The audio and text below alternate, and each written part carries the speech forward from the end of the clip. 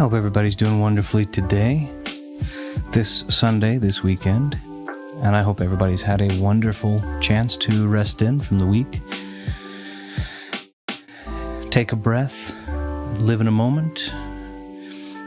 Down here where I am, you may hear some noises. I'm going to go ahead and give you a preface for this. You may hear some noise. I'm going to try to eliminate as much of those as I can. You may hear a tiny little barking in the background. I try to mitigate that as best as I possibly can, but I am dog sitting. And while I don't think he'll trip the noise gate when I'm not talking, I do think that while I'm talking, you might hear the littlest bit of bark, bark, bark. I'm dog sitting. He's not particularly the most behaved when it comes to the vocals. Now we have Gavin, and Gavin gets angry, and Gavin has tantrums, certainly, but this little guy, he just likes to talk. So you may hear that, and I apologize if it's too much of an ear sore. He's pretty far away. He stays he's in a different room with the other pups, and so hopefully it won't be too much of an ear sore. It won't be too much of an issue, especially when mixed in with things like game audio and the like. The other thing you might hear is the occasional crash of thunder, or you might hear the rain. And that is because it rains so seldom where we are. We live in what is essentially a desert most times. And we are getting rain today. And so as a result of that, I have opened my window so that the very nice and cool breeze, by the way, very nice and cool breeze is coming through. The sounds of rain, little bits of wind, and of course, if the crash of thunder comes in, there won't be anything solid there to break the sound.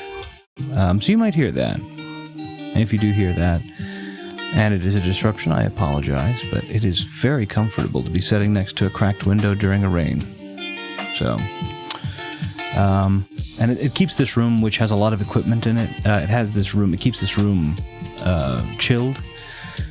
In the summer, this room is almost swelteringly hot. I wouldn't say unbearable, but it's getting close to that. This room is usually at least 10 to 15 degrees hotter than the rest of the house because of the equipment that needs to run. And so to have the window open actually offers a way to ventilate that out and to invite some cool air in. So that I'm not just absolutely, during the winter it's nice because the house is very cold. I live in a place that's very much like the desert, wherein during the summer months it is oftentimes drought and dry and, no water. But during the winter it is freezing cold, and the precipitous comes in the form of snow, and heavy snow at that. Literally, 4 years ago, we had, 3 or 4 years ago, we had snowstorms that caused great amounts of of issue and even death. So it's very interesting. The place we live in is so hostile towards the people that live within it. But that's nature. Nature doesn't regard humanity.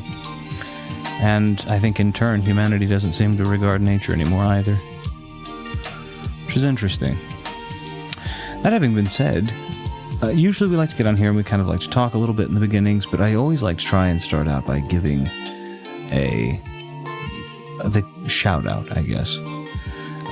If I happen to be something that's not quite your flavor of entertainment, conversation, game, or otherwise, there are several great channels that I recommend down below in the description that I think might help scratch that itch.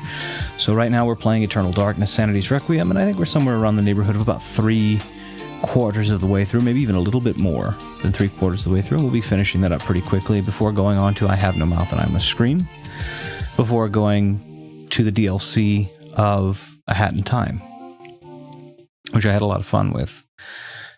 If any one of those or the entirety of that particular lineup doesn't sound to be in line with something you're looking for, maybe you're looking for something even more retro-orientated. Maybe you're looking for something more mainline retro. I Have No Mouth and I Must Scream is a 1993 game, so it is definitely, I think, retro. But if you are looking for something that's, I think, more in the mainline retro orientation, Zeldas, Marios, Final Fantasies, Castlevanias, and the like, then you might want to check out Thumbro's channels down below, who does a lot of speedruns on classical games like Contra and Mega Man that fall more into the mainline purview of the retro sphere.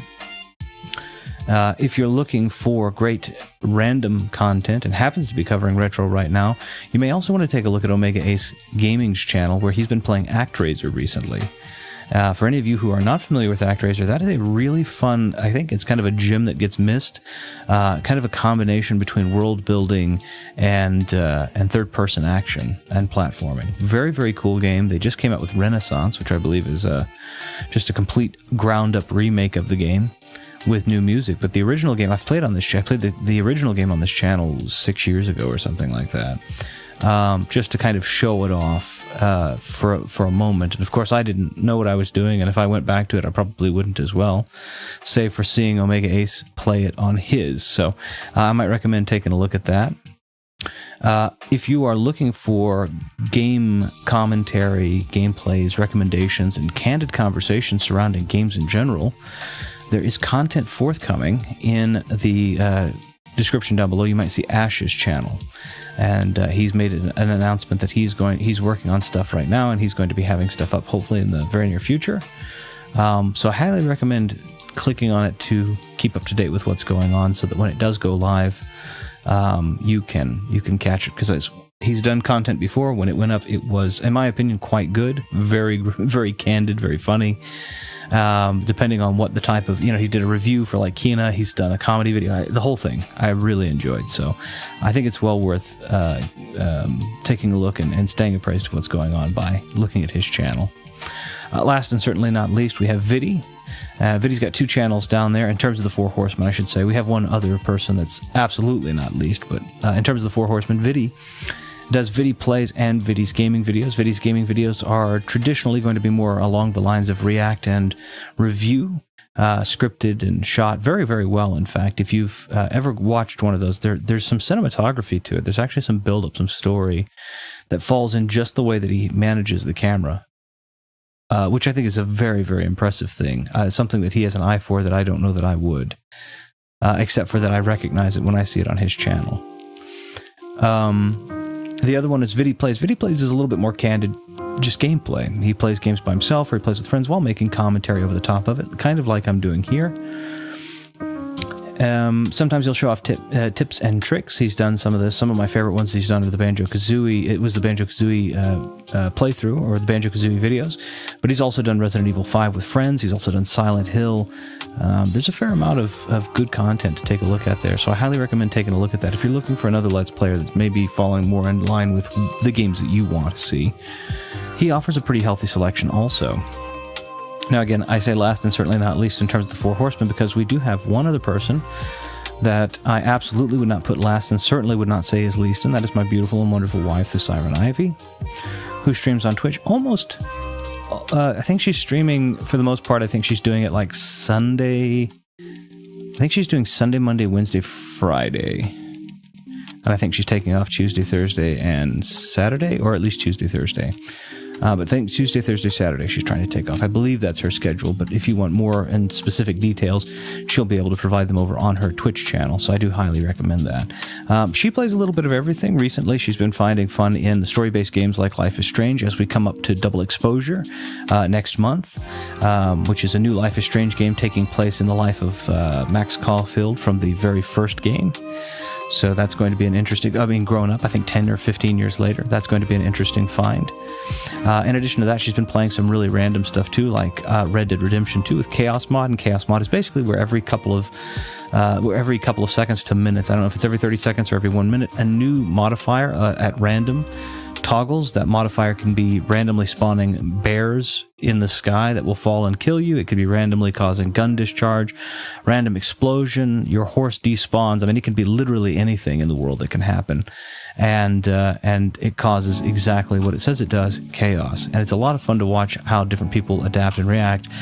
Very, very fun to watch how she does, though, because her commentary is just very fun. Maybe uniquely to me because, again, I'm her husband, but at the same time, I think you will enjoy it as well. I'm fairly certain, in fact. So all of those channels are down below. I also want to say, if you're interested in having conversations about games, making recommendations, or sharing something that you enjoy about the gaming world, or music of gaming, etc., we have a Discord set up. This is a huge thank you to Mecca, to Maggie, to Bogus, who have all put a huge hand in this. They are the mechanics of that, and I don't know anything about it. Now, I'm not one of the people who believes that Discord has to be kept consistently lively. It's just a good way to, I think, centralize communication and talking. One moment.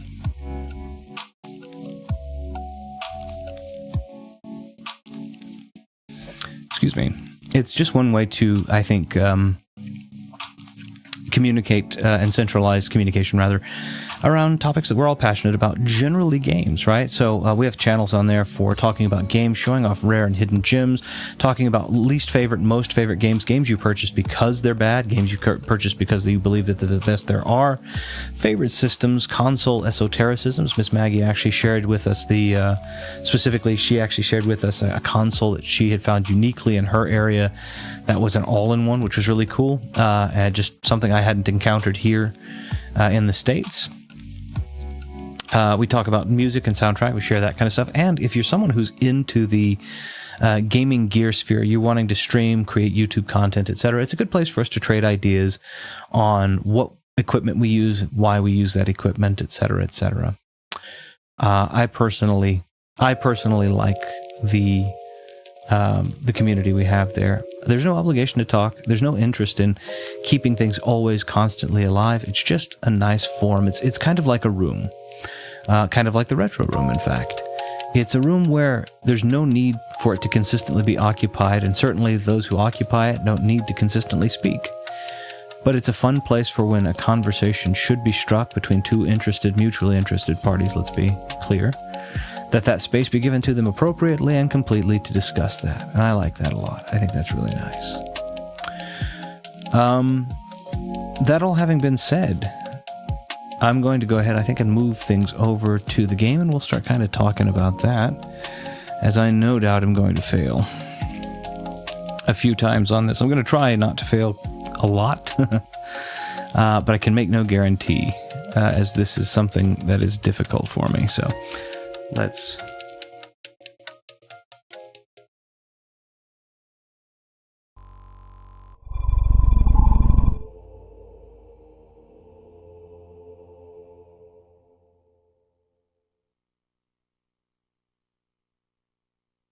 And there is Banjo the Wizard saying hello, hello. Welcome in, Banjo.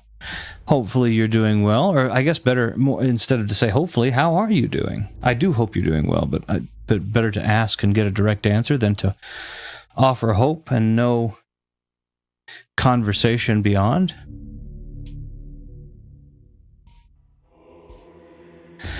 I think what I am going to do on this really quickly is I am going to just kind of walk back and forth in this hallway for a second to try and build up my magic meter. I'm also going to turn down the volume in my headphones, as that was incredibly loud when I got those whispers. And that's fine, but... Doing fine. Started playing Cultist Simulator. It'd be really bad. I haven't played that. My wife did. I think she started a cult based on... I think it's that one. She started playing a cult. This was a long time ago, or I guess closer to when it had come out. She had tried to do a cult. I guess hers was decently successful. She tried to incorporate people she knew into the little characters, and I thought it was fun. It was really fun to see.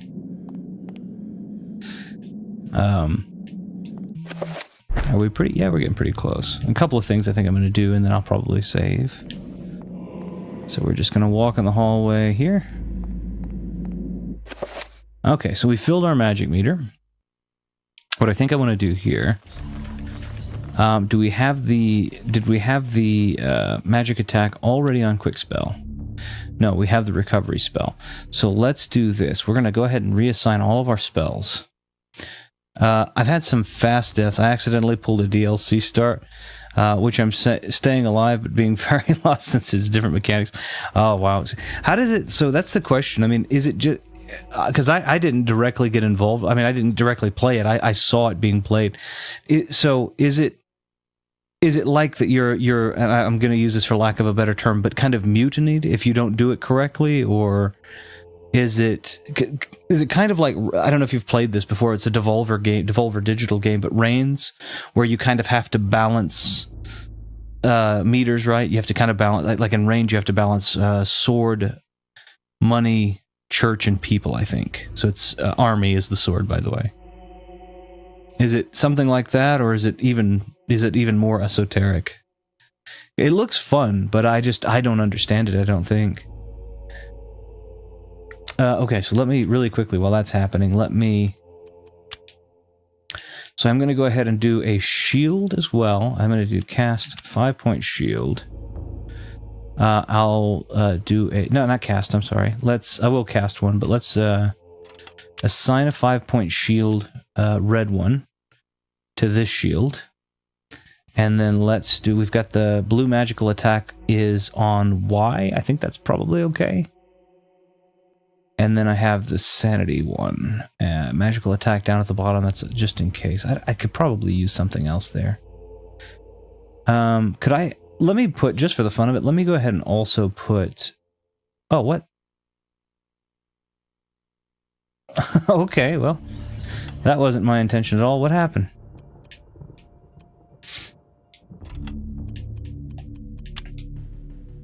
Okay, let's try that again. I've clearly messed up there. Let's go to... What do I have on the quick spell? Shield and recover. Let's do a 5-point magical attack on up and a 5... Yeah, let's do a 5-point magical attack. Yeah. Just in case I can make it happen. I can't do a 5-point because I haven't done that. Shoot, let's concoct a new spell then, I guess. You can tread water pretty easily. It's progressing that gets tricky. So do they just become more and more leery of you as you go on? Like you can make the balance, but do they just as you're... Or you're saying progressing, so I guess in leveling up, finding... Okay. That's interesting. You can tread water, though. I like the way you worded that. Let's do a 5-point spell here. And I said we were going to do a magical attack. Red one.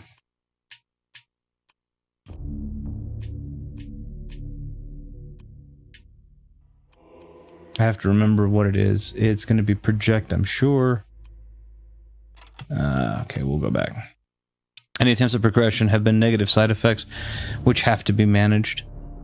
And there will be many attempts since you don't know how to... Oh, that's kind of interesting. So it's kind of like... they used to have a game a long time ago called Alone in the Dark. I think they've made new iterations of it, but the oldest versions came out in the 90s, I think. And like there's a book you can literally just read and it kills you because the knowledge in it is so arcane and so evil. So it's kind of like that where it's like, okay, I don't know what...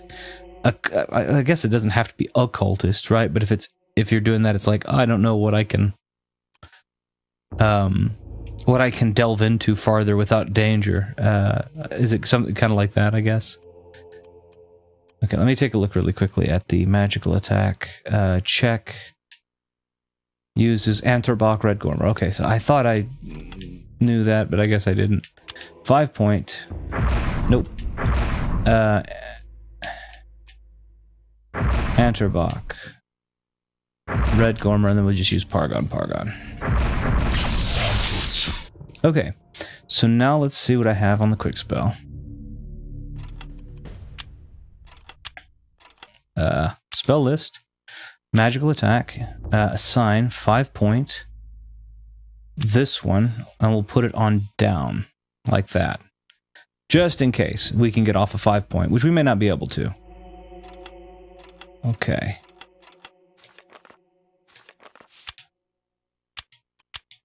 And we will save it because we have that loadout. So we don't have to load out multiple times. We'll try and see if this works. And then, so I have to make sure I remember kind of what I've done here. Quick spell. We assigned the shield to left, so I think I'm going to put the shield on, head out there.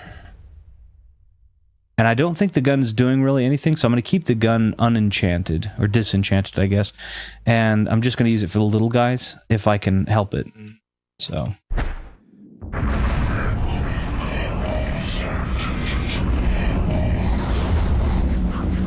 Okay.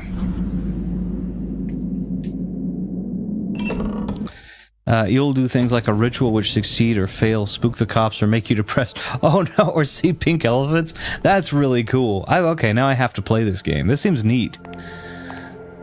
You have no idea how the ritual is going to affect you. That's really cool, actually.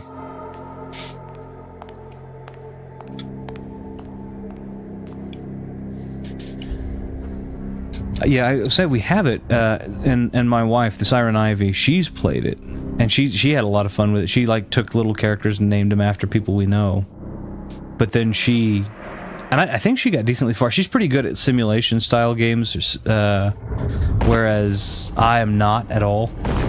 So whatever you're doing is very likely going to be better than anything I can manage.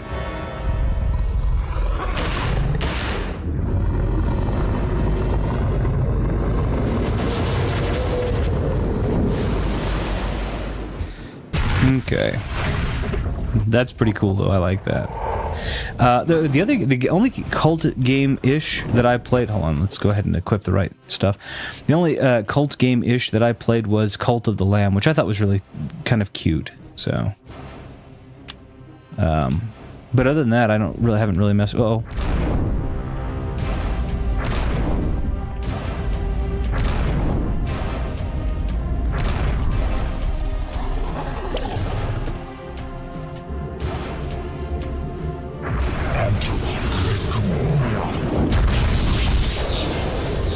Okay, there we go. So that hit him.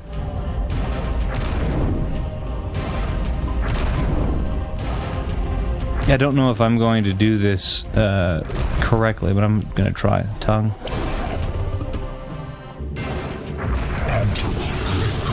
I think I have time. I should probably have tried it. I think I have time to get off a 5-point, but that's okay if I don't.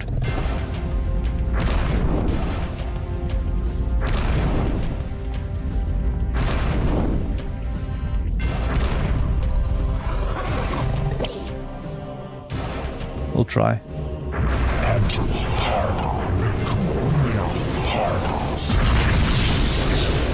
Okay, I had time to get off a 5-point just there. So not bad.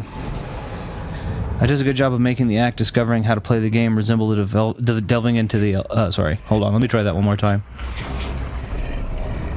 It does a good job of making the act of discovering how to play the game resemble the delving into the eldritch that you are doing in-game. Oh, that's really cool. So, kind of like reading the manual is almost as if you... kind of like...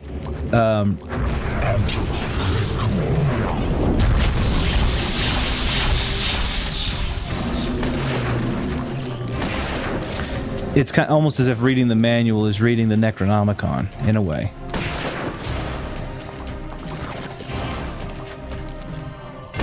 Let's see if we can...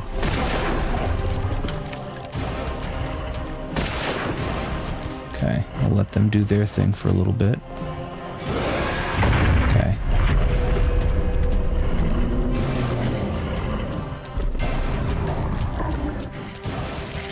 It would be nice if they would just not, you know.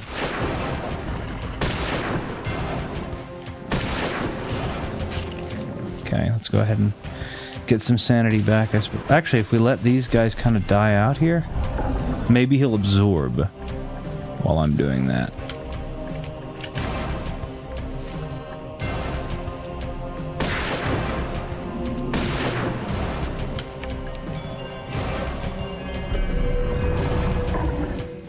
No, he doesn't. Okay. A good marriage of form and function. That's really cool.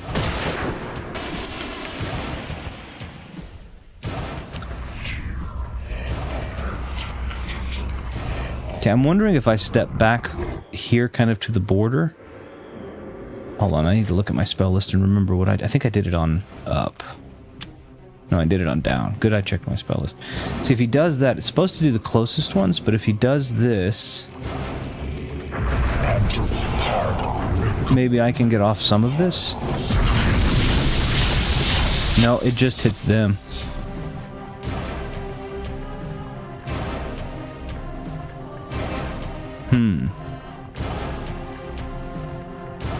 So I'm wondering how to get... I don't want to shoot him. I'll take some sanity back real quick. Oh, I didn't get the sanity back. I just lost the bullet. You need to be hugging him pretty much so your attack connects. Yeah, I was going to say, I think. But if I get too close, I worry that I'll just end up getting crushed by his claw. That's my concern. But let's see. Let's see if I can see, because like here, if I let's run way up to him like this, then.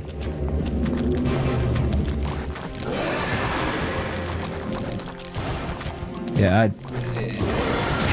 Okay. Okay. I got hit enough to take away 2 from my shield, but that's not that bad.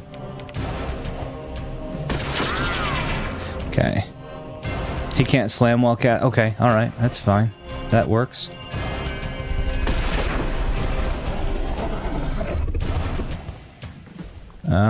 Okay. So, let me, because I'm running low. Well, I'm not running that low. While he's doing his thing, let me just walk around and regain this. And I think I'm going to have to use, what is it?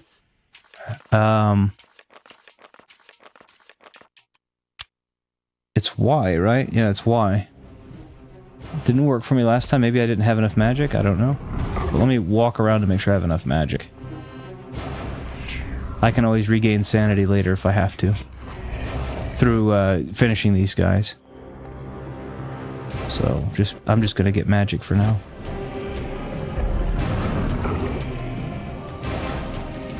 Okay, now I'm gonna run up.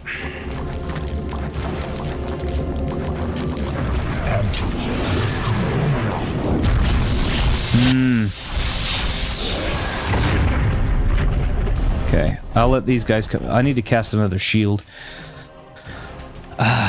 It's kind of a war of attrition. My shield versus his guys. Do I have enough magic? I have enough magic. Let's go. I've got plenty of time.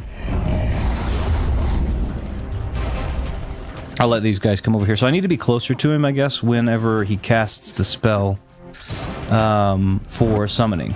I need to be closer to him for that, I guess. Okay, that's fine. Boop. We'll just take some heads off real quick. We'll reload, I guess. I don't understand why your guy has to stand still while reloading. Even old-fashioned guns that required extra, you to be decently dexterous to unload, or to reload, didn't require you to stand still most of the time. Except for maybe muskets, but muskets also didn't carry 15 shots. Let's do that. Finish him, get some more sanity back. Finish him, get some more sanity back. What does that fill me up? About halfway? That's pretty close. Okay, so I've got my shield on. How much magic do I have? I've got plenty of magic. So let's... Okay, so I need to be closer. That's the first thing. I need to be like way up here. Let them do their thing. Okay, I need to run for him now. Basically.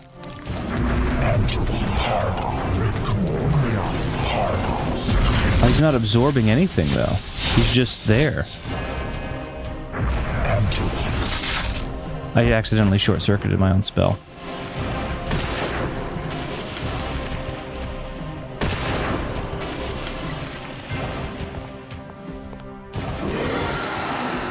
Okay. Alright, well, fine.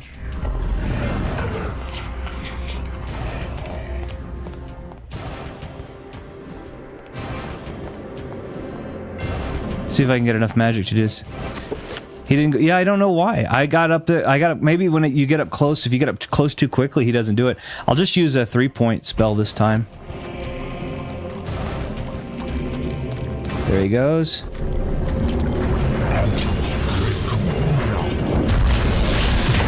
Didn't do it. You have got it. That timing is... I apologize for the dogs in the back. That timing is kind of precise. My goodness. Okay, so... Let's get some magic back real quick. I've got enough shield to take another direct hit, so... If I have to. I gotta remember where his claw... Where he starts hitting. Okay.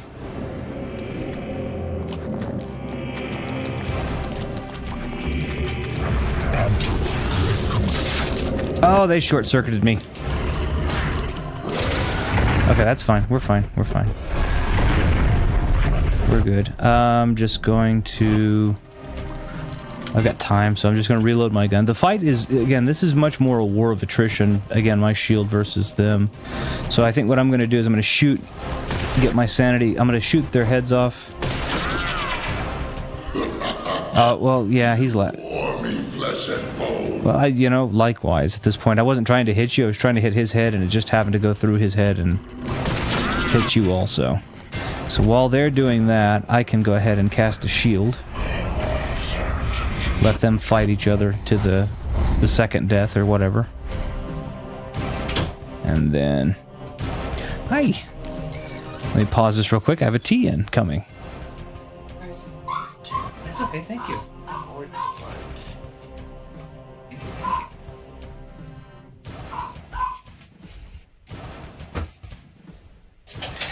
Alright, I have a tea incoming. That's really always nice. Green tea with Manuka honey. A spoon of Manuka honey. Very, very nice. So, good for the vocal cords. Not that exactly I have a remarkably pleasing voice, but it'll keep what of my voice I have fresh. Very nice. Wait, you're not live in my subscriptions, but you're clearly... Huh, that's interesting. I don't know what happened. Oh, well. YouTube will what it does, I suppose. To keep the zombies off, you could try a 3-point force field barrier. That's a good point. But would I have enough time to do that and also cast the 3-point? Because, well, maybe that might be worth trying. Let me give this. I'm gonna try this one more time with a. Let me get my sanity back really quickly. Then take the shot there. Now I'm just going to run around for a minute to charge up my magic bar. I'm not really in any danger with these guys, thankfully. I panicked a little bit originally, but I'm realizing I'm not really in much danger with these guys. So it's a good time for me to walk around. I mean, I could use the magic elixir, of course, but it gives me time to just kind of walk around and charge it and save the magic elixir for when things get dire. If ever they do. Okay. Through the mid, and I should be able to finish and regain some sanity. There we are.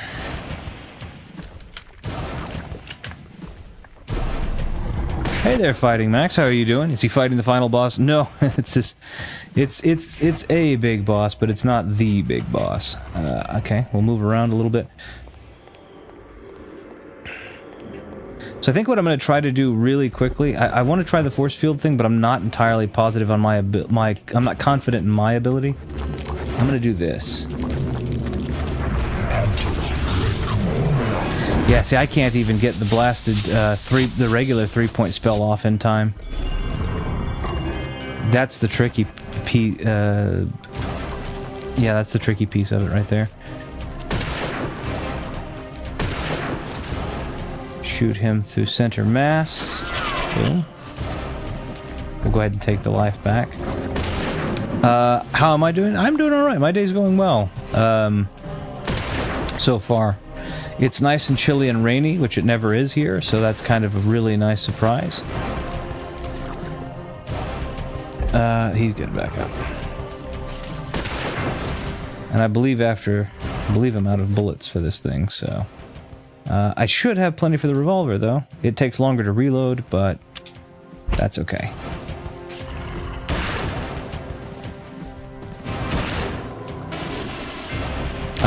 But yeah, anyway, it's been going well. How has yours been? I wonder, you know, here's another thing. I wonder if I go ahead and shoot one of those guys as I'm running up to them. I wonder if I shoot them center mass, if that allows me to, like, so for example, if I take a shot at him already, now I can move over here. That's fine.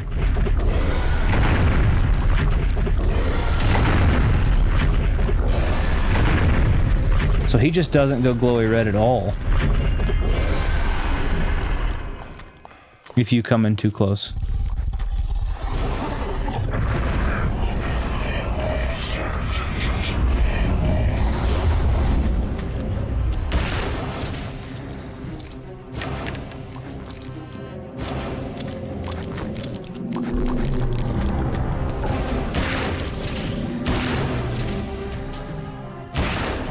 My day's been going pretty good, pretty busy couple of days.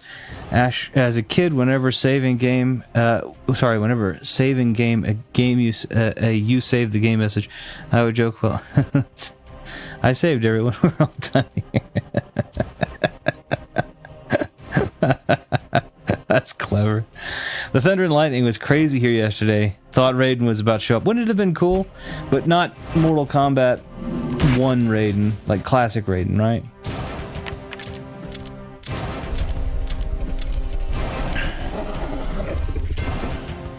Alright, there's the shot. Yeah, it's really, this is not easy. It's not a matter of being difficult. Like, I'm not worried I'm gonna... Oh, he's faced the wrong way, though. This gives me an actual opportunity to come in across the back there. Oh, never mind. I thought it was going to.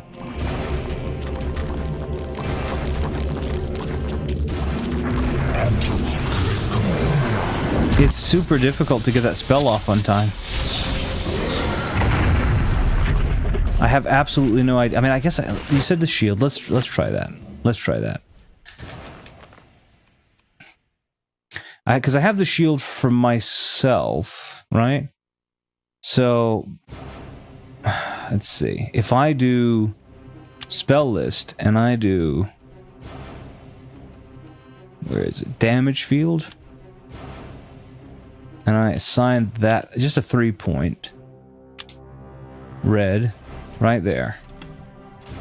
I just don't know if I'm going to be able to get that off quickly enough.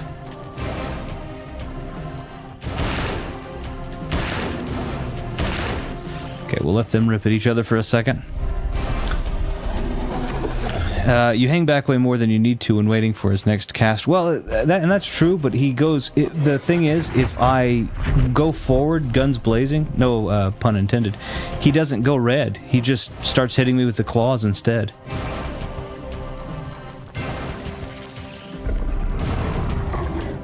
I mean, I could probably do it... I guess I could do it while he was a zombie, while he's doing the zombie thing.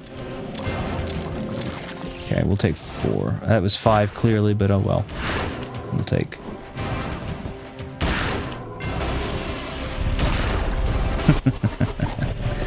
So see, if I come up here, he's just going to start wailing on me with the claws. And he won't even cast.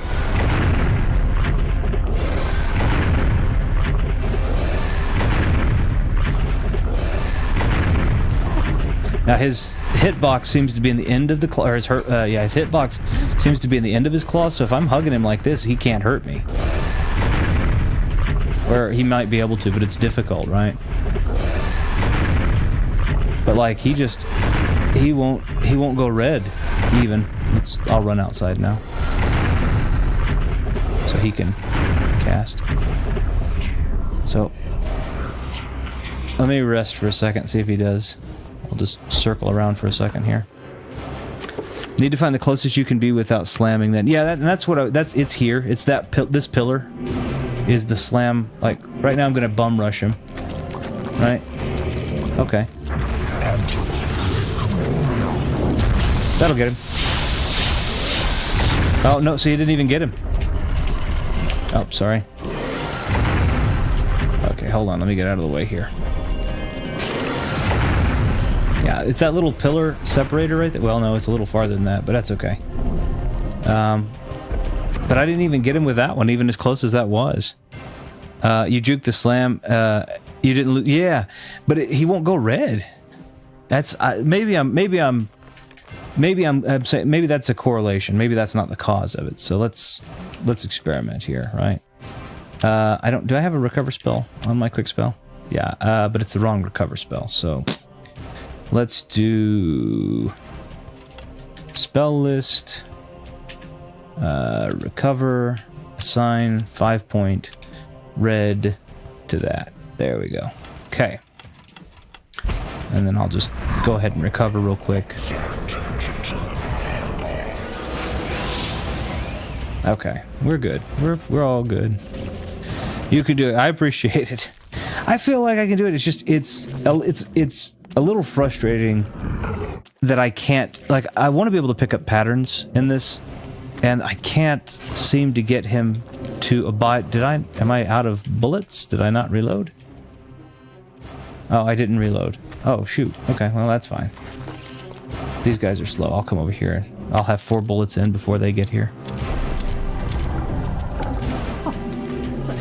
Just take their heads off so that they can fight blindly for a little bit. Come over here. There we go. I do need sanity, so I'm going to go ahead and take that one.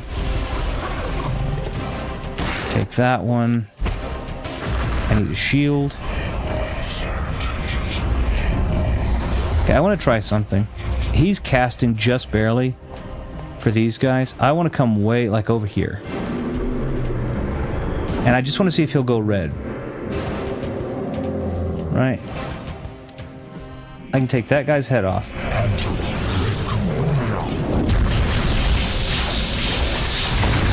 Doesn't go red at all. I had time to get the spell off and everything. Doesn't go red. Yeah, no kidding. That would be a nightmare.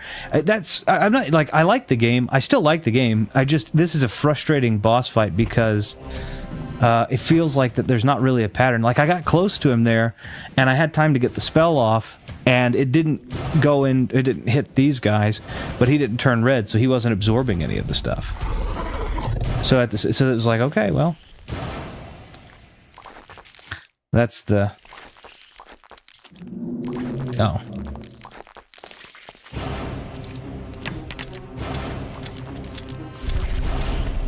Okay, that's fine. You, and you, and you, and you, and are you getting back up, or can I take the... Yeah, I can take the shots. We'll reload. While you're doing that, I'm just going to use that time to reload. Okay, we'll do 4, that's fine. How much? I got enough magic for a 3-point, right?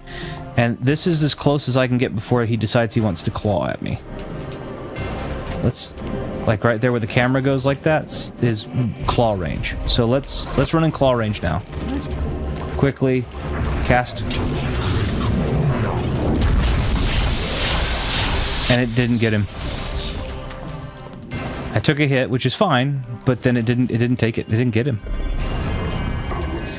Is one big boy. Yeah, and I took a look, just because I wanted to see what they look like. I took a look and saw what they look like. I wanted to know if they looked the same, if it was blue and red, because I knew that the game's outcome was different based on, or not the outcome per se, but that parts of the game were different based on which deity was chosen at the very beginning. And I took a look at each of the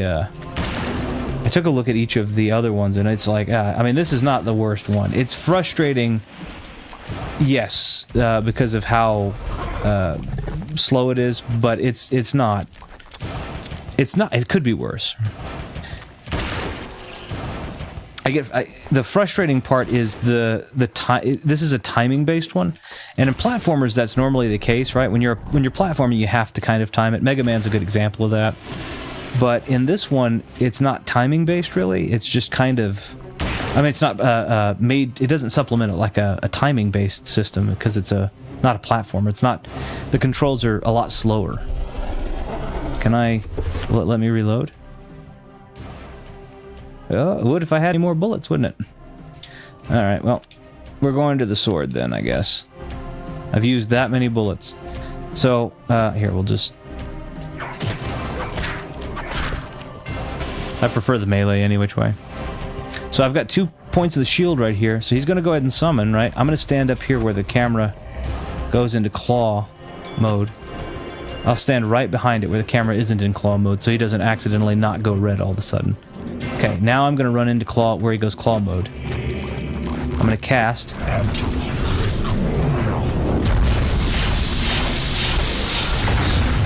I don't think that got him. Did that get him? I just read the description. This is the first boss fight.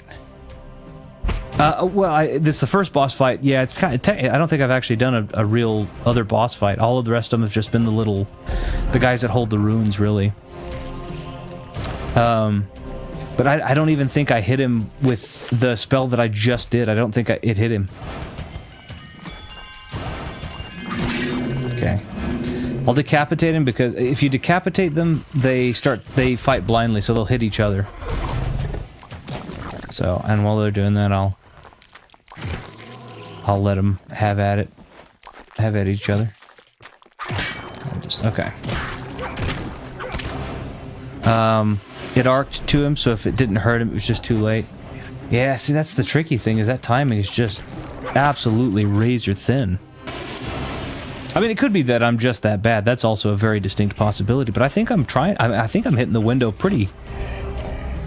Let's see. I wonder what the longest boss fight is. Ever, or in this game? Well, let me stay outside of that. Okay, hold on. Okay, he went red. I'm here. I'm over here. 1, 2, 3, gone. Nope, too late. Razor's edge timing. And I'm gonna get out of claw range real quick so that I can...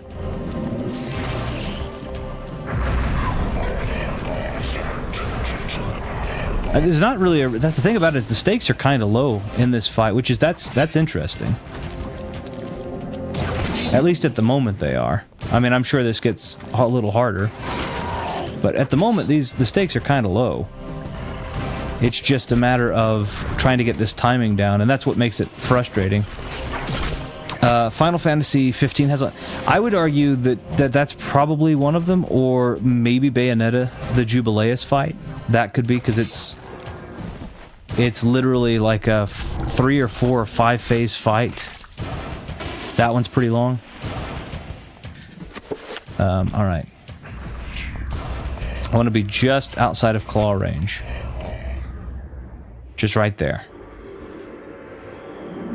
You aren't bad, you're just practicing. I appreciate that outlook.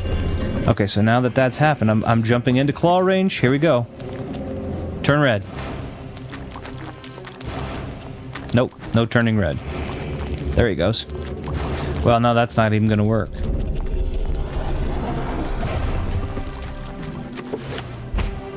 That was my fault. Shin Megami Tensei series has some super long optional boss. Yeah, that's true too. Shin Megami Tensei is inherently longer, I think, though, because of the... Depending on which Shin Megami Tensei you're picking, right? I think that's inherently longer because of the menu-based style of fighting. Whereas, like, the later ones, if we're talking about, there was some, you know, but, like, the menu-based style of fighting, I think, adds... I think it adds length to it just from navigating the menus, you know?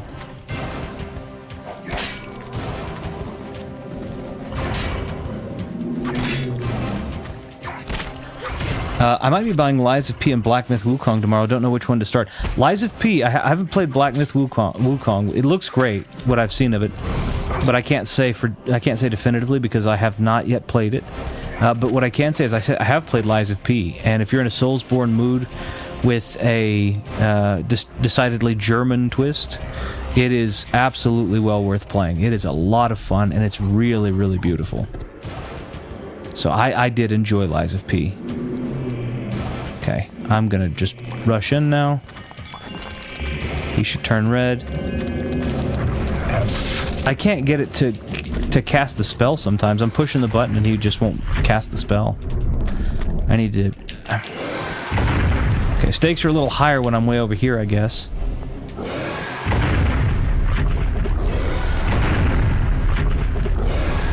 Fortunately, his depth perception's pretty awful, so we're okay.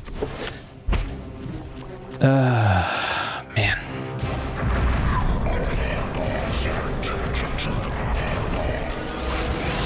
We'll get our health back here.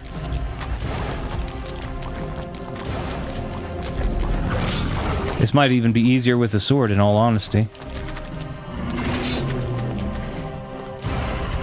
See, that's the thing about it, is it's not really that's I guess that's where the frustration comes, is because difficulty...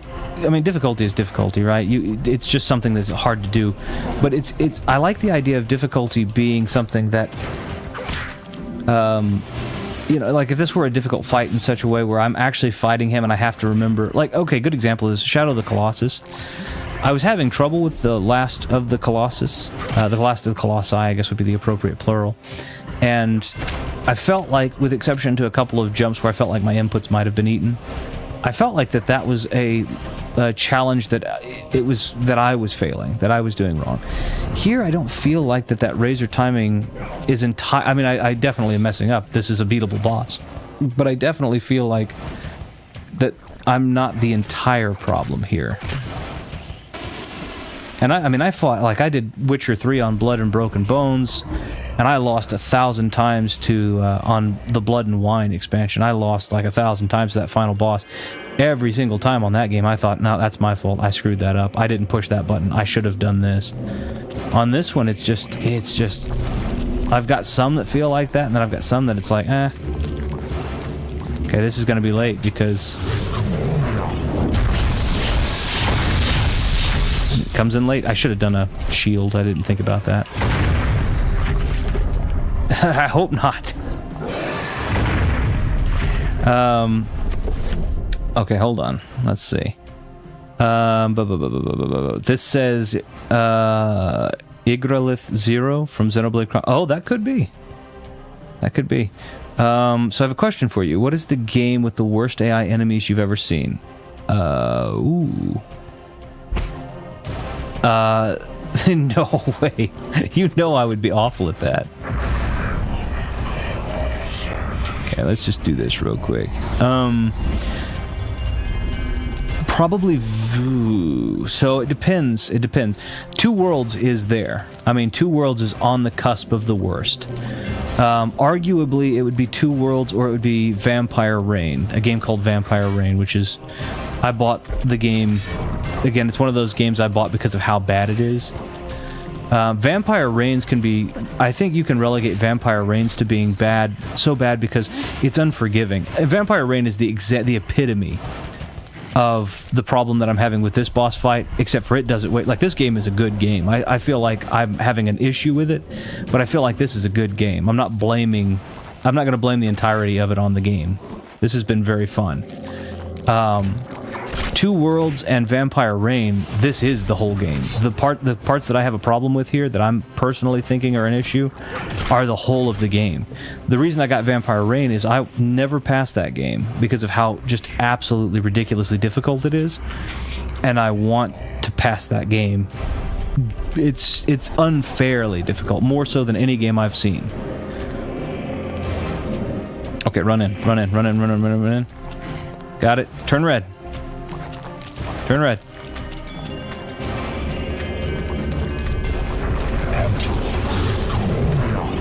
That'll do it.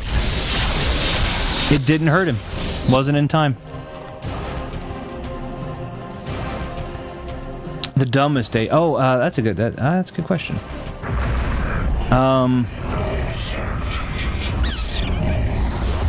That's a good question.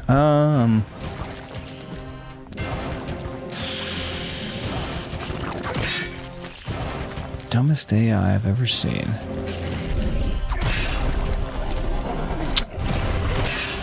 Okay, we'll let them fight each other while I run around for magic for a minute. How's my health? Not great? Okay. We'll let them fight each other while I get some of that back. Bethesda... Yeah, I was gonna say that. I've seen some really bad Skyrim AI. But I don't think it's the worst. That's the tricky piece. I don't know if I'd qualify this. It's definitely... Some of them are really... Skyrim's got some bad AI, and Starfield had some really wonky AI also. And Fallout has some incredibly wonky AI. Specifically 3. Or 76. 76 did too. But I don't think that they qualify as the worst. Maybe I'm wrong, but... Okay. I'm gonna walk into claw territory for a second here. Just kind of gently. And then I'm gonna kind of play football with these guys.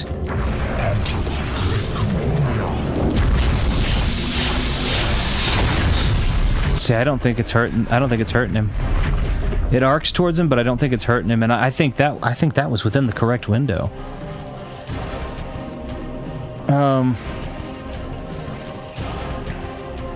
I need to hit cast the moment he glows, or even before. Okay, let me try that. I felt like that was pretty darn close, but that might still have been too late. You might be right. Okay, I'll let them kill each other for that. I'll just take the sanity back from him. Yeah, I can't think of it. I mean, Two Worlds has some really awful AI, to be completely and honest. Completely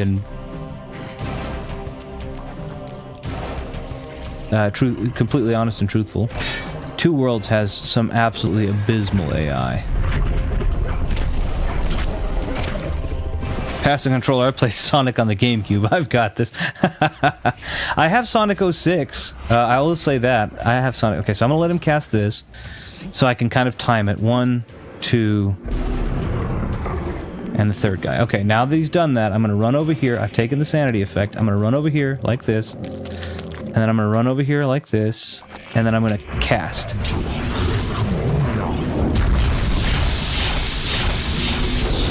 Okay, that got him. Okay, all right, all right.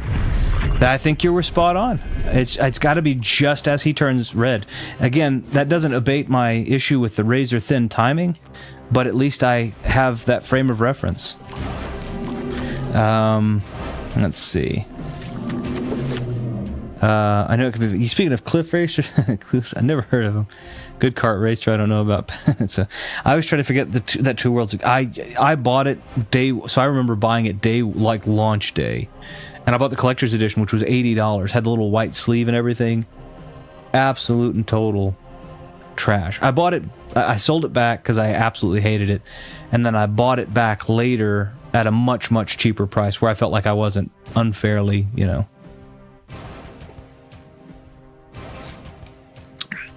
3D open world sandboxes have the biggest possibility of having bad AI, but I think Breath of the Wild and Tears of the Kingdom's AI is good. And they seem to be pretty solid, but I think they run a little bit more simplistically also. Because like your bokoblins have the same basic patterns no matter what part of the world you're on, and I think that's a good approach to it. The problem with I think the problem in my mind with some of the games, especially when like Two Worlds, is they try to get over ambitious and they didn't decide to kind of create archetypes in terms of the behavior. They instead decided it would be a better idea to try and make everything have its own unique archetype, or not archetype, but its own unique, you know, personality effectively, and its own, you know, unique behavior. And the problem with that is that it was way, way, way beyond the... It's kind of like No Man's Sky, right? It's so far beyond the bounds of... It's so far beyond the bounds of the technology that they had at their disposal at that time, and perhaps even technology that we have at our disposal now to do that. I mean, it's just a lot to do. So, okay, back over here. Now we're running. Now he's good. We're here. We're here. We're here. Casting.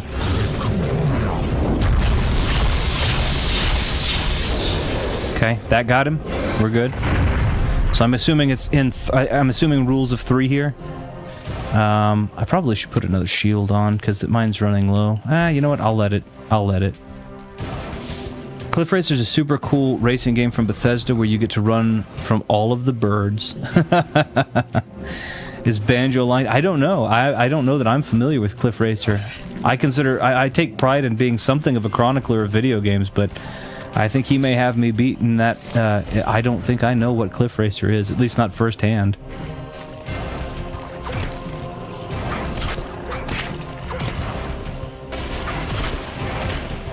Okay, I'll let him wander around for a minute while I kind of walk around and... Yeah, my magic's full, so I don't really need anything. My health's okay. Morrowind, anybody? Are you joking to me? Yeah, I know I love Morrowind, but I don't remember... the... maybe I don't remember the specifics of that. It has been a while. It's been a long while since Morrowind.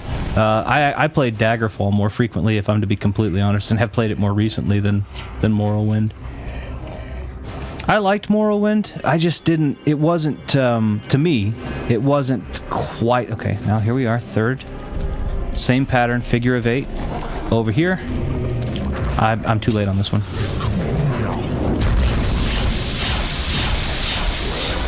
Yeah, that's okay.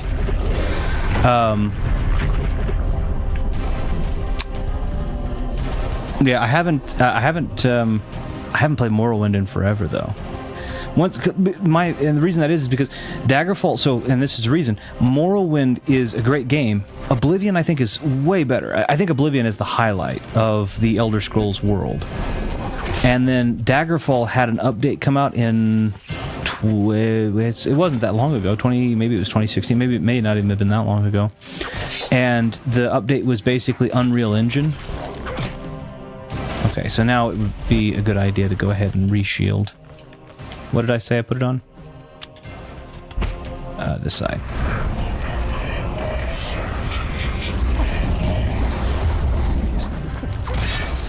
But anyway, they did the update for Daggerfall, and then Daggerfall was free, so you were able to do all of these mods.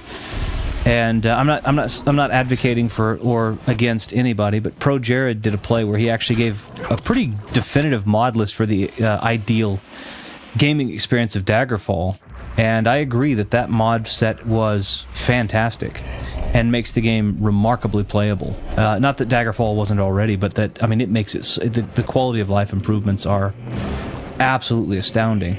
Okay.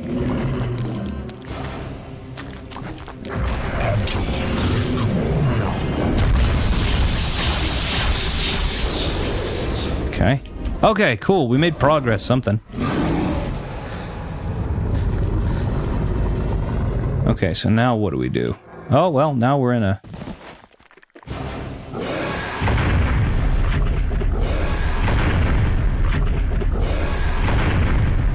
I'm gonna walk casually. He's pretty slow.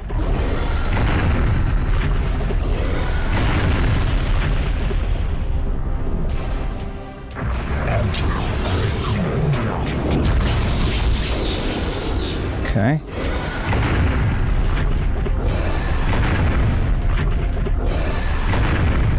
Okay, alright. So this one has a pattern to it.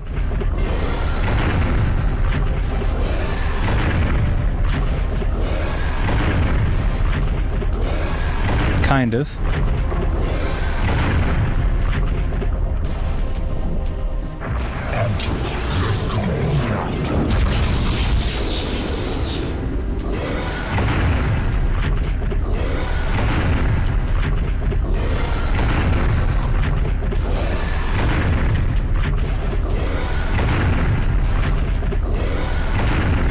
Okay, kind of has a pattern to it. He's slow enough that it doesn't make a big difference if I run or not.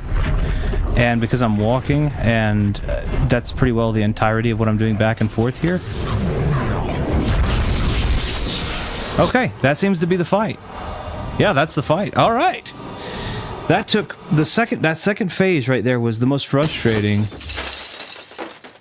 That was very frustrating, but the fight on the whole, front and back, was bad. It was good. Sorry, I said bad. Now I think it's probably appropriate I go ahead and use spell list. We'll do recover. We'll do cast this green. Give myself some sanity back. Nice one, man. You flew. No, I did not. That's funny. I did not fly through that, but I appreciate that. Thank you for the GG's fighting, Max. I appreciate your patience. All of you. Banjo, you too. Because you were probably looking at that going, I've passed this thing 1,000 times. Why can't you? But I appreciate it. Nonetheless. Oh, with the Guardian of Chiturga vanquished, and the stained glass that kept it hidden lying in pieces, the essence of Ulyaoth is now liberated. Its magic beckons to Peter, calling to him. He approaches cautiously. Should he retrieve the essence of Ulyaoth? Yes, after having... Oh, wait a minute. I don't think that if I take it, I go anywhere. I don't think I progress. Peter reaches out for the artifact, but pulls away as he feels its corrosive magic close to his hand. Wrapping his hands in a shred of clothing, he carefully lifts the artifact from its resting place. And we take the essence of Ulyaoth, or Ulyaoth. I don't think I've ever seen a more... 69 years later. That was how I came by it. I know it sounds crazy, but there you have it. The only proof I have is that statue. It's a strange one. So we have I've seen one like the older man, the one we just were. Yes. Very rare, though. Very obscure. I've had experts take a look at it. It's an interesting thing to see. 69 years later, though, he's got to be, he's got to be pretty old at this point, because he would have had to have been 18-ish, right, already. So he's pushing 90 now. Should keep it. Lord knows I have no interest in it. I am sure it's the cause of my sleeplessness. That could be. I keep thinking about it, as if it's calling out to me. Then a drink, perhaps. Oh, I thought he was going to drink Yulia. I was like, don't do that. An unusual objet d'art. I would not call that an objet d'art. That is literally an artifact of godlessness in godfulness. Uli Yuli Ulioth would have been a form more Uli Uli Ulioth. Yeah, it would have been. Well, because so the word, like you've heard when people in the Middle East, the war cry of certain Middle Eastern tribes do the with the tongue, the la la la. It's called ululating, which I think is a really fun word. And I can't actually ululate, nor would I know why I would want to ululate in the first place. But it's a really, really fun word. After having stopped reading, Alex discovers a small penny taped to the back of Peter's chapter. Oh, it's his lucky penny!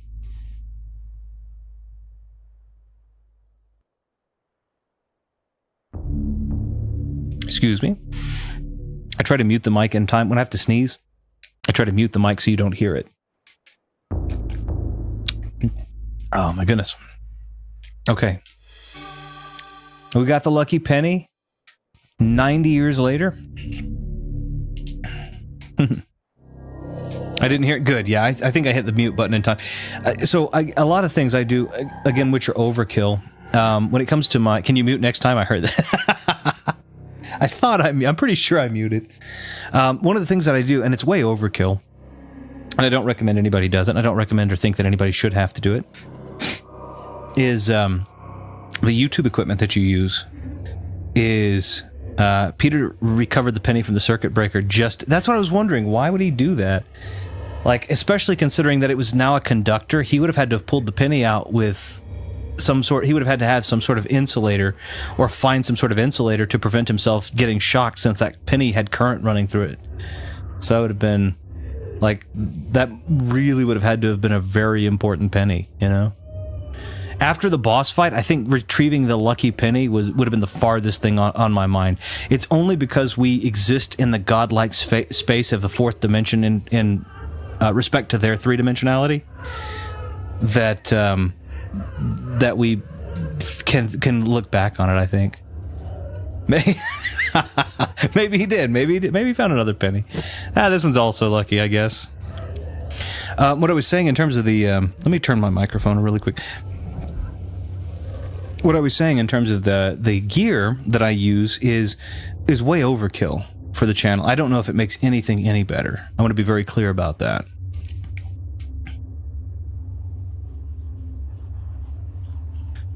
I don't know if my audio sounds any better. I don't know if my video looks any cleaner. But I like to use equipment that I know is pretty high up on the... so. And the good news is that gives me the ability to mute certain channels and things. The bad news is that I can accidentally push a lot of wrong things and turn a lot of, so. 12,000 pounds. I don't think I have that much gear, but yeah. If it works and you're happy with it, that's what's matter. Yeah, and that's the thing. Like, I like it. I'm a stickler when it comes to that, but at the same time, I feel like you could make a lesser one feel just fine. Next goal is to get all the pin. That's what we can. With these, we can start the entire world circuit breakers. Meanwhile, the fuse stores go out of business because that's literally why they make them. Meanwhile, I'm looking at 30 quid. Well, and again, I don't pay full price for any of my stuff. I've always pawned I've negotiated at pawn brokers with it. But the good news is I get the benefit of isolating a channel. The bad news is there's so many buttons and knobs on this thing that if I accidentally push the wrong button, I don't just not mute my sneeze. I unmute another channel that might be connected to a microphone with something equally or worse sounding on it. You're still not live in my subscriptions unless I go directly to your channel. Huh. I wonder why. Is the video... Just a quick curiosity, but is the video... Is it playing? Are you guys getting good audio? Is the video looking okay? I want to see if it's just an issue with...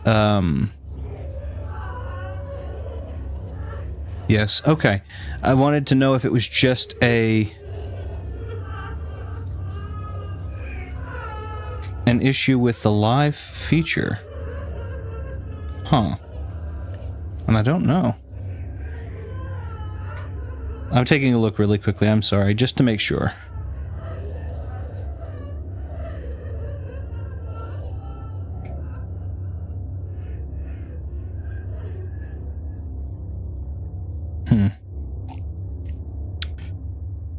I think, I mean, like on mine, it doesn't, I mean, I don't get notified when I am, but it doesn't have the little live border on it, for sure. Which is, it normally does when I am live, so I don't know why this is. I don't know if it also came live. It went live in the Discord part of it, so I guess it is live, but I don't know. Huh. I'm sorry, I don't know. Okay, so I apologize. Let me catch back up. Peter is a not-so-secret numismatist. I mean, he's finding lucky pennies all over the place. He seems to be... That's the thing, is he's just got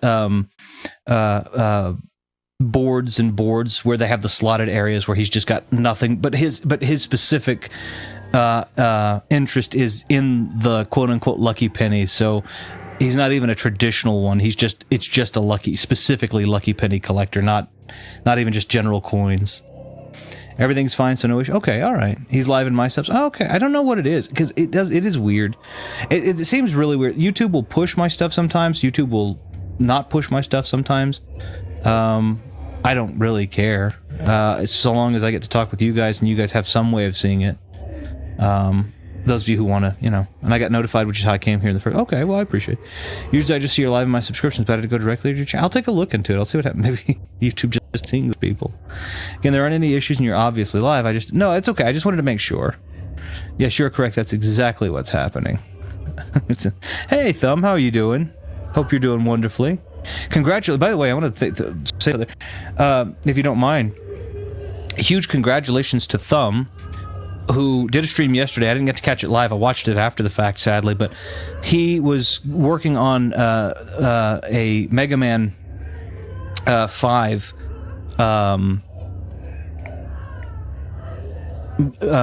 speed run, basically, and he was doing the 8 Robot Masters sub 30 time, which he was aiming for, and I think he hit it by like a minute or almost 2 minutes. I think it was like a minute and a half to 2 minutes, if I remember. I can't remember the exact time, but it was very impressive. Huge congratulations to you for that. That was staggeringly impressive to me.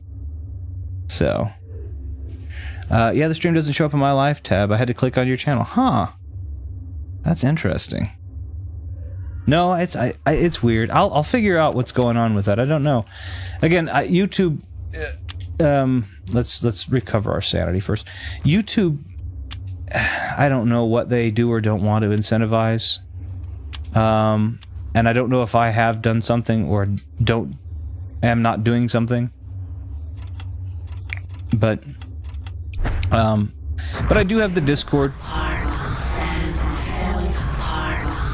I do have the Discord. Not that you don't have to, but if nothing else, there's no obligation to join or to talk in it or anything like that. But if it's something that you're interested in, i.e., you're just wanting to be able to see when I go live, it does notify. So, just in case, it is an option. But of course, no pressure, no worries, no hurries, nothing like that. So save here, save. Yes, good to be done there. It's just you've been lied to. Thanks, Retro Room. I put in some work for the game for you did famously. And I think you said you're aiming for sub 25 next, which I think is going to be remarkable. But having seen the rapid progress, by the way, considering that I have, I think, an idea. I think I already read this, but I'll read it again. Edward Royvis' study is filled with arcane knickknacks, mementos of yesteryear and other cultures. The odor of ancient texts is faintly noticeable under the peppering of dust that covers every surface except one. The desk had been the center of activity, and not a mote of dust is on it. Here Alex's grandfather had worked, perhaps even hours before the end. So we're going to go out. I think with that lucky penny we might be able to complete a circuit We might be able to complete a circuit. Now, I've fixed her sanity because I don't want things randomly jumping out that aren't there. But anyway, what I was saying is, I have no doubt you're going to be successful. I always look at this one because it's always the most unsettling to me. And it remains that. But yeah, I mean, I'm in the Discord where Please help me. you get to talk about those things, and I know relatively how much when you started, how much time you've worked on it, and it is ridiculous the progress you've made. Is it just mods affected? Max, are you having the problem? It's a good question. That's an interesting. Maybe it is an interesting. And YouTube has an interesting raid feature, which I don't get either. I don't understand raids at all, to be completely candid. I also can't accept gift memberships or use one. I had to go to a backup channel. Huh. Oh wait, I'm checking my notifications and it doesn't say you went live. Huh. This is weird. So it was just the Discord notification that went off on that. Yeah, I didn't get a YouTube notification as well. Huh. I don't know what's up. This is not considered an... Let me check something really quickly. One last thing, if you don't mind.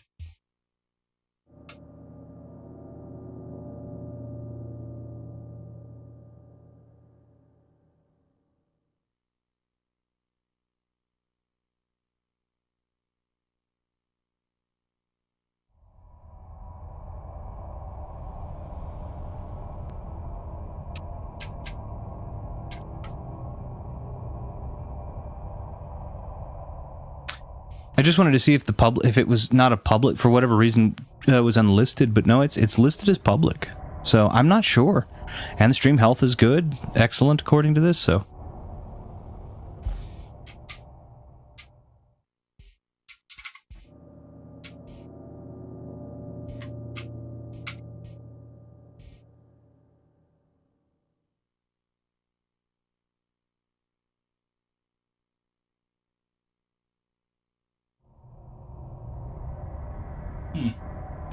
Yeah, I don't know. I was going to see if maybe there was something that it had gone unlisted, but somehow the URL was shared regardless with the Discord, but no, it doesn't seem so. I don't know. I'll do some research on it and figure out what's going on. You never know. That's the thing. If I broadcasted and had my own server, then it probably would be no issue, but because I have to rely on third parties to do it, you just never know. All right. Am I to talk to her, or... Let's see if I can. I feel like she's evil. Okay, I have the basement key now. Okay, she couldn't get the blood out. I don't see any. Did that hurt my sanity? No. So I'm Alex is very hardy as far as... She's physically less health, but she's very hardy on the whole. When compared to several of the others. Now, not all of them. There were a couple that were absolutely hardier, but not much. Weird that I'm the only one it works for. Yeah, I have no idea. I don't know why. I just make a public... I don't generally make a post outside of it. I will make a... that's the basement. I'll make like I said, the post automatically does in the Discord. A huge thanks to Mecca and Bogus and Maggie for helping me with that. But it'll automatically put it on the Discord. But I don't get notification. I don't think I see on YouTube when they go live. If I do, I haven't noticed it. But I didn't get any notification that I was up and running either, except for that through my streaming programs. So, all right, let's go ahead and open the basement here. So now we have a familiar basement. We've been here before, by the way. We have a rifle, which I think we should absolutely take, because I have a feeling that... Oh, it's a shotgun. A pump-action shotgun hangs from a plaque mounted on a dusty wall. Let's take the shotgun. This box looks out of place to me.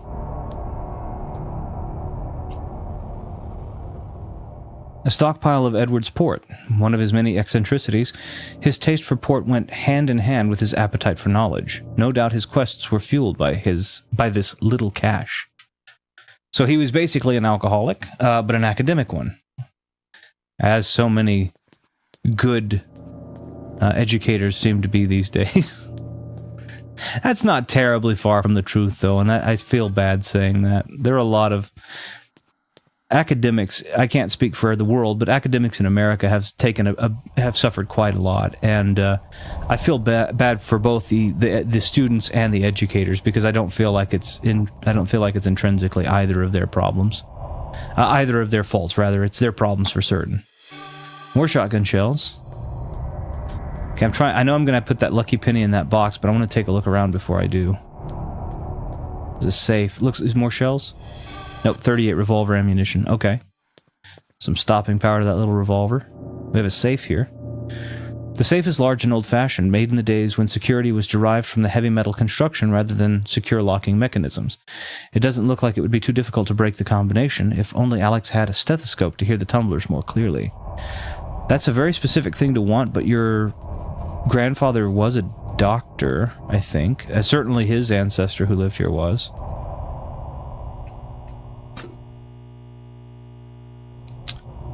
As a smart alcoholic, I'm offended. But the question is, does that become a paradox? Is it inherently unsmart, unwise? It would be the appropriate word, but is it inherently a not smart thing to do to become dependent on a chemical substance? Or is that a compulsion beyond thought? Is that a compulsion that defies logic? I wonder. I'm interested to know what you think, but I don't. I'm just curious. I know you're joking, of course. I'm just curious in the phrasing. A fuse box and circuit breaker array is situated upon the wall. All but one of the fuses are intact. The absence of this one is suspicious, and until it is replaced, the circuit connected to it is useless. So I'm going to wager that circuit happens to deal with the incredibly dark room that we've continuously avoided. So what I'm going to do is I'm going to use this penny and trip the breaker. Oh, that's going to shut all the lights off. No, it didn't. If I tripped the breaker, that should have shut them all off, though. That's not normally what we would call that. Tripping a breaker would mean that okay. A well-maintained fuse box and circuit breaker array is situated upon the wall. A lucky penny is jammed in the place of one of the fuses, closing the circuit. Wonderful. We have not done a great job in teaching responsible electrical habits in this game, because I don't remember if we had ever come to this room in the previous lives. A brass framework hangs from the ceiling, cradling the globe in the observatory above. It seems to have been modified, now part of some elaborate locking mechanism. Okay, so this tells me... Okay. A mechanical device is secured to the floor. Long metal screws hold a dull metal dish firmly against the floor. A locking mechanism is fixed to the top of the dish, looking towards the ceiling. So this, to me... I bet what I pick up in that other room is probably going to have to go there so that I can go into the observatory and start making changes to the telescope. Maybe I'm wrong. You were in this room as the earlier Roivus. I remember being in the basement, but I didn't remember being in the mechanical room. But I bet you're probably right. Maybe it's because of the mechanical fixture, which I doubt was there. Or maybe I'm wrong. Maybe I just completely have forgotten since then. People that will watch this back, I don't know that many will, obviously. I think I've said this before. I know I've said this before. I have a couple of friends who listen to this, and they said they listen to some of my gameplay I have everything, once I'm done, everything goes into a playlist. Or I guess oh yeah, we'll see, that might have been the beginnings of it still, so you're probably right. I probably missed it, but I have friends that they say they listen to some of the games that I play for... they go to sleep to them, and Oblivion was one of those. And I think firstly, I don't yell. I talk pretty softly. And the second thing is that Oblivion's music is so amazing, and it's mostly probably that. But he would put on a playlist. My Oblivion playthrough, I think, is like 20 hours long. It may not even be that long, but it's quite long. And he would listen to the beautiful Oblivion music and the familiar Oblivion stuff, and then my voice. And he'd fall asleep. And I think that's flattering. But what I was going to say is, the people that decide that they like the long-form content, i.e. the playlists that I build after I've completed them, And this is already automatically going. I've already built it that way, so it'll automatically go into a playlist so you can see everything I've done thus far without interruption. The people that watch this after the fact will likely forget that I do this once a week, and so it'll be frustrating going from the end of one episode to the beginning of another going, you were just there. Stop yelling, man. Your silence is deafening. Oh, see, that's every time I hear something like that, I think Simon and Garfunkel. I like that though. Next April, you should just upload a video that's typical loud stereotype YouTuber who asks for yeah, I mean, I could do that, but I'm so anti that. But I could do it as a joke. I don't like, if you like my stuff, you like my stuff, and if you don't like my stuff, you don't like my stuff. If I have to ask you to like it, what does that say about me? Not that I didn't. I mean, now I may have done that in the very beginning, not thinking about things. But when I don't think I have, but if I have, maybe I have. But as I've thought of it, regardless of it, it's just been like, if you like my stuff, you like my stuff. If you don't, you don't. Me asking you to like it isn't a fair ask. In the same way that a parent asking a child to like a food or a dessert is not a fair ask. You have your own tastes. If you like my stuff, you like it. And if you don't, you don't. And you don't have to show it in any specific way, except for whatever is comfortable for you. That's my opinion. I can help with that. With the silence, the deafening silence, or the YouTube asks for likes. You messaged me 25 times before I watched a video. It was weird. Surely I didn't do that. You didn't even know I was live. The YouTube asking for likes. I usually don't. So the reason I don't do it, again, is just, I think you like what you like. And if I have to ask you, like, if you come to it, this is my opinion, and if you disagree, that's perfectly okay too. I'm not saying anyone's right or wrong objectively, but like, if I play a piece of music, I can get on there and do all the YouTuber stuff. I appreciate that. I appreciate that a lot. The reason I haven't done it, and I don't generally do it, is again, if I jump on YouTube, let's say I'm a musician and I play music, right, and I put that music up. Right. If I say something like, if I create a proposition like, if you like this, please share it, I think that's fair, because I'm asking you, if you like it, please do something that will help me, but only under the curtain. But I don't tell you to like it or not like it. I ask you if you do or don't, and then based off of that proposition, I may ask you to share it. Right. That's one thing. But to ask you to like it in the first place that's your business. I know that they're talking about just clicking the button, but that's your business. You either like me or you don't, and that's, and you don't need to, like, you don't have to do anything to tell me you like it. It's just enough for me that you're here and enjoying it. That's what I like. So, here's a hot take. Just making an observation. Why do people like a Twitter post but not a YouTube stream? Just thinking out. That's a good question. I think it's because of the digestibility of a Twitter post or an X post or whatever. I think that people are much more inclined towards short form content, and I think people are much more able to digest short form content. And I also think that, and maybe this is wrong, but a majority of Twitter posts are, even the longest form ones, are very punching. Like, if you come to my channel, you're not getting a red versus blue political message. You're not getting a religion versus a religion message. It's not polarizing. I try to be. I'm not going to say I am. You're the judge of this, but I feel like I'm very do what you will. You don't exist on the polar of anything. Usually you exist in the middle. Let's just ride the middle. Enjoy the moment. And I think people don't like that. I think they mistake it for apathy and indifference, and that's not what it is at all, but oh well. I'm all about relaxing. People want likes on YouTube to grow their chances on the algorithm. That's fair, and that's a fair ask. But I don't think anybody should go into YouTube as a business proposition. I think if it renders business, if you make money, that's great. But I don't think that should be anybody today, because of the saturation and other factors. I don't think that should be anybody's core aspiration.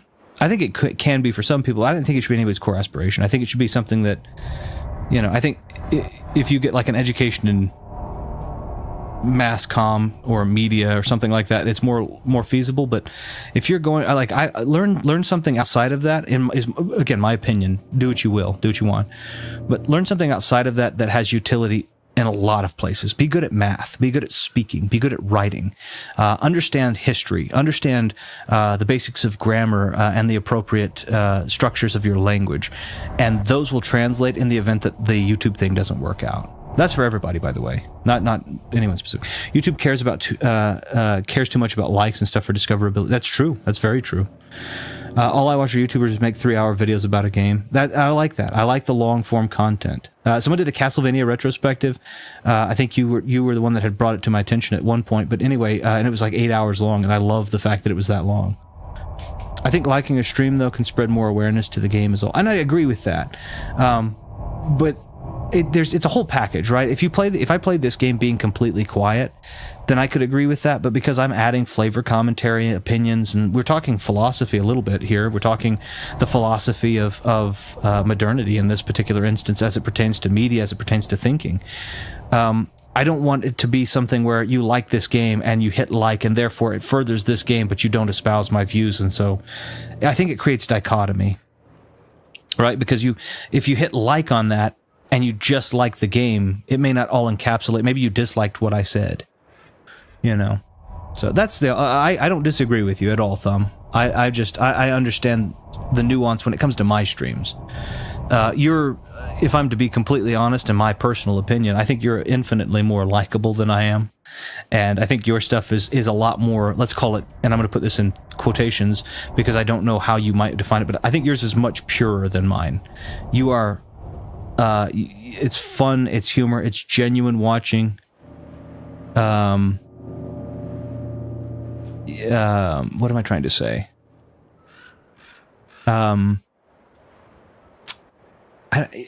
It's all about the love of the game. It's a gamer playing a game. I get a little off topic, is what I mean. I am right now. Darn it, just missed the mark. What mark are you talking about, Fighting Max? I'm sorry. I may have missed what you had said there in context. I get it. The like shouldn't be a thing. Well, and like I said, I get it, why they can be. It's just that's what my opinion is for my channel specifically. But I do notice I'm the only one liking the streams. No, that's fair. Me and Retro were literally talking about this the other day. It feels like you can just enjoy a hobby nowadays without being expected to attempt to make a career out of it. Yeah, we were. We were talking about this 2 days ago. We did, you and I agree. Sometimes you need to push for likes to get above 50 or 100 subs. And that's true. And again, I get it for people that are aspiring to do this as a career, but I also think it's important to temper that with a realism that it's a saturated market. Don't let that demotivate you, but also have contingency. And no matter what, and this is my opinion, again, disagree, and you're not wrong, but I think no matter what, don't let what you love doing become what you must do in order to survive. Let what you love doing flavor the moments in between what you must do to survive. It's kind of, this actually comes from, believe it or not, Niccolo Machiavelli, who has very popularly been given a very bad rap, a very bad reputation through his publication of a book called The Prince, and the movement that generally is considered to be self-serving, known as Machiavellianism. But one of the things that he posited, which I think is very wise, was that our moments of peace are to prepare for our moments of suffering. And what I translate that to in this much less, much lower stakes condition is the moment that I'm playing games needs to be a stress-free moment for me to decompress so that I can attack with my full cognizance and my full brain power, effectively, the struggle that will come with work, the problems that will come with work starting Monday. So this could become a job, but I don't want it to no longer be effective as reprieve. For me personally, again, you know what's going to work for you, and so I'm not telling you what is objective. I'm simply positing my philosophy. It's often looked at as a waste of time if it isn't earning money. Yeah, that's true. We like philosophy here. I hope so. I get off topic, but I love talking with you guys. And again, it's the retro room.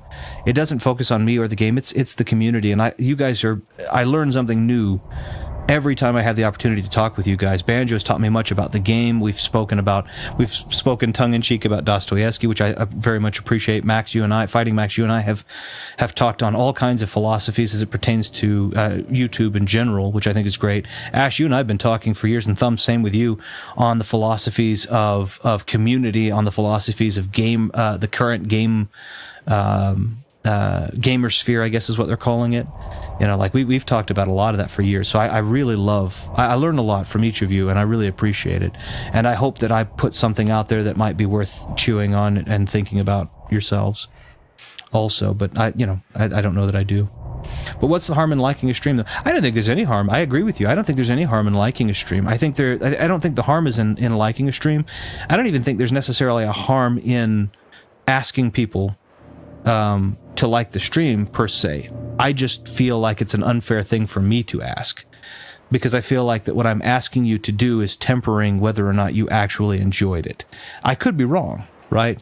So I don't think it's I want to be very clear. I don't think it's objectively wrong. I just feel like if I'm having to ask you to like it, that I'm not giving you a fair chance to discern whether you yourself do or don't enjoy the content enough to warrant that like.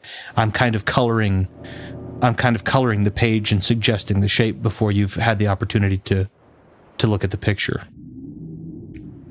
But I don't think there's any harm in it. And again, if you disagree, it doesn't mean you're wrong. I could be wrong. I could be silly in this. So I appreciate the difference of opinion. I just like the scene, so take that.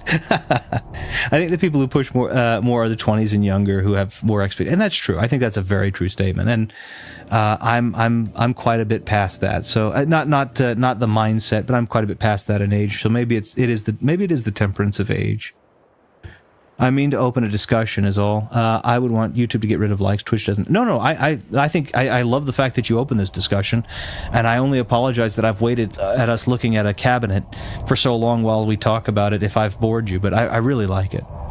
I thought YouTube removed likes and dislikes. So they didn't remove likes and dislikes, as far as I know. They removed you being able to see the number of dislikes, except for if you specifically are the owner of the channel, wherein you can go into, I think, the studio and look at that. But I've never tried to pay attention. I've never really paid attention. I go into studio only when I have to make edits, or if there are comments I need to respond to, so that I can see them without losing track. This was a few years back now on an old channel of mine. Some guy messaged me basically saying I shouldn't be trying this type of video I had just uploaded because it won't get much track. Yeah, and that's the thing. I don't think. You should make what you enjoy making. If everybody else does or doesn't enjoy it, it shouldn't be any less a labor of your love. I guess what I'm saying is, if you don't want to like streams, but you're giving likes on Twitter, Reddit, Instagram, it doesn't seem... It doesn't. I don't disagree with that. I just think it's because people are more inclined to like on a knee-jerk reaction, and Twitter offers a more... They're more able to get knee-jerk... Like, my stream is not going to get a knee-jerk reaction. It has been a very slow burn. So I don't think I'm going to get a knee-jerk reaction out of people. But when people get knee-jerk reactions, especially overly polarizing ones, I think that inspires that call to action automatically. I think so, but maybe I'm wrong.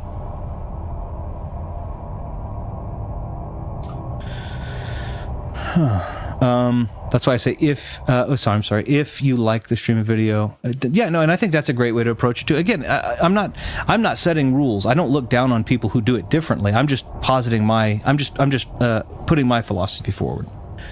I'm not disagreeing with anybody else. It just may not be, it may not work for me, but it's not wrong. Best cabinet staring stream. Sorry, yeah. I can't. No, you've done famously. I appreciate you bring the topic up. It's a great topic, that Thumb. I appreciate that. Some gray mahogany. Okay, I'll get back to it. I'm sorry. I appreciate your patience while we digressed a little bit, but I enjoy talking with you guys. Again, that's the whole thing, is getting to talk with a community of wonderful people, and I've been incredibly lucky that the majority of the people that I get to talk with on a pretty consistent basis in the Discord on here have been really great and really kind and intelligent people who are willing to have good conversations and are willing to disagree respectfully and all kinds of great stuff. So very nice. It was my Goofy Sleeping Dogs video. I remember it, ironically. It's the most responsive, positive feedback that I ever had making a video. I loved that video. I really, really liked that video. This cabinet is at least the top 3 cabinets. I'm sorry. Yeah. So an antique medicine cabinet hangs on the wall. Its wood is stained from years of use and the ambient, supposed to be ambient, but ambient humidity of the room. Should she open it? Yeah, it's probably a head in there. Oh no, it's another page. From the Tome of Eternal Darkness. Hidden away inside the medicine cabinet is a chapter page from the Tome of Eternal Darkness. Should she... I love that it's excited after we've read so many things from the Tome of Eternal Darkness. It's always exciting. It's like, oh, you did it. You are not free to leave this place. Don't you talk to Mantarok that way. Oh, it's not Mantarok. You are to hunt and kill the master of this house. Do this one thing, and you will be free. Okay, so I'm going to assume that that's current, and he's... Turka. Did they do... I think I may have said that. Did they do lines... Because he said Chaturga. Did they do lines for each one, so he basically would also... Like, if he were if we picked Ulioth, he would say the same thing? Now we must wait for the planets to align, and that is not too many years from now. Another Roivus has crossed our path. This time, we will not be so... Okay, so this is modern day here. He will meet such a horrible death. Maybe not maybe not that modern. Put in his house again.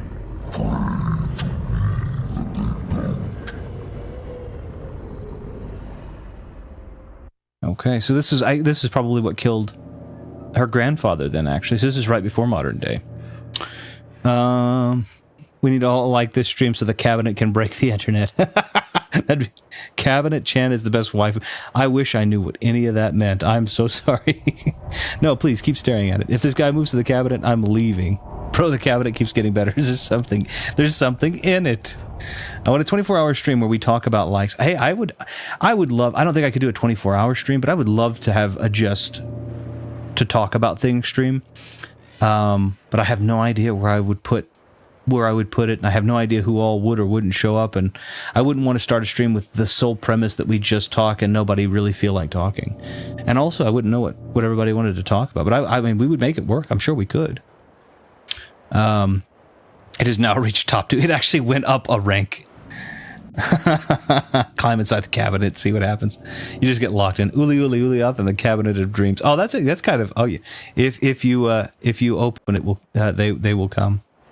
There's really no big dialogue changes between starting choices. Oh, okay. I didn't know, because he says Chaturga, so I didn't know if it just changed.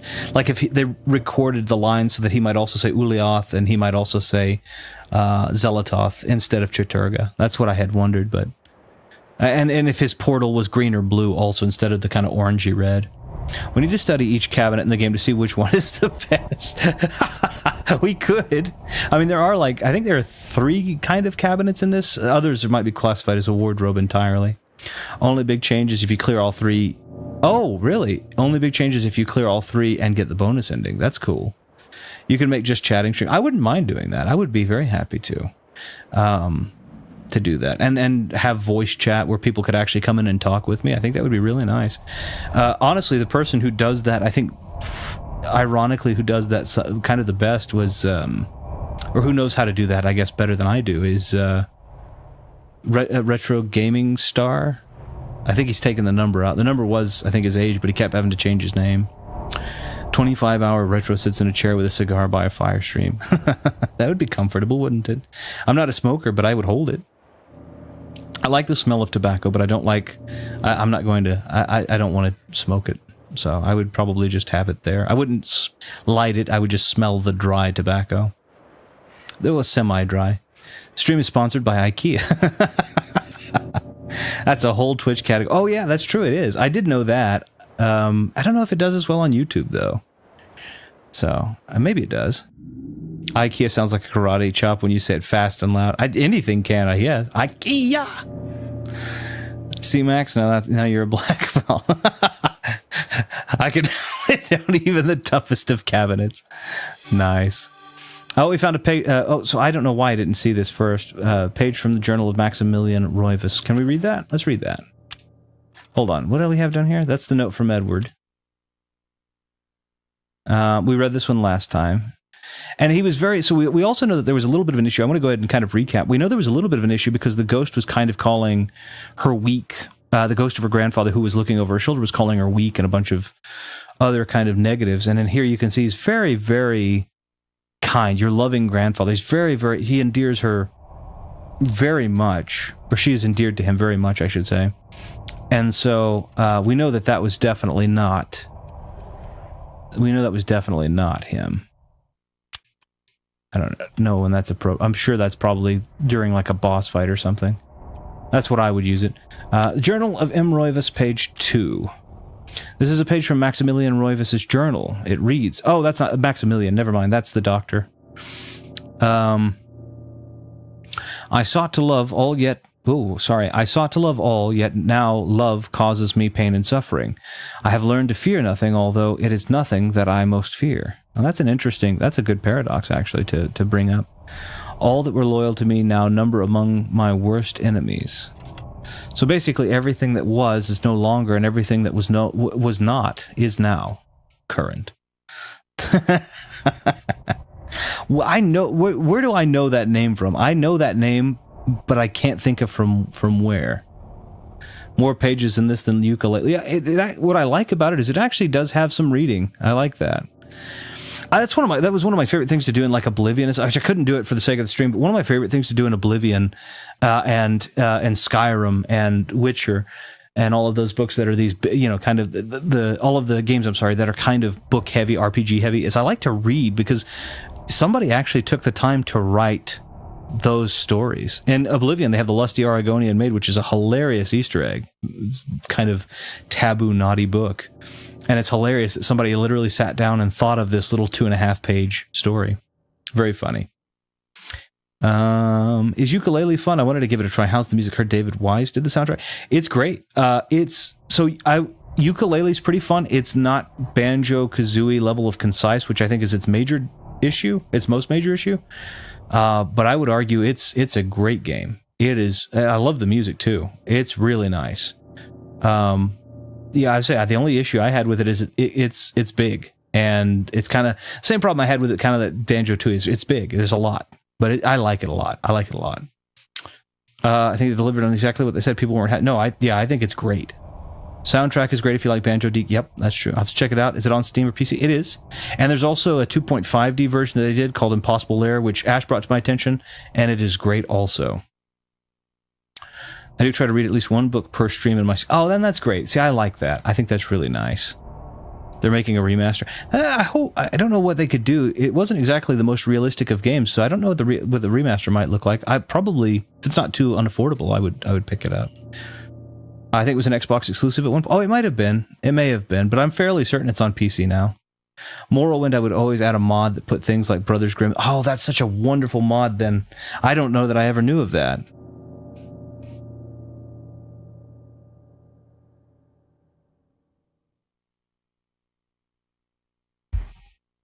Sorry, was adjusting my seating really quickly so I could be comfortable.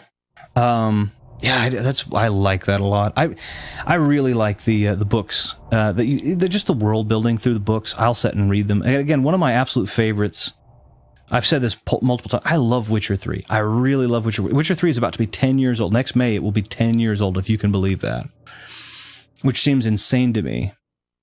And I love the world building of that game through the different letters and books and things that you can find in it, as much as I do the side quests, which actually are fairly narrative, and a lot of it will actually pull. I would love to do a Witcher stream. It would be very difficult because there are things in the game that YouTube does not like nudity, and I don't remember where all of them are. So doing a live stream would be hard to censor it. But if they would permit, I would love to do it with Blood and Wine and Hearts of Stone.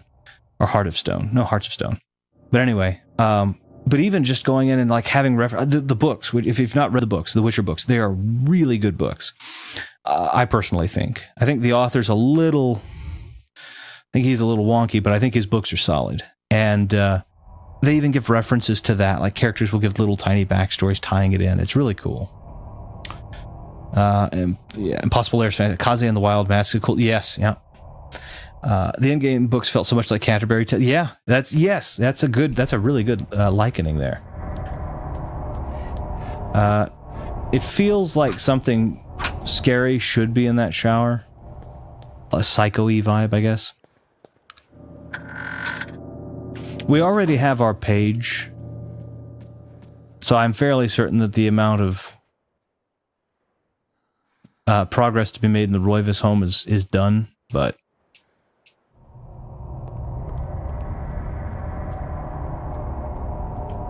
Which is a shame, because this is what I one thing I do wish, and again, this is not a gripe at the game, this is just a wishful thinking. I would like more of the puzzle solving. I want to go to the observatory really quickly. But I wish that there were more puzzles in the game. I mean, I get that there's combat, but this game, if you've played this game, you'll recognize it's a little slower, it's a little more sluggish. A globe cradled in a wooden frame, its glossy surface is painted in the likeness of an ancient map. A lens is situated in the northern hemisphere. Above is a label that reads, "There be dragons here." I wish that there were more. I wish the combat again is kind of slow and sluggish. It's not bad, not bad at all, in fact. But I wish that they would have lowered the combat encounters a little bit and upped the puzzles in the game a little bit more. Personally, because I think that this game lends itself very much to the combat via the horror. But I also think that I think that the puzzles really shine through. And again, granted, I'm also a big fan of the Sherlock Holmes games, so that could also be just me talking. Let's see. I like that the author of Metro basically told the author of Witcher to be quiet and be... Yes, yeah, the Metro books are really good too. But that was the thing, is Andrei Sapkowski, when he was being told... so he had a big fuss, this was years ago, 2018 I think, maybe even later than that, but 2018 is when I remember it, and he basically was having a fuss about The Witcher 3 not having... They made money. That game made money like crazy.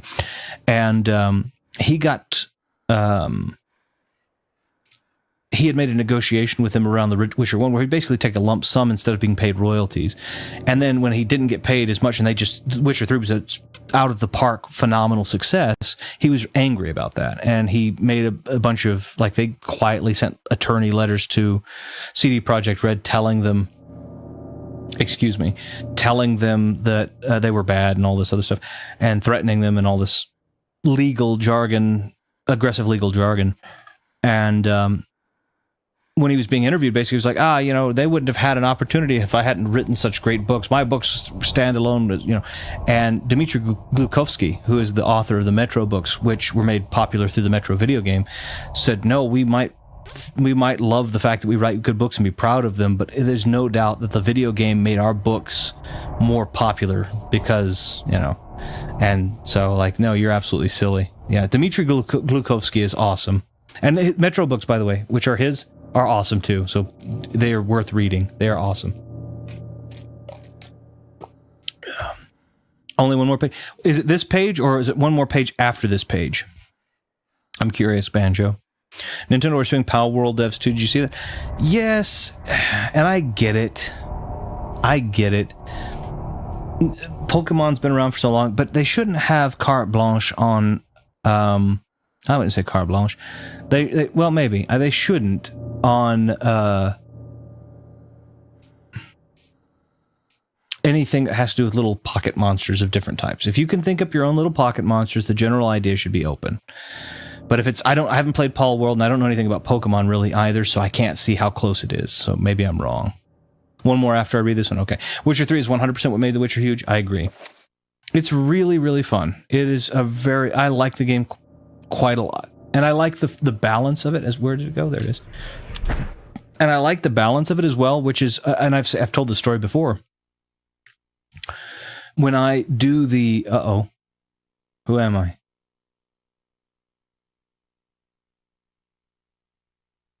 My education in psychiatry. Oh, I'm young my grandfather.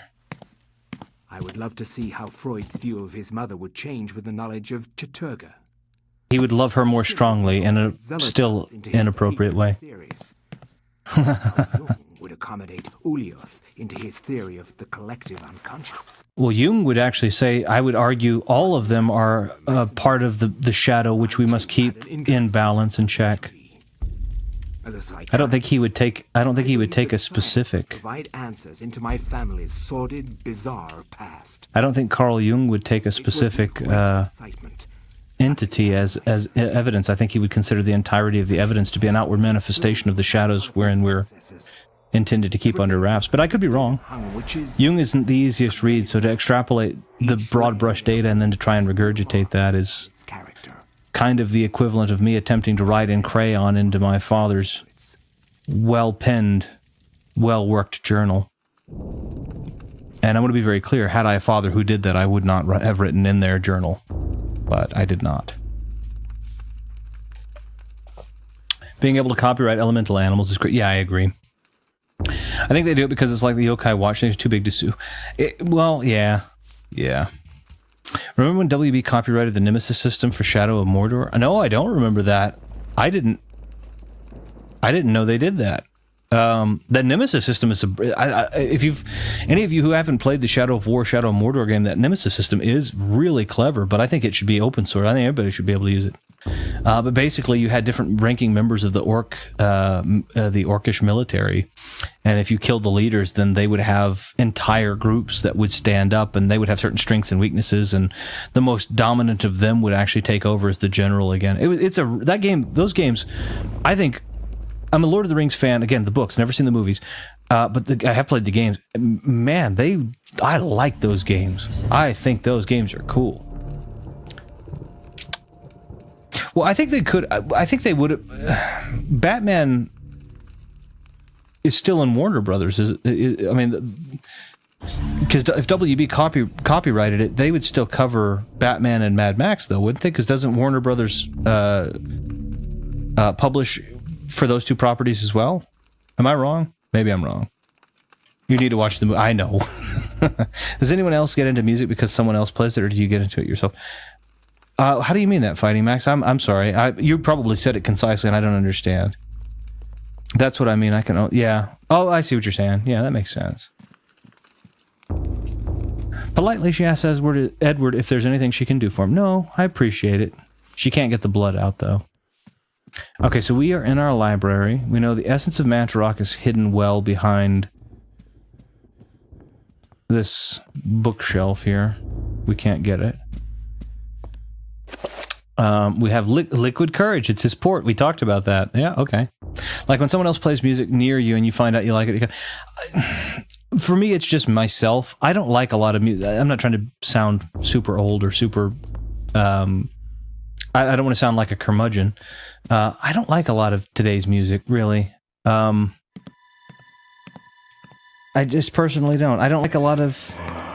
I think a lot of today's music is... how do I want to say it? A lot of today's music borrows... Oh, it's Dr. Maximilian. Hi there. Know who I am, Edward. Well, he may not, but I said your name. You are doing your best. Hold on, let me let this play out. I'm sorry. I am, or was, Maximilian Roivas. Yeah. Your ancestor. I died in an asylum after trying to warn the world.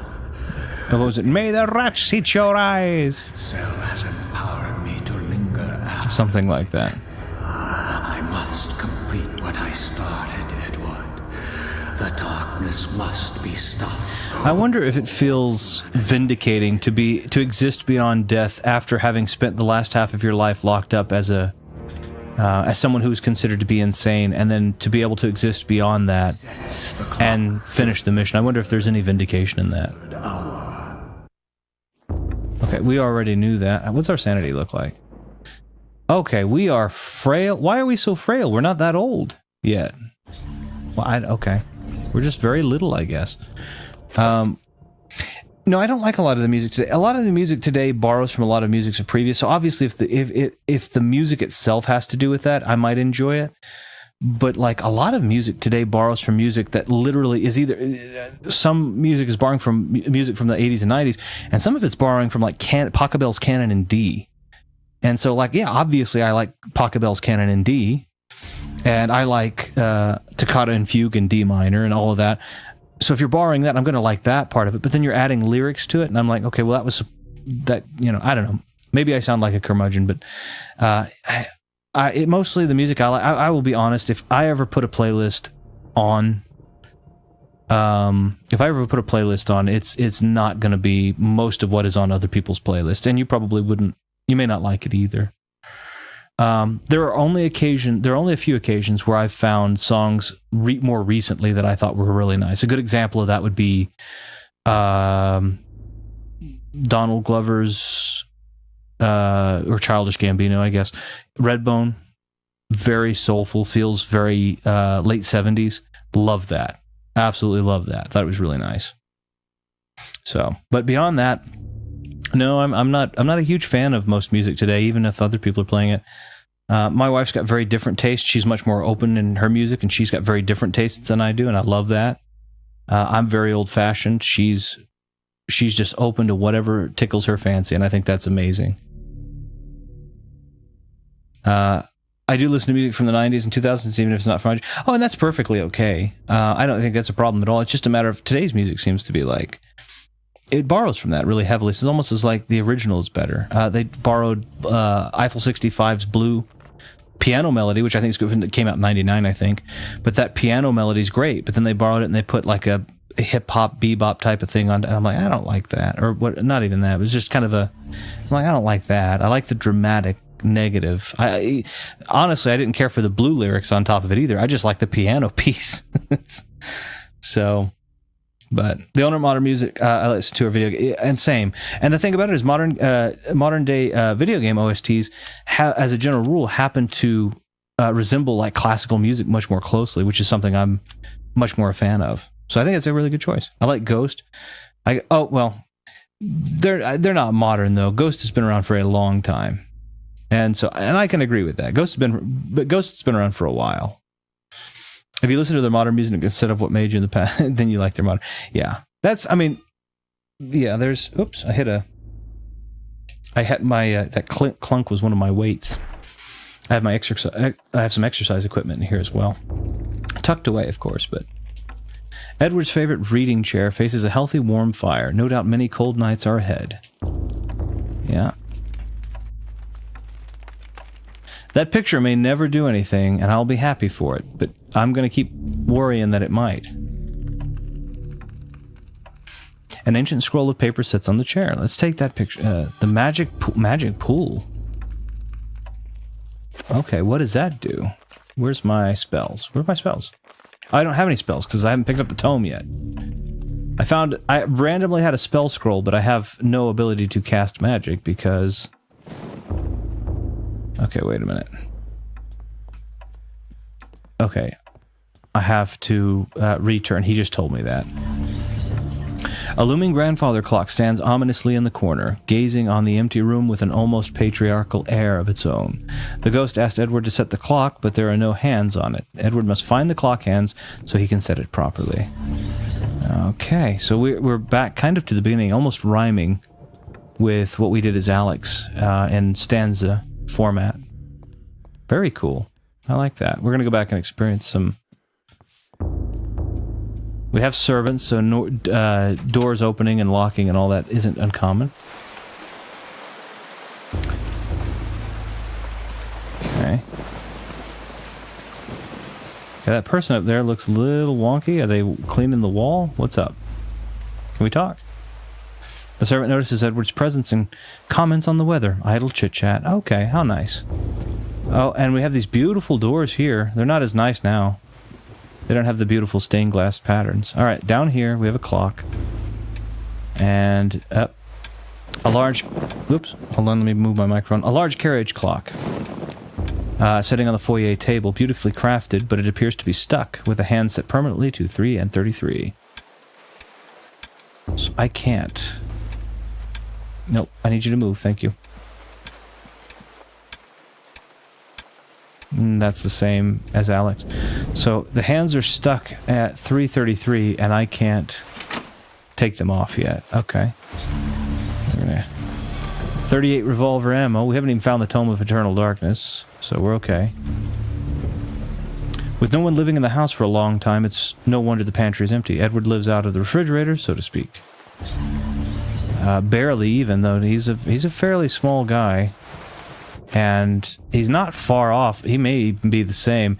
He's not remarkably far off of... what does liquid courage do for me? Let's check. He's not far off of Paul in health, which is really awful. A small flask of the old sauce, liquid courage, a magical elixir, to power one's spirit in the face of adversity.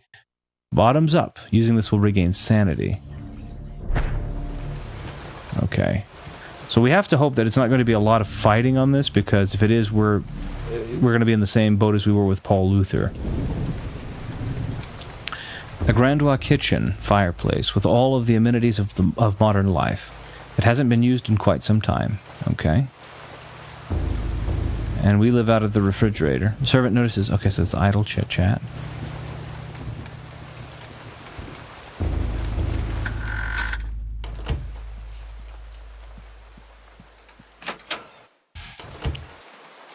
Okay, we've got the piano. We probably don't have the music from Paul Luther, so he's probably not inspired to play.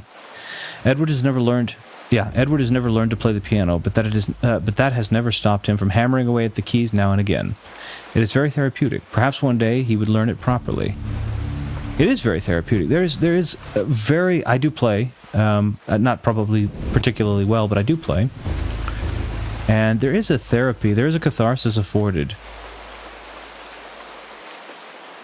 Puttering around with the crockery, the servant informs Edward that the table has just been set for him as he likes it. Okay.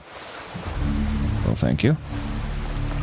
There is a catharsis to being able to play and mess around and what you might call noodle around with your own music. It is nice. There's a saber.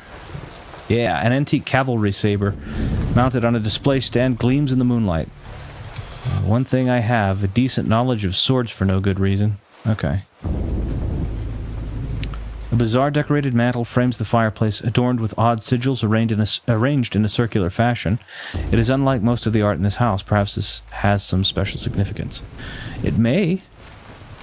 It does. Maximilian showed us. Okay, the table has been set as I like it, and yet I can do nothing. Do I usually ask for a dish to precariously teeter on the edge of the table? All right. I'm an eccentric man. I like the thrill to know if I'm going to accidentally lose what's probably inexpensive flatware on a moment's whim. You'll be fine. Health doesn't matter as much. Good lord. You'll be fine. Health doesn't matter as much with orbs around. Okay, so the shield spell is going to come in handy. I think I take that to mean... or perhaps I'm taking that incorrect. I took the wrong door. Yeah. I take that to mean the shield spell, unless I'm misinterpreting. So I didn't have the basement key either. I own the house, but no basement key.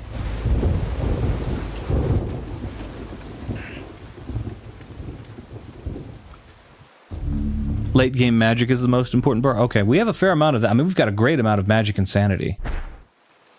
So I think we're going to be in good shape if that's the case, thankfully. Okay, we don't have that statue yet, so we've just got some books and that. This takes us to this little bedroom. Okay, we already know it. These all say the same thing. Oh, well. That's a much creepier looking picture than it needs to be. Let me make sure of it. Brooding, melancholic paintings adorn the wall. Strange choices of decoration for a bedroom. Each one seethes with a virulence. With a virulence, not a virulence. A virulence, excuse me. That could only have been wrought by an unsound mind.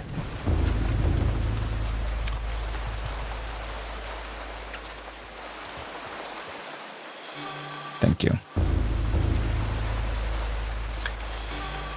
Let's just say virulence is... As far as I know, that's not a word. And my mind says, let's put a T in there, why not? But virulence is very much a word. Bathtub. Will we see ourselves bloodied in it? The master bathroom is woefully Spartan, and only barely contemporary. It appears to satisfy the most practical of tastes, or perhaps someone who has their mind set on other things, like not hygiene. The toilet lacks appropriate plumbing. No, I'm just messing around. It's the 30s. We're okay. We're not dumping chamber pots in the alley. Okay. So, let's go this way. Has the wall already been papered, is the question I guess I have.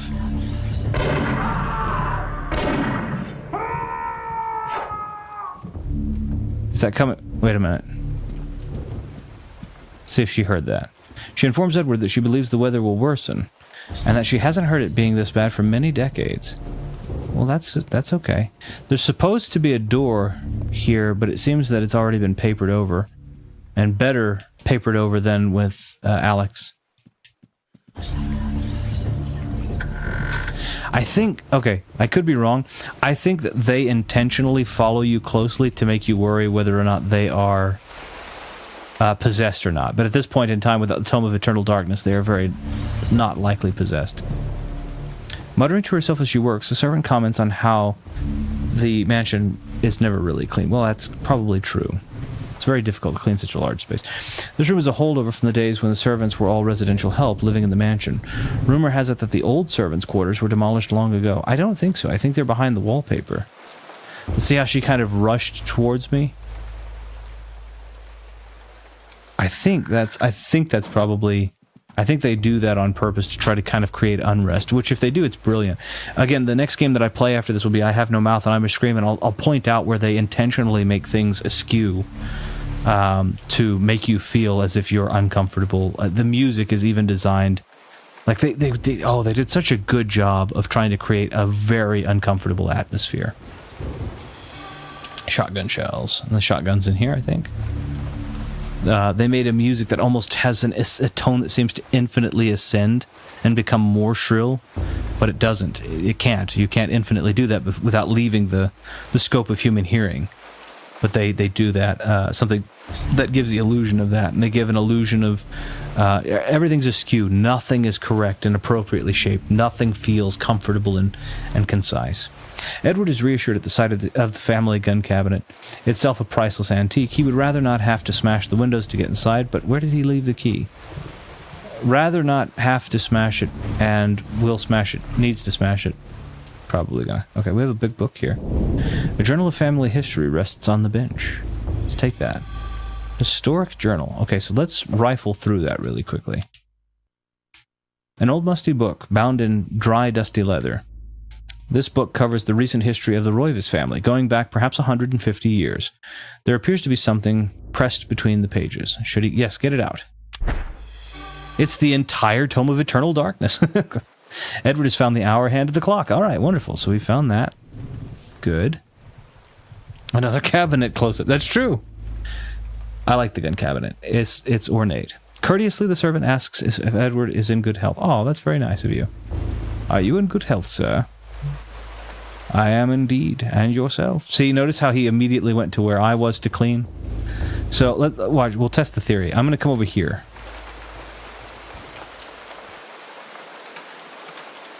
Let me come over here where there's nothing blocking me then. Right here.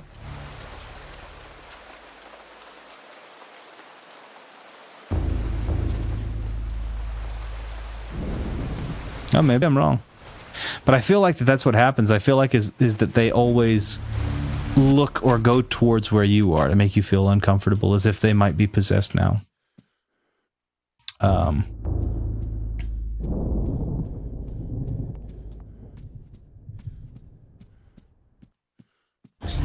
Or maybe we just always happen to be in the way. That's possible, I suppose. Okay, so we have one hand of the clock. Should we be checking all of the paintings? I doubt it. These are all saying the same thing as with when Alex reads them. We heard a gunshot. We should probably inspect where that comes from, but I have no idea. I have no idea from whence it came. Let's go back down here really quickly to inspect. There's a stove.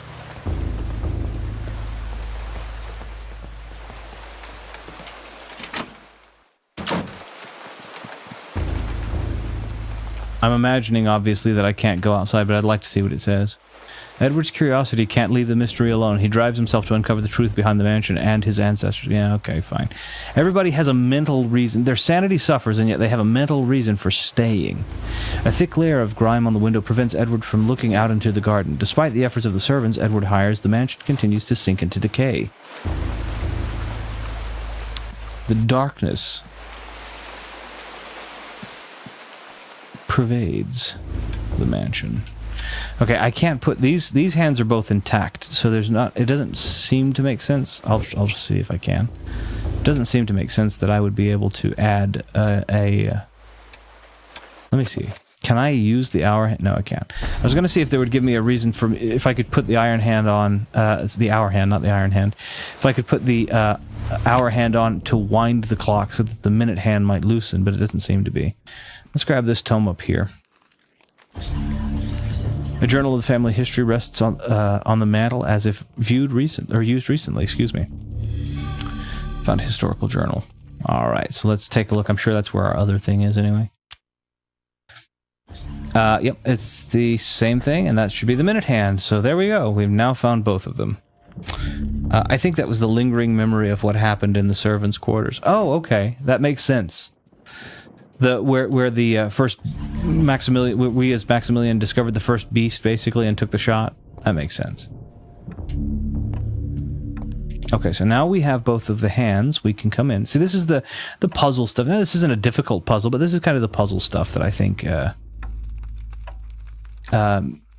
it really shines in these types of games. Maybe I'm wrong, but that's just how I feel. And we're set to about 2 minutes to 12, either midday or midnight, I don't know. Can we... Yep. The ghost asked Edward to set the clock, and now with the two hands on the clock face, it can be adjusted. Should I adjust the clock? And the yes is the answer. We're going to move it to 3 and 33. So that's 3 and 33. I was kind of closer to 34, but that's okay.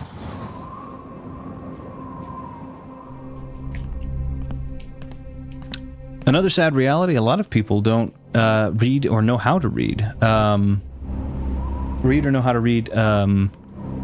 Analog clocks any longer. Which I find to be remarkably interesting in a negative way. And use them. They are humanity's only hope. Destroy the Guardians, Edward, and of any It is a gun. waste. It is the most dangerous thing I own. A .38 revolver, which wouldn't have existed because we are older. Okay, so that's the Tome of Eternal Darkness. We can technically take if we want to, but I don't want to take that first. Come on, Edward. Let's take this .38 revolver.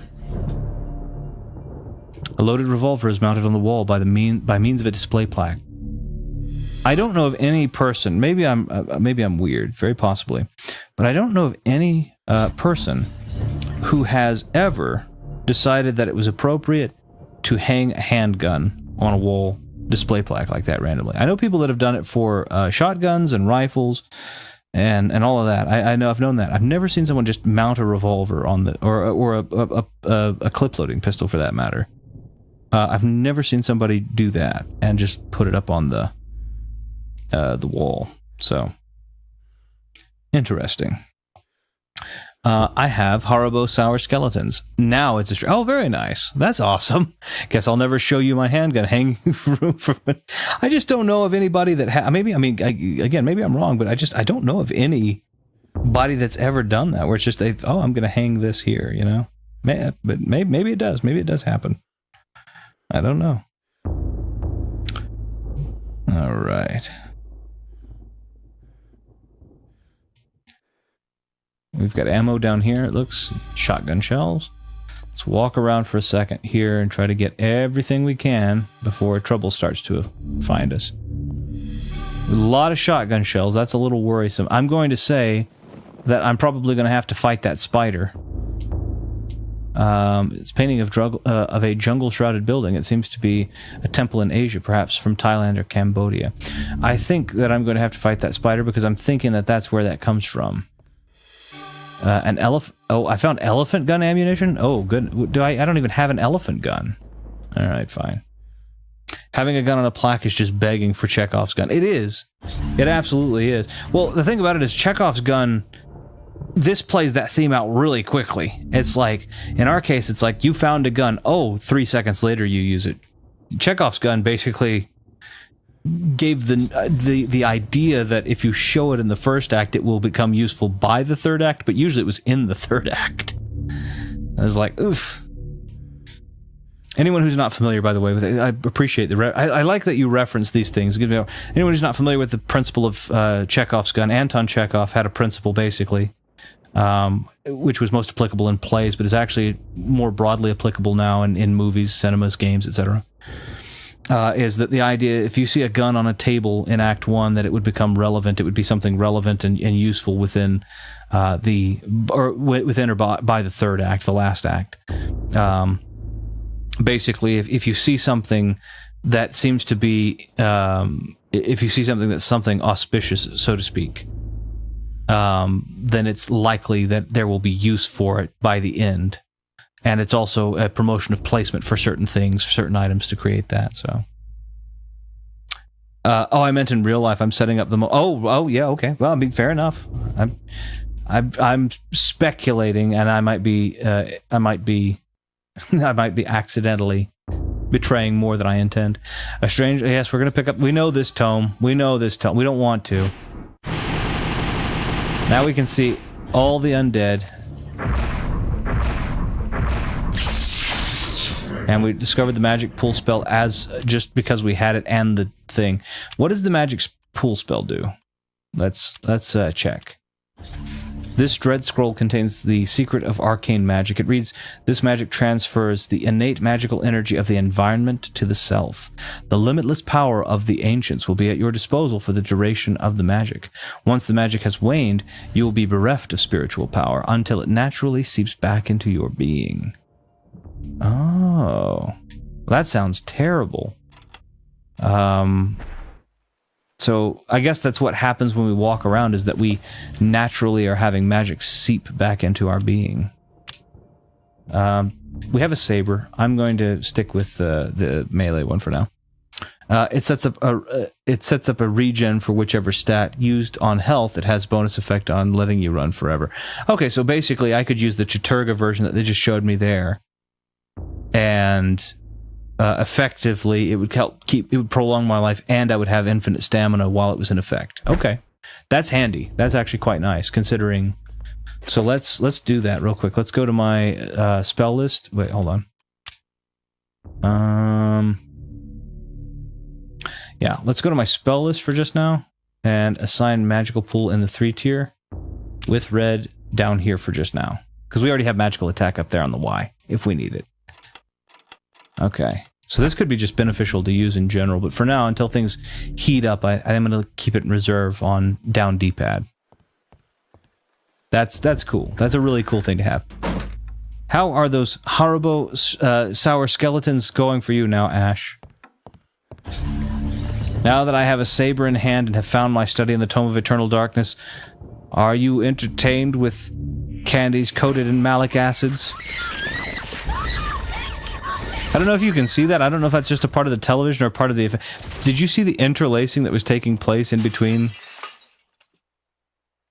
Oh, is that a... Okay. Okay, why... Oh, okay. Okay, well, that worked. She pushed me back into the... Okay, here. She's not very strong, so it doesn't take a remarkable amount of my skill. I mean, a remarkable amount of my health skill, specifically. And then on top of that, she pushed me into the open area. There was no door dividing it, so she just despawned, basically.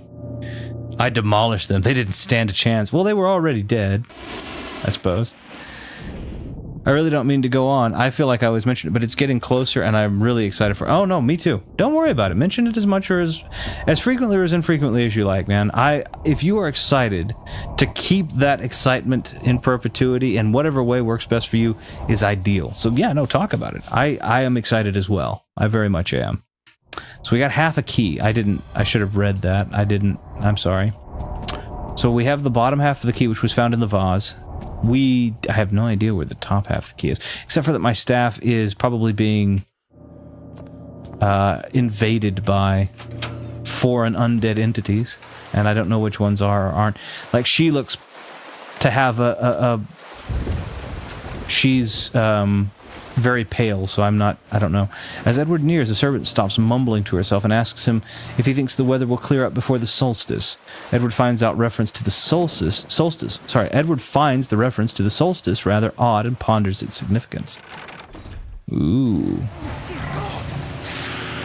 Was I supposed to talk? Is that what triggered that? Is my talking to her? Okay, another guy was possessed, but I don't know where he went. I don't know where he is. I'm sure we'll find him soon enough, but for now...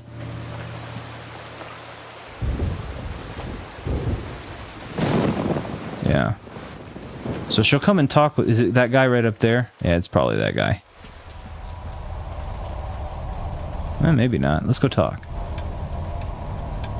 The servant notices Edward's presence and comments on the weather idle. Okay, so he's okay. Alright, it looked like that guy could have been in the kitchen, so we'll see. No, I'm excited for our podcast as well. The idea is, and do you mind if I give a little bit of preface on what my understanding of the basics of our podcast are? Or what the intent is, at least behind it. Let me clarify. Do you mind if I give what my understanding of our intentions are, and then you can correct me if I'm wrong? Is that okay? Alright, wait, hold on, what do we got? Puttering around. Okay, so he's the same thing. He said the table's set. I have a piano. I have no music for. I don't mind at all. Okay, so the idea, my understanding is Ash, myself, another individual. I won't identify just until I know that they might want to be, but the idea is to kind of talk, again, my understanding, and I could be wrong.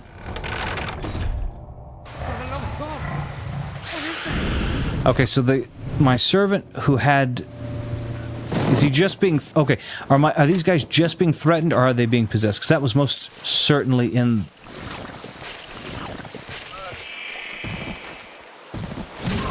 Yep. Okay, whoa. What are we doing here? Hold on, good lord, okay. We're just gonna leave then, I guess. Okay, he tried to hit me, but he didn't. Let's do the, Oh, he... What?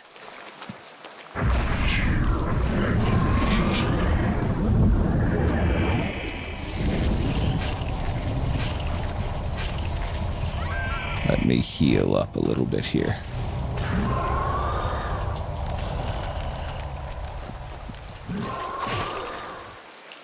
Okay, I'm not sure what the heck. If I have to kill all of my own servants, that's gonna suck, but I'll do it. Okay, let me pause here for just a second. So we all take turns criticizing. No, so my understanding of the podcast, the intention of the podcast is just to kind of bring... I think there was a general recognition. I'm not taking time to advertise. It kind of am, but I'm not. That's not the intention. I just want to put it out there, and if it's something you think you might be interested in, details forthcoming. I think the idea that we generally had between the three of us that are talking on this, and Ash and I have done this before to some extent, but is that there's just too much. There are too many. There's too much polarization when it comes to gaming. There's not enough left for and to the opinion of the gamer. It's more about politicizing. It's more about, oh, well, this game has a character that's been made to look less like a man or a woman, or this game has a male protagonist, how does that make you feel? Or this game has a female protagonist, how does that make you feel? Or this game was made for people of a particular this or that. And the idea behind it is that I think we believe that on its face, those are all silly. That the purpose of gaming should just be, is it a fun game? Did you enjoy it? Why did you enjoy it? And move on. You know, are there hidden gems that people might have overlooked because they heard about this? You know, the thing about it is the gaming industry can say something like, oh, it's a bad game. IGN could say it's a bad game, and then people won't play it. Based just off of that. I'm going to adjust my seating really quickly.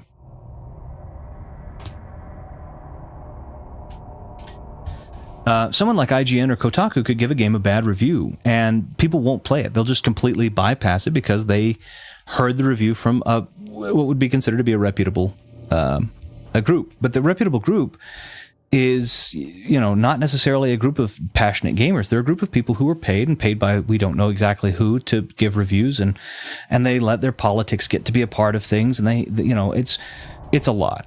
So the idea was, what if 3 guys who aren't paid by any specific institution come together to just talk about whether we did or didn't like a game or games, what we were excited about in the gaming industry. We're not motivated by a political party. We're not even, not all of us even are participating in the same governments. So there's no need for us to be talking in terms of generally politically, because we're not even from the same, 2 of us are. One of us isn't even from the same country.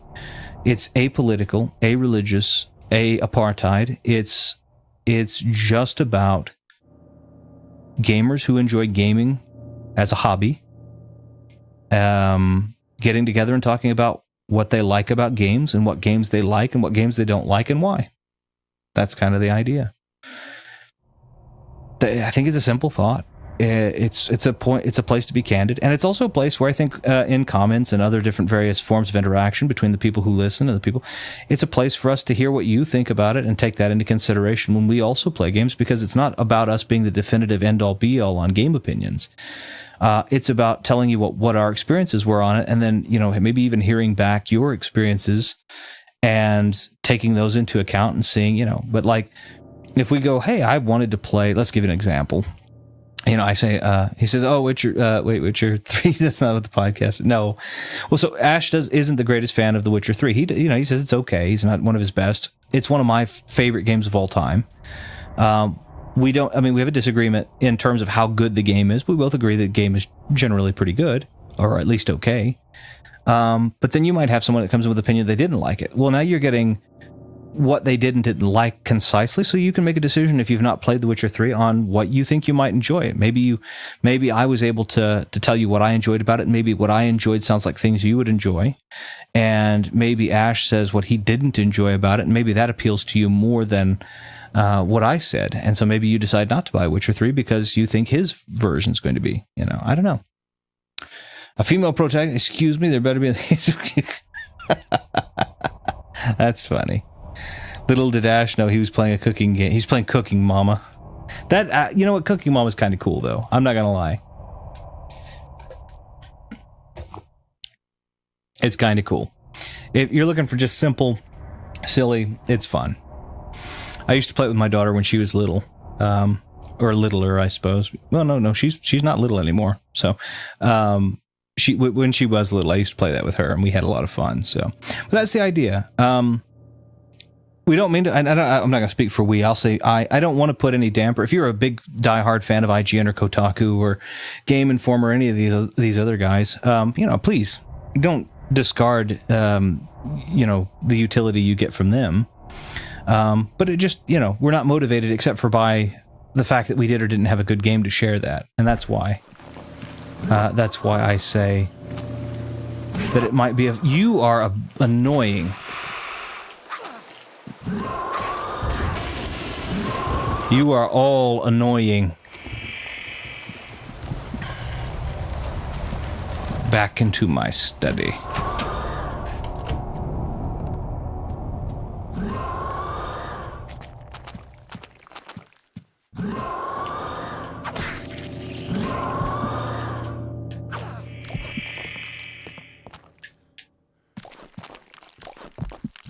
I will drain your essence, boy. I need to use the gun.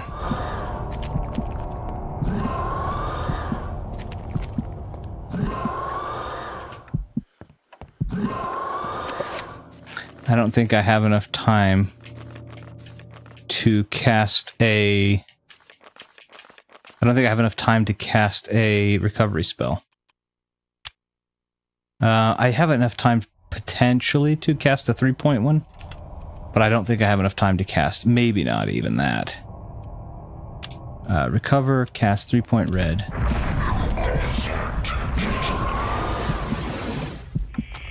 Ha ha ha ha ha ha.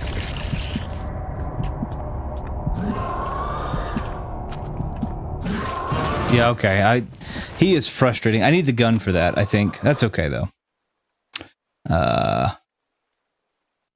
I'm joking. I even have one. Nice. You own a woman, Ash? How progressive. Yeah. I let her out of her cage every day. One of those free range. Jeez. Oh, that's funny. I'm excited to hear any potential back and forth between you and our third host, as you don't know each other as well. That's true. That's very true. It'd be nice to hear. And I don't know that again, not only that, but I don't know how well our perspectives do or don't align either. So it would be really nice to know. I'm wondering if that half of a key is for the gun cabinet, or if it is for the. We didn't get in there. I saved it? Okay, that's fine. Not a big deal. I'm wondering if the gun cabinet is. No. I need the book on the other side of you, but clearly you have an invisible wall about you that causes issue. Okay, we'll take that one. We'll take that one, we'll go take the other one real quick, and then we'll get those hands back. My only negative for this game, not enough cabinets. But what I was saying is, I don't know him, his opinions nearly as well either, and so it'll be nice to kind of talk back and forth. He seems very eloquent in the way that he speaks and in the way that he presents his cases for what he does and doesn't like. So I think that's really good.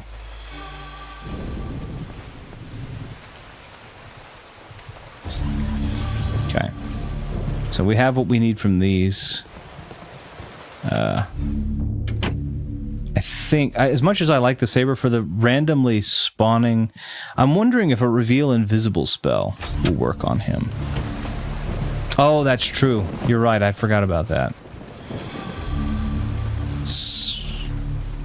I should have Ulioth enchanted that to do damage. I could also put a shield on myself too, which I should have done as well, rather. So, okay, I'm just making sure I get that.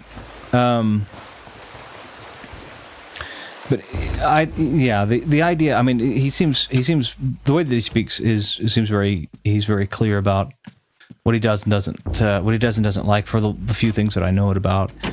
He seems pretty retro orientated, which I think is going to fall. I don't necessarily know that it would fall in my purview, because I couldn't call myself the definitive expert on it.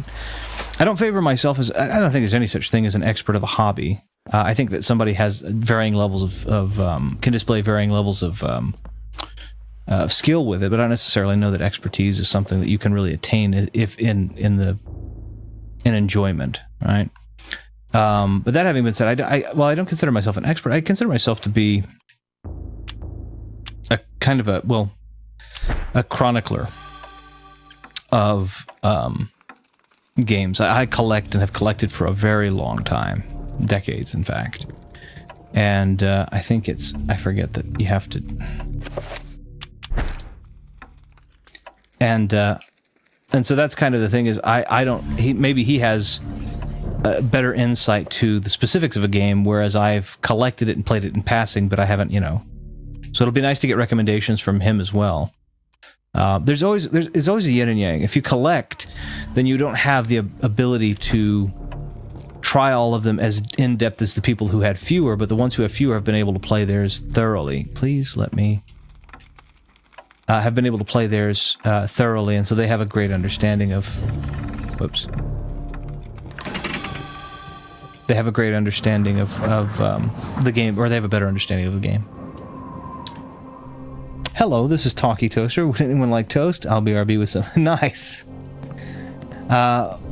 What's crazy is I'll probably be the current guy on the podcast, even when I much prefer older games. Oh, and that's perfectly okay. It's good to have that perspective. Take and use them. You turned him into a toaster, but he will get you out. Dear God, he's burning in there. But he comes back and says, "Ah!" And avenge my waste.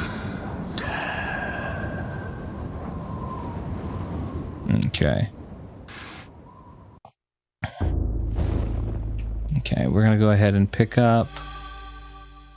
We're gonna go ahead and pick up. I didn't meet. That's what I wanted. Details. Pick up. Boom. We'll do that. We'll come around. There's more here. There's more here, and there's elephant gun ammo here. Okay. And then what I will do is I will go ahead and save. That way we don't have to go and get the clock hands again. Just because it's not that big of a bugger, but it is a little bit of one. Okay, so we do this, and then we do... we'll go to our magic.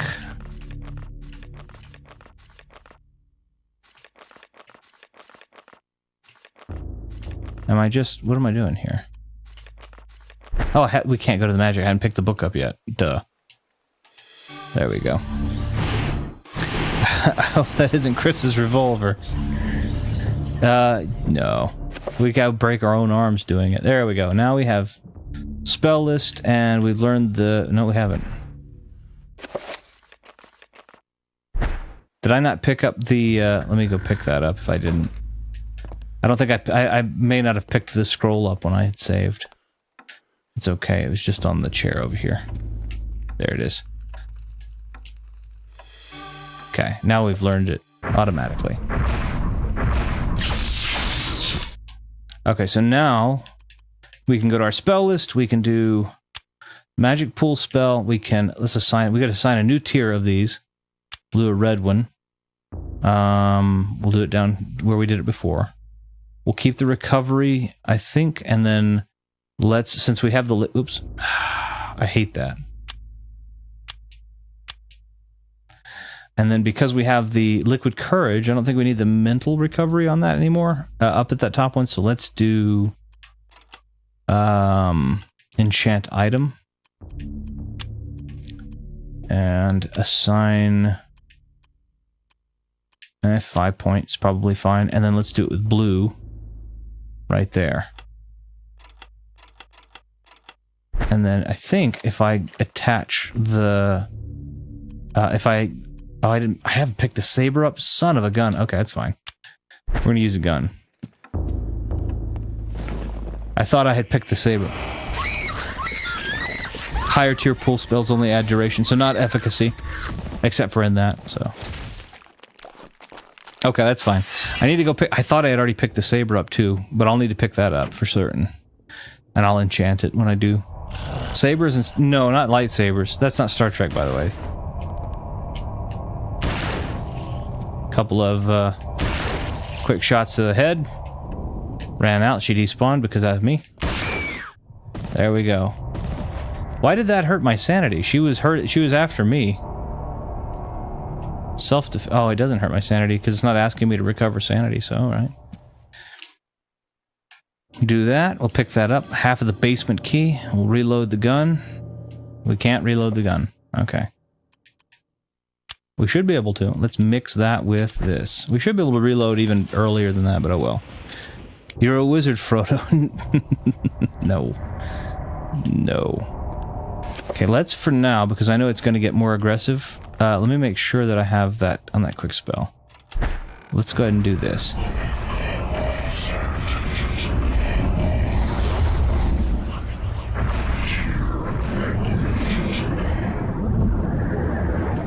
Okay, let's just enchant the heck out of ourselves for just now because I need to get that saber. I don't remember where it is.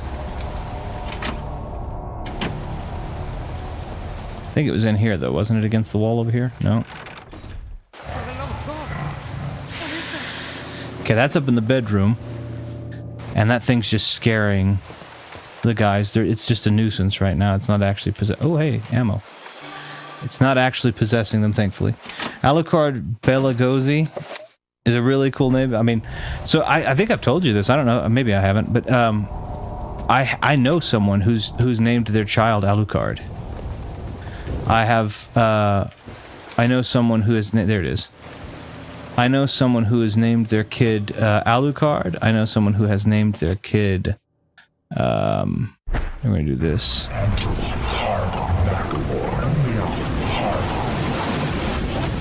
There we are. Yeah. Yeah, I think they do know it. It's named backwards. But it's okay, I should be in pretty good standing right now with this. Enchanted sword. Pull. Okay, this is the solstice ask. I have a shield. I'm draining random magic. I've got an enchanted weapon with the weakness of the opponent. Something's following me, though. I can hear it.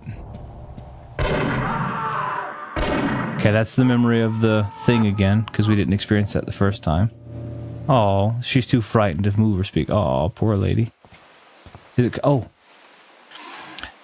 An exorbitant and out-of-place stained glass window ends the hallway.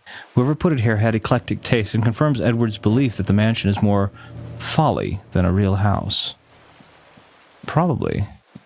Okay, I ran out of the siphon, but that's okay. Okay. Servant here seems fine for just now. Okay, that's the kitchen servant. So now we're going to start getting the guy to go pop up and backing out and so on and so forth. I'm back, and I have to ask you, Retro, an important question, a vital question, a question that will test your skills and knowledge in answering questions on live streams to their absolute limit. The question is, would you like some toast? Would if I could, but I cannot eat toast. I can't eat bread for the most part, but I would love toast. I used to like, when I was younger, before things changed, I used to like toast lightly buttered with garlic powder. But as things changed, I cannot have garlic of any kind. I cannot have bread often, if at all. I can have butter, but I cannot have garlic at all. Garlic will make me dreadfully, dreadfully sick. And so my memories of toast are strictly that now. Memories. So here in England, we put a drop of salt on the toast and then dip it in tea. You guys, we don't do that. There are all kinds of ways we make toast, but I don't think I've ever done that before. A drop of salt, though. That's my knowledge. Maybe some do. Yeah, we don't do that. I'm just being able to say, yeah, we don't do that. Now we might put a tea egg on toast. That's possible. So we might make a tea. There might have been a tea egg that would be made that would be dropped on toast. Yes, but that's about, I think, as closest to that concept as we would get. I really don't want to start a lot of this over, so let's... I can't do anything about it. All right, well, fine. The fight rages on.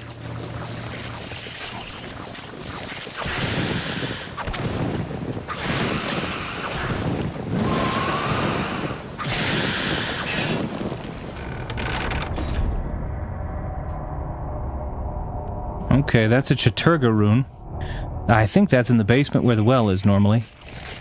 And so he's drawing power from that rune. He looks like Carnage a little bit from Spider-Man, doesn't he?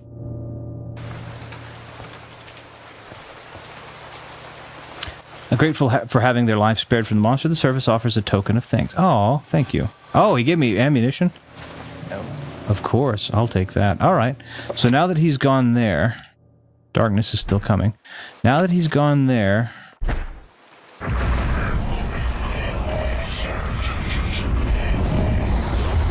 Let's redo our shield. Our weapon remains enchanted so far.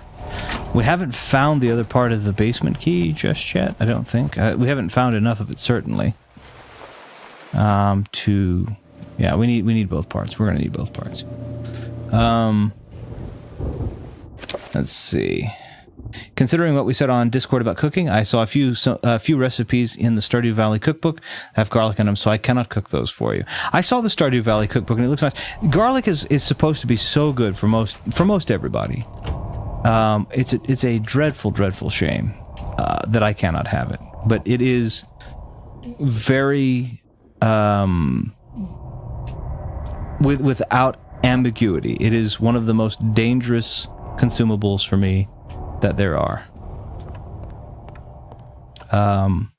It doesn't hurt me to, now, there's the jokes, right? It doesn't hurt me to be near it. The smell is fine. I have a sensitive nose, so I don't prefer to be in the immediate vicinity of it being cooked or roasted. That's unpleasant, but it's not going to hurt me, right? But eating it does absolutely cause me a great amount of trouble. So, and then right after that would be onion. Cannot have onion. There's a lot of egg puns there. I'm trying to think of all the words that have eggs in the prefix. Eggs shortened. You're both, the back and forth of the both of you are great. But yeah, so I mean, I stick to a very simple diet. I'm allergic to penicillin and ibuprofen. Oh, what a shame. Ibuprofen is a handy thing to have, although I guess naproxen sodium seems to be a little bit more effective in most cases. For me, at least, I guess.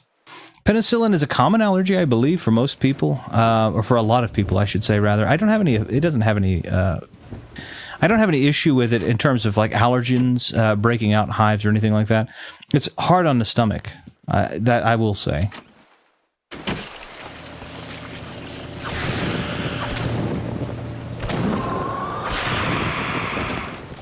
It's hard on the stomach for sure. Okay, so he keeps re-empowering, so I need to destroy that, but I can't. I need to get down to the basement before I can do it. Hopefully the token of gratitude I get is he found that key. Elephant gun ammunition. So we're getting elephant gun ammunition, a picture. Okay.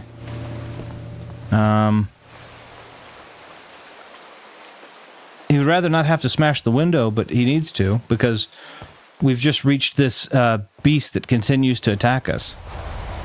I'm allergic to strawberries, but that went away. Oh, that's nice. Or I used to be. Luckily, I'm a peak male form. I also cannot have grapefruit.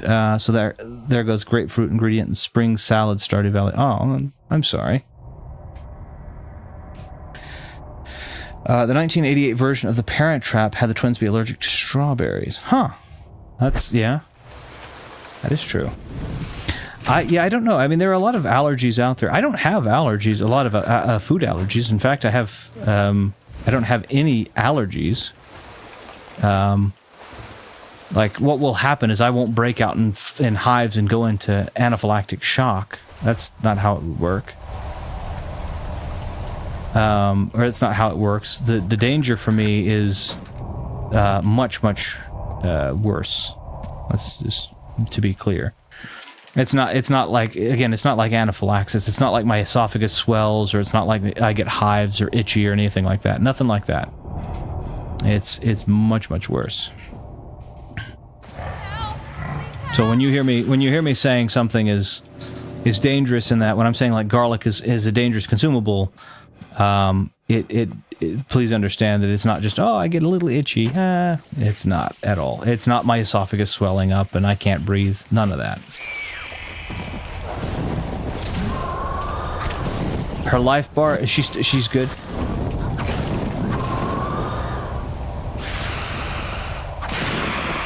Okay, I was gonna say, do I need to use Reveal Invisible on him? Will that fix the problem?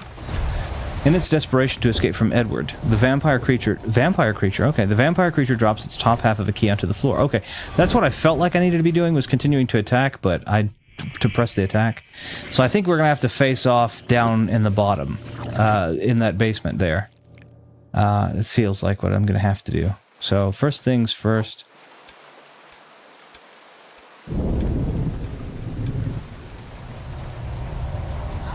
Oh. You were not saved. Alright, well. And all of the other people just watched me do that, by the way. I barely have any allergies. Yeah, same. I don't really have any allergies. I just have conditions, let's call them. I say that when going to the pharmacy. No, I don't take any medicines or anything like that. So, yeah, I really don't have any allergies. Going to the pharmacy, if I'm sick, I'll do something like that, obviously. But how does one go day to day without their 8 glasses of water? I don't know. I don't have 8 glasses of water. I don't usually drink 8 glasses of water. I usually drink out of a gallon jug. When I when I go out and about. I have a gallon, or it's like a gallon pack.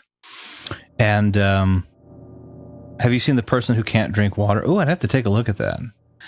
Do they have rabies? Is that what's going on? Because rabies used to be called hydrophobia. Rabies makes the body afraid of water. Usually, when you're at that point, you're pretty well going to die. It's very possible that you're going to die. But anyway, spell list. We need to recover. We need to cast. We need to. Oh, not on myself. That's not right. I'm wrong. We need to cast. No.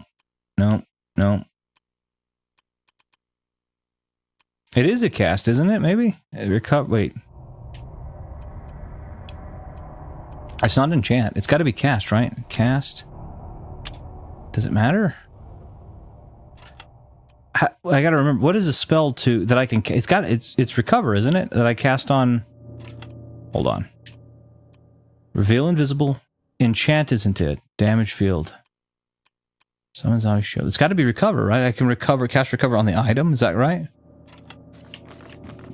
Let me see. Here, check. It's broken. Mix with that. I've assembled the broken key.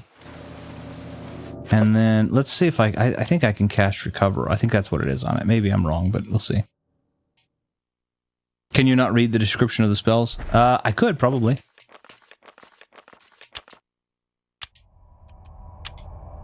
Tattered Scroll reads, the spell enables the transfer of magical powers from the environment to the self. That's the wrong one. Enchant item. Illustrated geometrical symbols is accompanied by a small note. The note reads, that which is broken shall be fixed. So it is enchant. And thus the nature of the enchant item magic. So in this case, I guess it would be. So we will cast 3-point this one on this.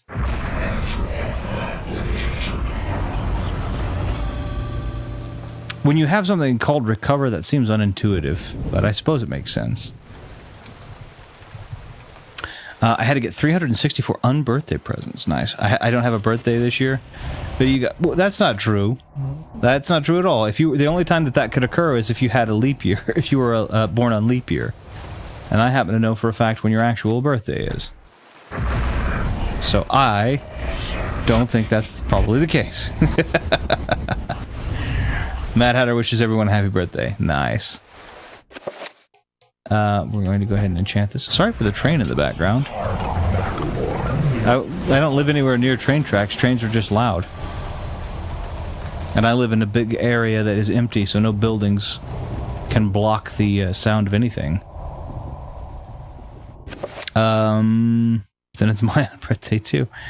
I like how Banjo just floats into the conversation with his arms crossed, drops some knowledge, and then floats back. It is helpful. It is very helpful, though. Yeah, that's nice. Come to think of it, Eternal Darkness is like following a white rabbit down the rabbit hole. It is. It is. Remember that Alice game on the 360? I love that Alice game on the 360. As a matter of fact, one of the big things that my wife and I had in common, she has a large tattoo on her leg of the Mad Hatter from American McGee's Alice.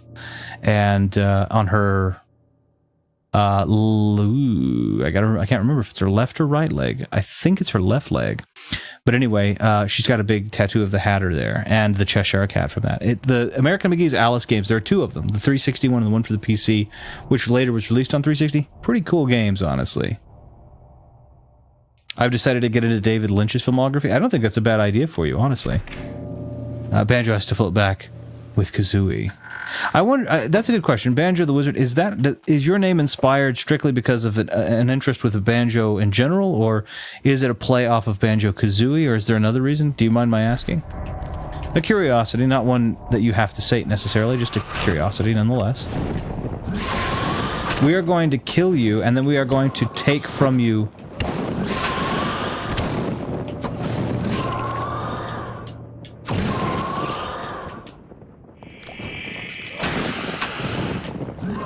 No. I said no.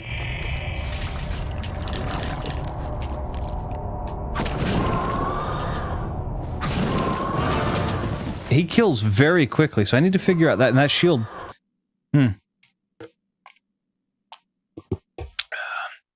We'll try that again. That's all right. It's actually inspired from... Oh, okay, nice. His real name is Banjo. It comes from Banjobalina, the famous... in one episode of Space Ghost has a pet giant alien worm named Banjo. Oh, I'd have to take a look at that. I haven't seen Space Ghost Coast to Coast in a long time. I remember it was funny. I remember liking it, but I don't remember a lot of the specifics. That's about the extent of it. I should have saved before I went into the basement.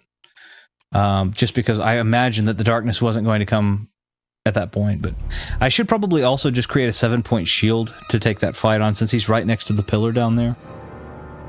And I wonder if I need to just bum rush to the pillar. Why aren't you called Banjo the Worm, then? Oh, yeah, that could be a good question there. All right, so let's go ahead and do this. Elephant gun ammo. Let's go ahead and equip that. Got to run through this quickly, but luckily it's not very difficult. It's just... actually, Banjo, you nail it on the head. So long as I've got a shield in place. But I do want to go ahead and create a 7-point spell. Well, do I already have it? If I go to spell list and I go to shield, yeah, I already have the 7-point spell. So I'm going to go ahead and cast. Let's assign that one to this one instead. So we have that. We have the recover.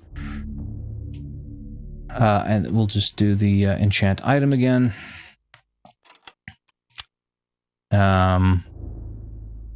Assign. We'll just do a 5-point for that because that lasted just fine. Put it right there. And we've got recovery on that. We've got magical attack. 5-point. Okay, that'll be fine. That'll do fine. And then all we have to do is go ahead and cast the one we just assigned.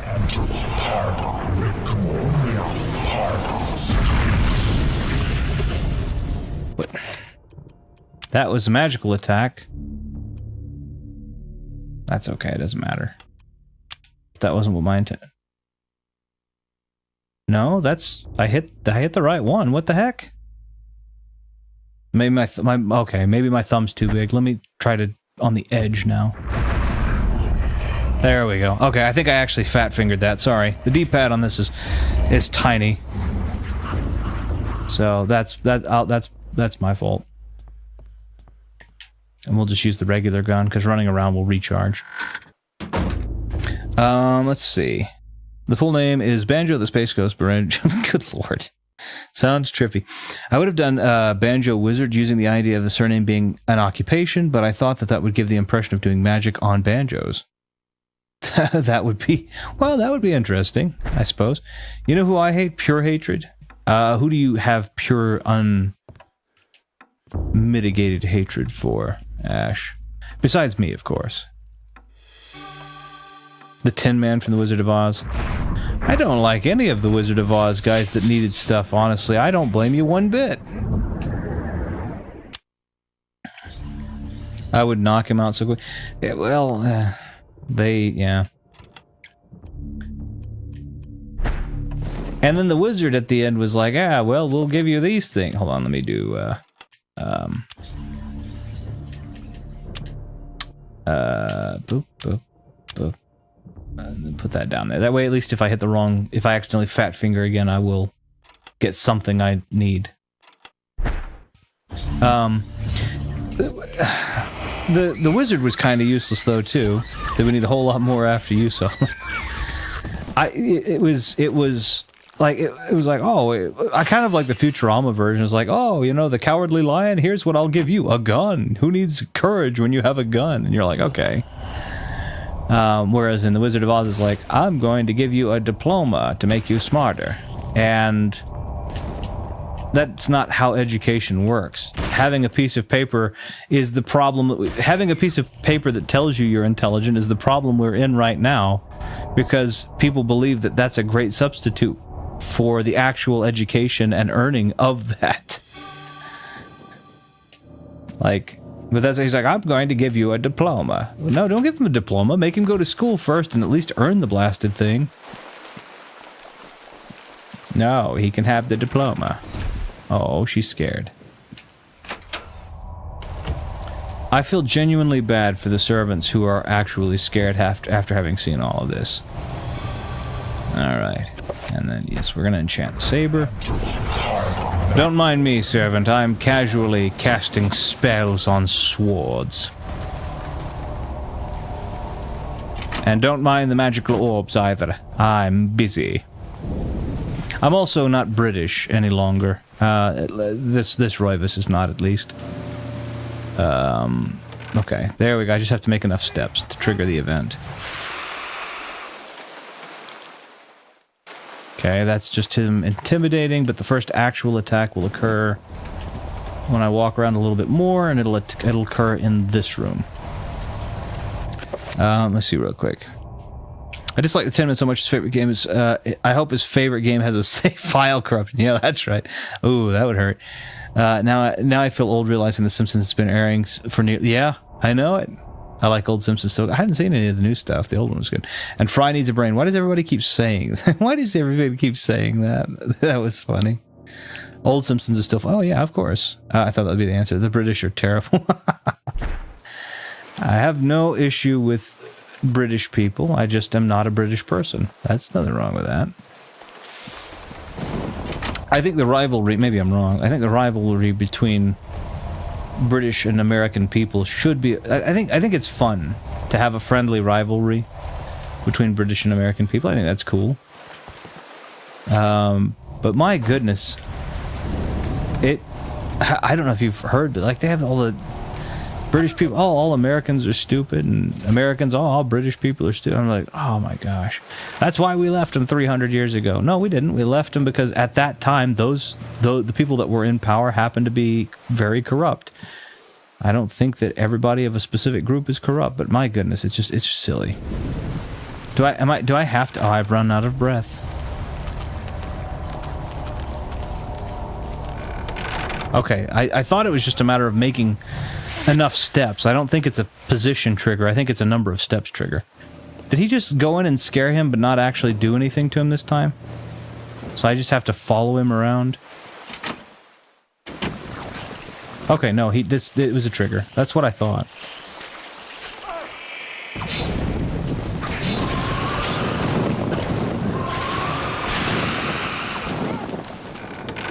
Oh, sorry, guy. I don't know that I was supposed to actually hit you, but you might have just been resurrected because of him, in which case I did what I did unapologetically.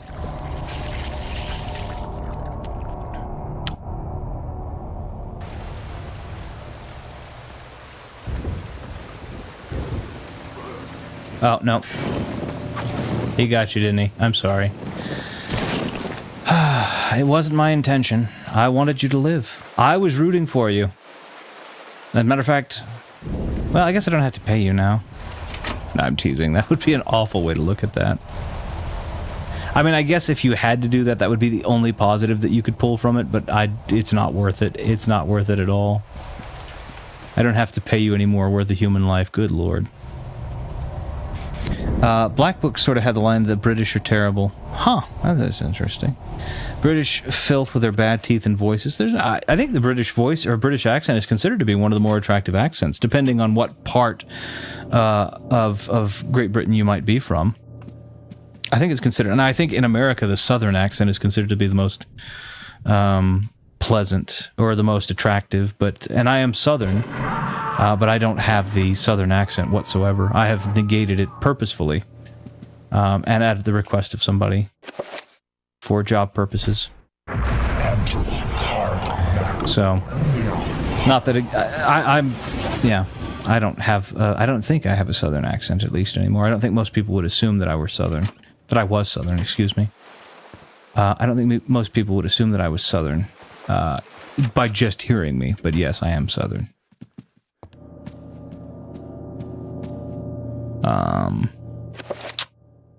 The Wizard of Oz would just give you maybe humanity as a whole. Wait, all Americans aren't stupid? Hey, I don't believe it. No, a lot of us are actually decently smart. Not all of us, for certain, but a lot of us. Every time Vinny visits England, he beats you up in England. Good. That's funny. Really, I wasn't really bored when visiting for nearly 6 months, and I didn't do that. 6 months and it didn't come to see me. See his friend, me. 6 months was in 2014. I'd have to time travel to rectify that. And sometimes people think that the British accent is an Australian one or vice versa. Americans have listened to British accent and say they come from... There are some that do sound similar. But the thing that I notice in general... So, for example, if you listen to you and Ash, your accents aren't far off of each other's. They're not the same. But when you listen to the stereotypical English accent, you have two real categories. You have the kind of pseudo-posh and you have the kind of pseudo-cockney. And then you move over to the Australian accent. The Australian accent has a tendency to make what I call the rubber band sound, right? Like even when you say, how are you going? If you happen to use that, if you happen to espouse that particular greeting, which is an Australian greeting, going has that, that's a rubber band effect. You stretch it, going has that kind of rubber band stretch at the vowel sound. And English accents don't usually do that. It's a different type of stretch. But then again, I could be wrong. I could be wrong. Yeah. Why, Fiddy, why did that go caps? That all caps was the accent itself. See to Viddy that an accent, you have to say, sorry, see to say Viddy in an accent, you have to say Viddy. Oh, yeah. That's, yeah. I have heard, oh, hey, Maximum Wesley. I have heard the Southern in your voice very rarely while listening in. It's hard to catch, though. Oh, well, that's, hey, the fact that there's some part of the repressed accent in me is, I hopefully has a charm. It hopefully doesn't convey a sense of unintelligence, as most people stereotype it to. I very much appreciate that you've had, well, I suppose it's more a testament to your keen ear than it is to my skill or lack thereof to repress an accent. So, Retro, are you saying that when Ash and I do our Silent Hill 2 remake discussion, our accents will be similar? I cannot wait to do the Silent Hill. I don't think your accent... Well, yeah, I think your accents aren't far off of each other. I wouldn't say that this... Like, your voices don't sound the same at all. But I'm going to say something, and I mean no offense when I say it. Viddy, to me, you have a very mild accent. You have an accent, certainly, as we all have. I have an American accent. No matter whether or not it's a Southern a Southern North American accent. I have to be very clear about that because there are different accents in South America. But I have a very clear American accent. And it's not mild because the American accent doesn't round the end of their words. There's not an imposed R on words, etc. So there's no way I could get away. I have a very neutral American accent if you're in America, at least by most American standards. But I have an American accent very heavily, right? And when it comes to...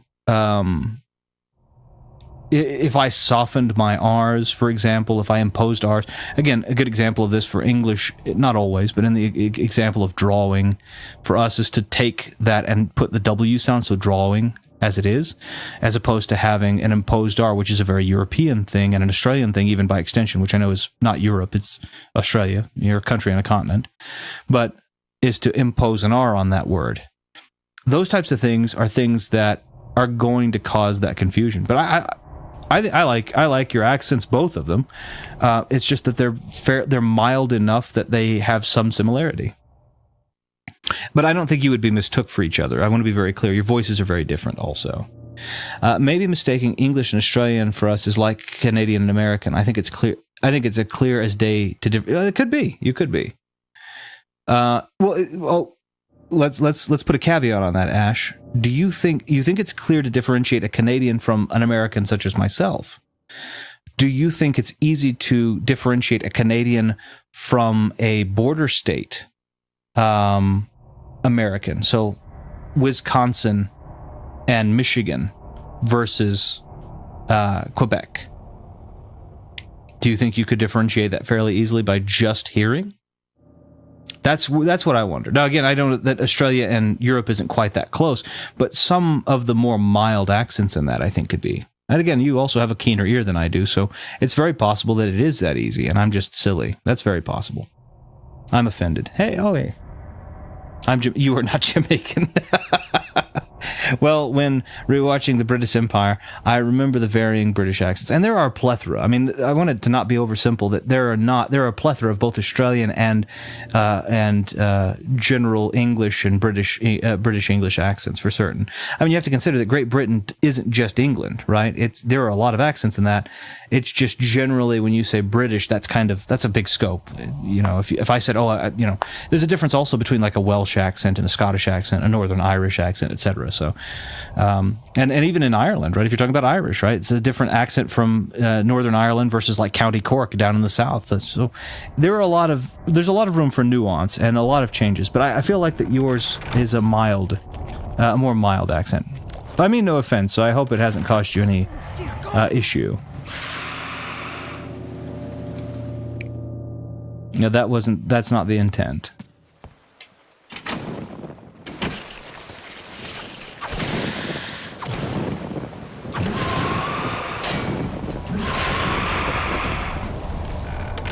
Okay, I saved this one, which I'm happy to have done, so that'll give me additional elephant gun ammunition, which I assume is going to be handy against the spider boss, which I think is something that's going to happen.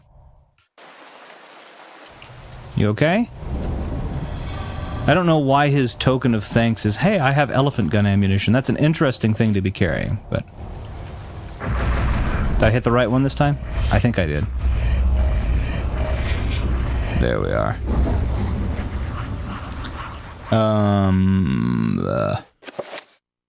Let's see. Well, I'm from the South as well. It's hard to hide your accent from a fellow Southerner. Oh, that's fair. You would definitely have if you're from the South. Are you from the deep South, or are you just from the general South, like south of the Mason-Dixon line, or are you like deep South? Are you like Louis? I mean, you don't have to tell me if that makes you uncomfortable. I'm just curious. Deep South is usually... Well, it depends. People don't even consider the Deep South to be as it is. Some people consider Texas Deep South. Some people don't. The uncontested ones are like Louisiana, Mississippi, etc. I think. But I'm curious. If you don't want to share, please don't worry about it. I'm just curious if you are willing to share a very loose... I don't know a celebrity I can reference that is similar to me in voice. Honestly, the closest is probably Ozzy Osbourne. I live about 15 minutes from where he's from. It's a similar accent, which is a good accent. You have a softer accent than he does, though, because I think I think that's part of the personality, which I think has a charm to it, because I feel like it has this ability to be both approachable and yet aggressive if necessary. I feel like Canadians say very specific things that stand out. Obviously, not all. Could be just stereotypes. Could be. Oh, God, the Welsh, yeah. There's some great Welsh people, though, of course. I can't opine on the whole of them, but I can opine on specific examples from them, and I think that's all. I think they're great. When watching a web series primarily filmed in Toronto, I noticed the O in most words, especially the word out. An O sound for them usually has an oo sound on almost all occasions, but it's also not uncommon for something like that to take place in the South. So, for example, if we take a look at the Carolinas, if somebody says Oreo, which I would say as Oreo, in the South it could be, in some southern states, especially deep South states, it could be Oreo. And that O sound comes through also aggressively. That's just an example. Every American sounds like Fargo. I don't know if I am familiar with Fargo, but I will take a look at that. Modern Doctor Who was famous mostly for being filmed in Cardiff, and there being Welsh accents, etc. The best one that I can think of is the counterpart to the Doctor, except for that he plays in, and I can't think of his name, Michael Sheen, there we go, I thought of it. He's the counter to the 10th Doctor, 10th and 14th Doctor. Michael Sheen, he plays the opposite of Tennant in Good Omens. And he seems pleasant enough. Retro is the only one who doesn't. I'll take a look at that. I mean, I could compare I appreciate that, or... Well, either way, I will consider it to be. Someone on Discord randomly said Dark Souls is now 13 years old. Oh my goodness. Shaun of the Dead is 20. I always joke, I don't dislike any country as a whole, only the French.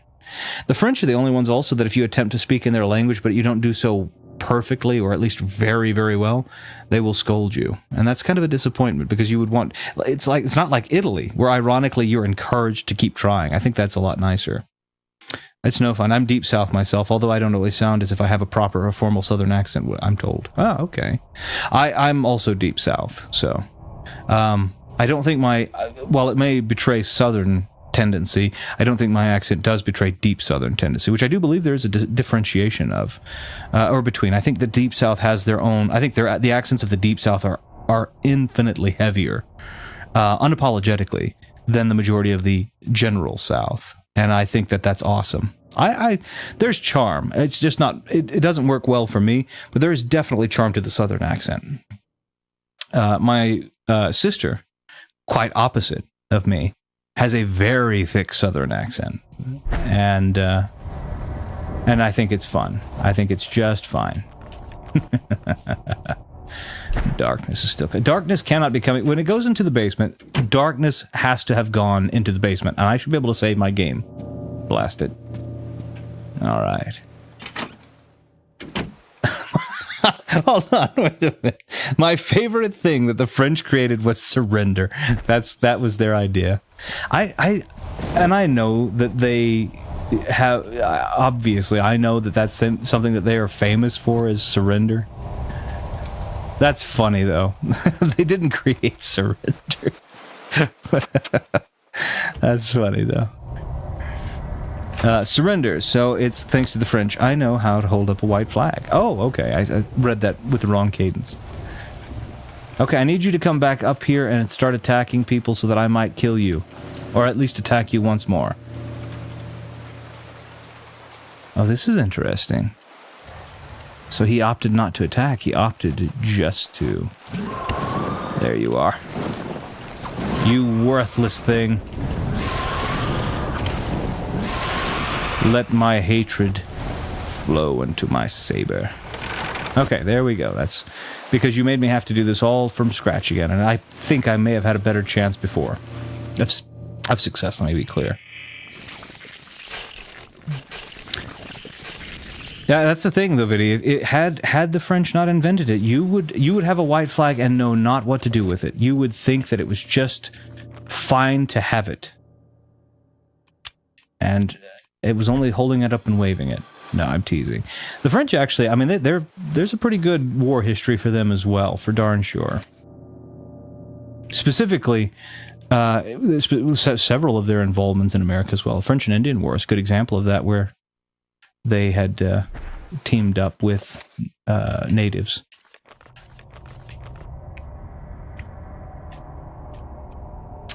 Okay, so I need to spell... Wait, yeah, I need to spell... I need to enchant item, cast this, the red one, which I do not have hotkeyed. My dog Charlie says hi. Hi, Charlie. I don't think you can understand my English, but hi nonetheless. Nice. Indian curry. So Charlie doesn't play Street Fighter because it doesn't have food or dogs in it, but I could try and teach him. Dog's life is great. It has to be, right? Well, kind of, right? Because the other side of it, you don't get to understand. I mean, yes, your life is more simple because you don't have to go to work and do this and that and the other, but on the other side of things, you also don't understand most of the things that you're being given very well. Oh, really? Ah, I don't know if when I think about that, I think the Nintendo, like, Pet's life, right? With that hideous creature running around and attacking servants, it's probably not a good idea to save right now. Continue without saving. Really? You won't even...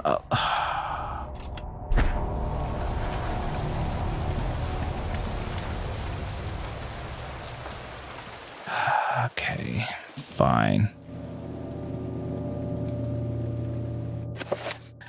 One more spell. This one.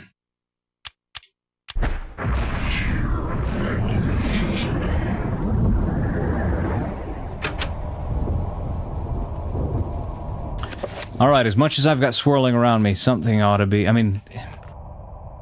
We should be okay. I've got a 5 point on that. Let's do, what do I want to do? Oh, I need to use this. Fine. Okay, let's come down here. We've got shields.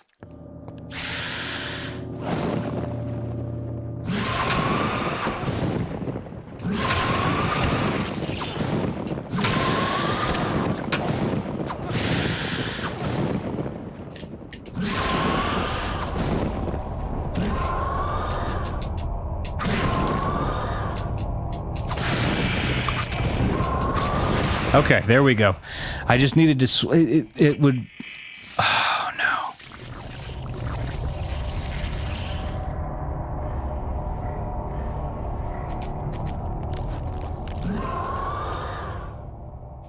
A simple obelisk made from an alien stone sits atop a well. A runic design is carved into the side, proclaiming its allegiance to Chiturga, undoubtedly. Let's pick up stuff from down here. The tattered scroll lies on it. Let's take it.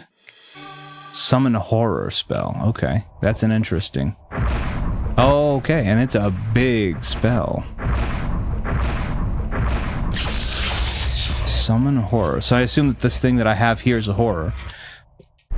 What if I... Okay, I'm gonna take as much of this stuff as I can and try to go. Okay, that's the elephant gun, I'm sure. No, it's a double shotgun. Sawed off too, it looks to be. Or at least it's short, for sure. This allows to change the... Okay, hold on. This function allows the character to change the fire selector on guns. Okay.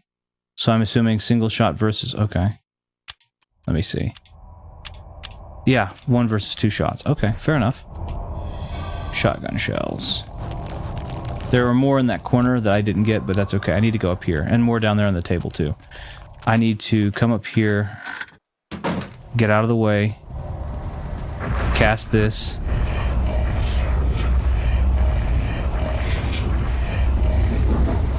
Horrors of the big 3-headed boys? Oh, nice. Okay, so then the question I have is if I summon one of those, can I summon one to fight him indefinitely? I thought you said 4... No, 4 Pargons. Okay, so I don't seem to be able to... I don't understand. How would I destroy the obelisk? Because he's drawing his picture. I need to reveal invisible. Yeah, it's true. Well, it's because he keeps... He's there, right? But how do I destroy... How do I destroy the obelisk? How can I pull him away from that? That's where he keeps getting his stuff from. So I could reveal invisible, and I'd be able to see him no matter what. But it's stone, and I can... Okay, all right. I mean, you know better than I do. All right. What is everyone drinking right now? I'm drinking a green tea with a spoonful of Manuka honey in it. Yeah. Water, which reminds me, I need to have some more. Good on you for having... previous... Oh, Schnauzer Poodle. Very cute. Okay, let me walk around for a second. My sword seems to be enchanted, but it looked like the runes were low on it, so I'm going to try and enchant it once more.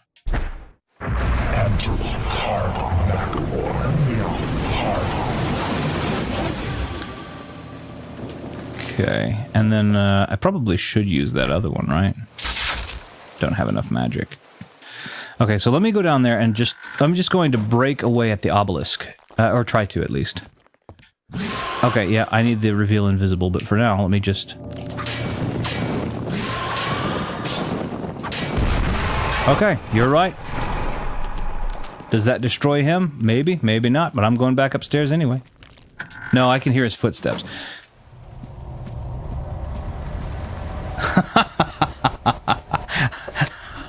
I like the fact that I just broke a stone obelisk and the entire top of a well by hitting it with a sword.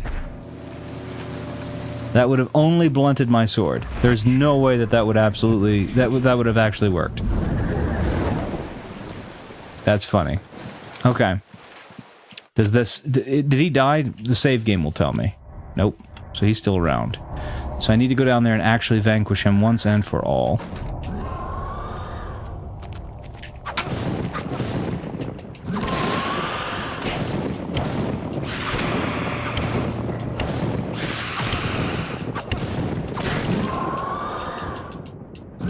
Come on, me. Swing.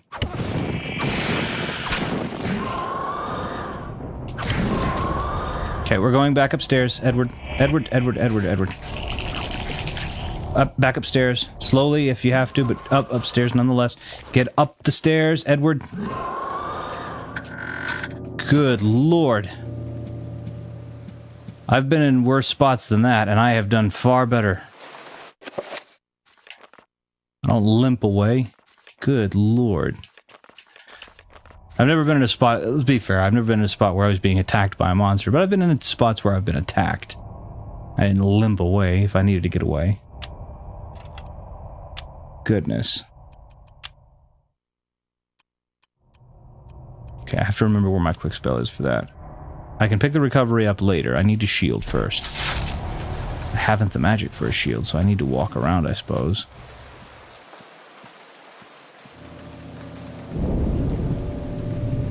He shouldn't regenerate, though. He should still have the damage that he had, so...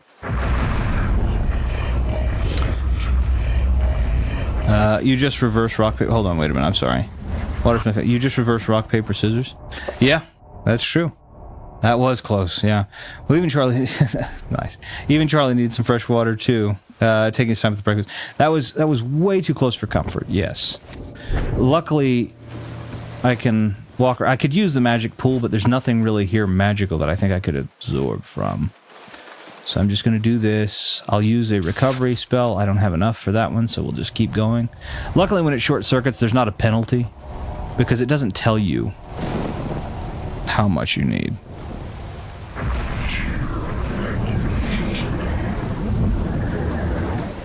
Oh, is that only a 3-tier that I have? Okay, it's fine, whatever. Okay, so the idea is I'm just going to run around for a while, recharge my magic. I don't know if it's how many steps you take or what exactly it is, but or how quickly you take the steps, but yeah, that infinite run is definitely what charges the magic. Guys, I'm back. Welcome back, Ash. I need to see how big my magic bar is. Okay. And then this, and then this.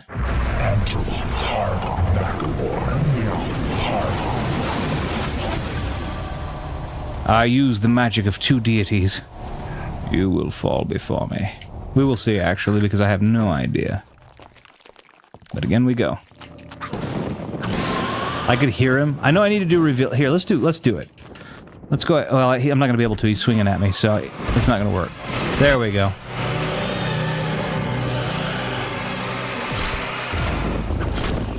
That was worth some sloppy cuts, Edward. Alright. Shotgun shells. More. 38 revolver ammo. Elephant gun ammo. This is not fun. They are setting me up for something not good. Yes. They're setting me up for something not good. I'm picking up all of the ammunition. I'm picking up, you know, way more than I need. But not likely way more than I will need. See, look at this. Shotgun. And I missed some over here, too, I saw earlier. That's a lot. How much ammo do I have? 53 elephant gun. Double shotgun. I have 60. I have 96. Yeah, they're something. This is a long chapter. I mean, that's a lot of ammo to give me right on the beginning. Inside the well, a crumbling ladder leads down into the... Wait a minute. A crumbling ladder? I don't want to go down there. Okay, sorry. Inside the well, a crumbling ladder leads down into the cloying darkness. Yeah, I guess. I feel like that the crumbling ladder is probably not an ideal thing for me to try and... But at the same time, Edward probably weighs about 97 total pounds. So... we'll be alright, I guess. Okay, we've been out this way before, as Maximilian. Maximilian had not lied. The city is miraculous. It glows in the darkness like an incredible jewel. But the thought of what lies inside, the guardians of Chiturga, makes Edward shiver with fear. 9 great towers dwarf its surrounding cities. Perhaps the towers serve as a focus, channeling great tides of energy into the city itself. Maybe. It also looks like it's just a matte painting on a wall back there. Save those resources, you know? Should he venture down there? No, will he? He will. Yeah. The ladder's extra questionable since we know that by Alex's time the hole has been moved. Oh, yeah, that's a good point. That's a really good point. Nah, I'm not going to do that. We're just going to go back here. Alright, so...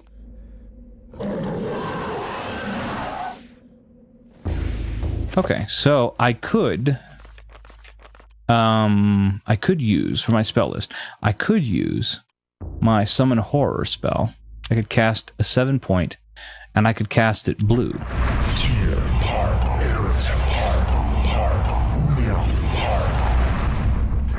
And I could let him have, or her, whatever it is, I could let them have it, those guys. After a horror has been summoned, press A to attack enemies.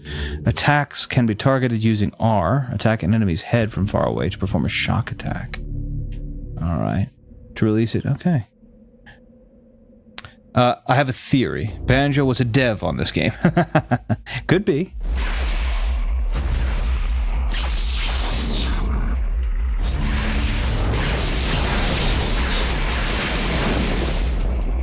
It is difficult because of the slowness of the attack.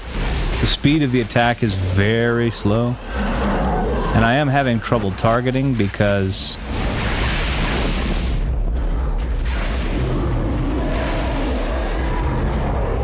I can't see. You can see where I'm trying to target, but I can't. It's hard to target.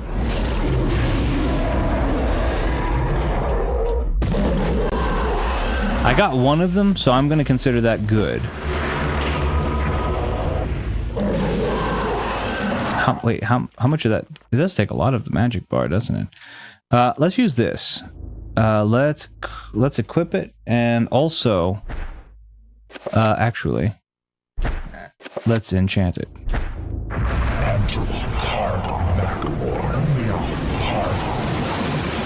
With your powers combined, I am Captain Pargon.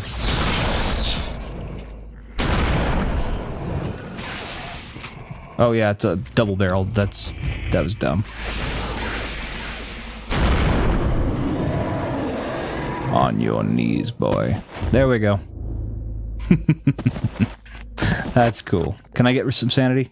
Oh, I get a lot of sanity from that. That's nice. I actually have the alcohol if I really, really need to, but I don't want to do it. I've got a theory. Nice. Sing Stay by Shakespeare's Sister. Oh, I don't know the words. Yep. I was the amazing preteen dev of this game. Oh, okay. That gives me... Well, that would have been... Depending on how far preteen, that would have... I mean, I think this would have made you a prodigy. This game came out in what, 02? 02? Or 04? 02, I think. No. Yeah, 02.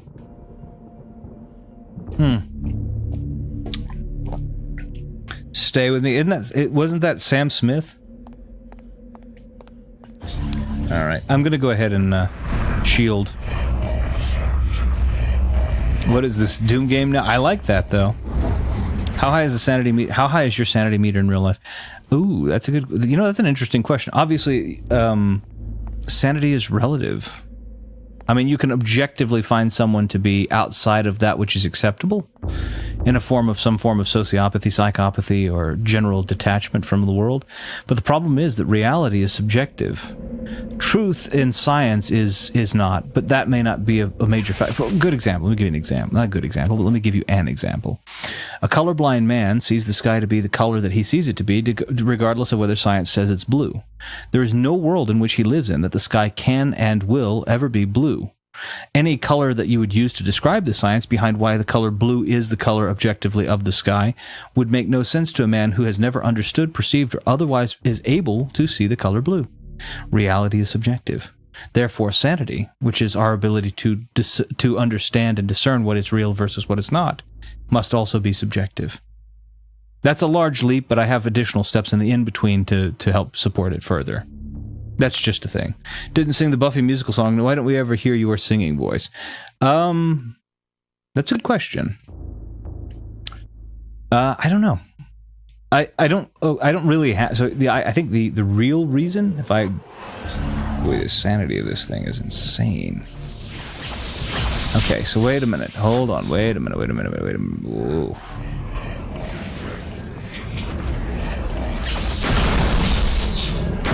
I think the real reason is because I have a tendency to be an emulation of things that I enjoy. And so to hear my singing voice would be to hear the singing voice of a favorite singer of mine more so than it would be to hear my own actual voice. I'm a big fan, for example, of Sir Elton John. As a result of that, I'm very likely to sound more like Sir Elton John when singing a Sir Elton John song because I would take on his cadences. It's the same reason that when I do the Peter Griffin voice, it sounds decently like Peter Griffin, as opposed to sounding like me trying to do Peter Griffin, although it does still sound like me trying to be Peter Griffin to an extent. Does that make any sense? Am I just being silly? That's probably true. Okay. How do I defeat you? Magical attack, I think, would be ideal, yeah? Do I still have that on the quick wheel? I do, but I have a 3-point one.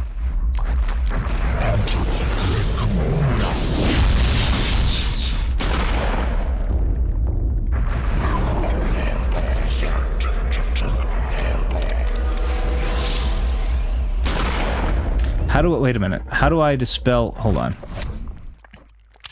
I need to go back. Spell list. There's a dispel something, isn't there? Dispel magic. There we go.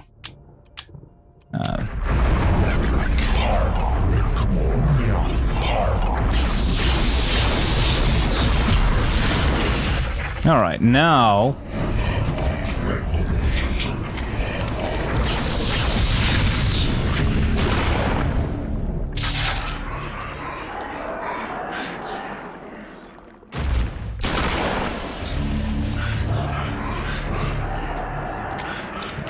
I probably should use not this gun, I'm thinking, but we'll see. This looks like the Spidey thing. I should probably enchant my gun again, though, otherwise the damage is going to be minimal.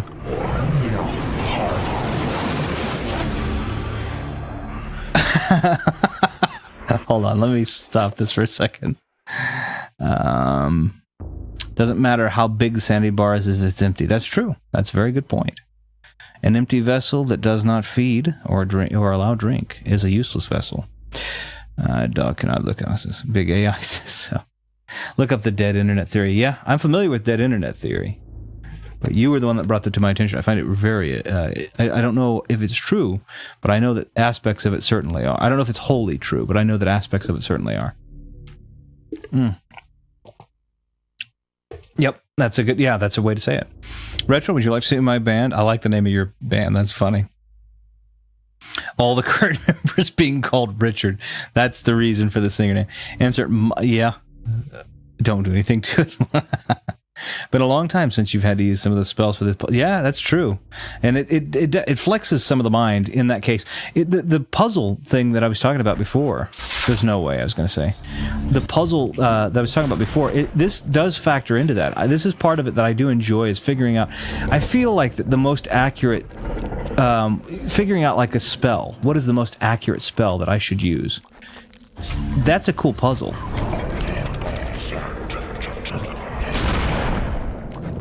I need, if that was a shield, I need you to move outside of that shield. This thing can take a lot of abuse, though, is the problem.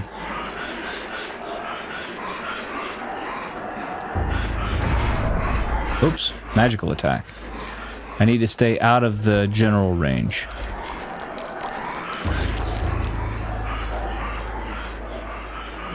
I need you to reconstitute, please. Thank you. And because you die, so does he. Nice. Okay, I could take that sanity back, though, right? Can I? I can't take it back from you, though. That would have been more from you, but that's okay. No! That's fine. What do you mean, no? You just won the bleeding fight. I don't understand. Okay. He's like, no. Okay, you just shot him down. You're fine. You did fine. Okay, is this a door? Yeah, I don't want to go through that yet. I want to see if I can dispel... Can I dispel the shields of these doors? Let's see. Dispel magic, cast just a regular...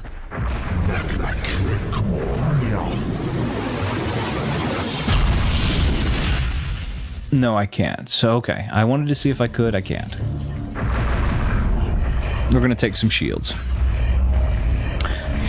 Imagine if none of us are real retros just talking to himself. I do that anyway, though. I do talk to myself, and I'm okay with that. A lot of people are, oh, you're suffering from madness or whatever. You talk to yourself and you answer.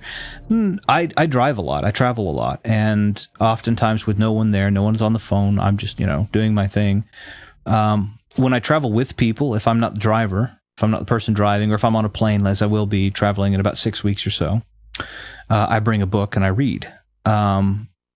When I go to public events, I have to, as a requisite of my job. I have a tendency to sequester myself into my room in all required functions, social functions, so to speak, and I read a book. But when it comes to places where I cannot be heard, in my hotel room in some cases, and car rides when I drive, I do talk to myself. I talk out. I debate with myself. So I think I've said this before.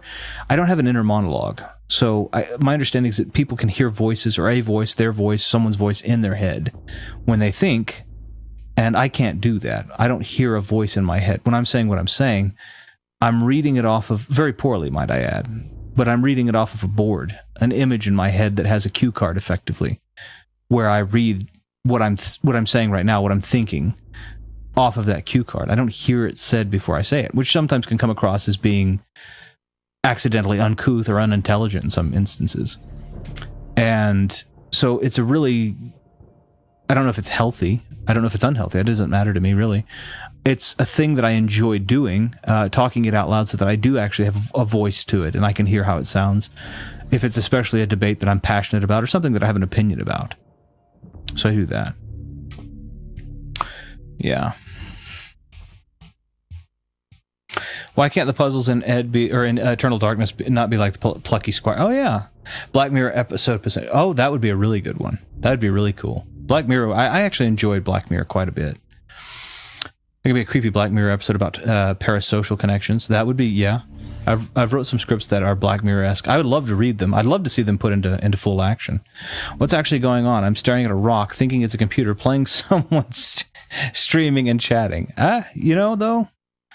Again, reality is what we make it. It is a subjective thing to an extent. Now, the problem with it is that people aren't happy to the level of subjectivity that reality can be.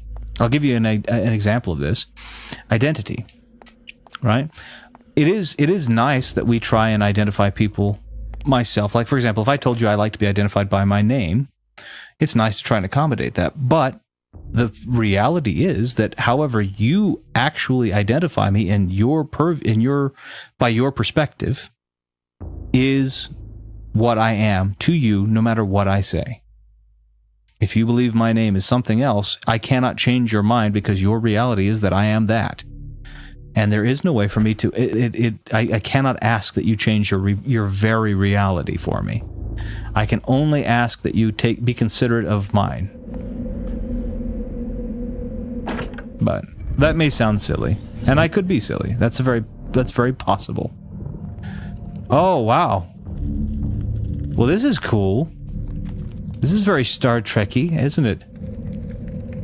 It would seem as though the array itself serves as a massive circle of power. Each switch around the perimeter of the room corresponds to a focusing tower where a rune may be scribed.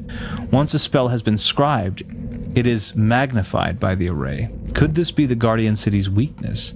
If one could somehow remove the magic from this area. Ooh. So if one could... Uh-oh. Oh, no. No. You're fine. Our sanity isn't even all that bad. So if we could remove the magic from this area...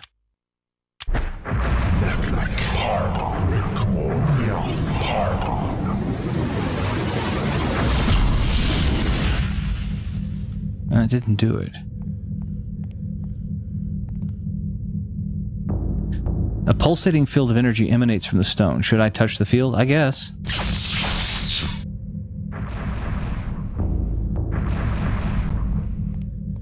Am I electing to go to the Trapper dimension? Automatically?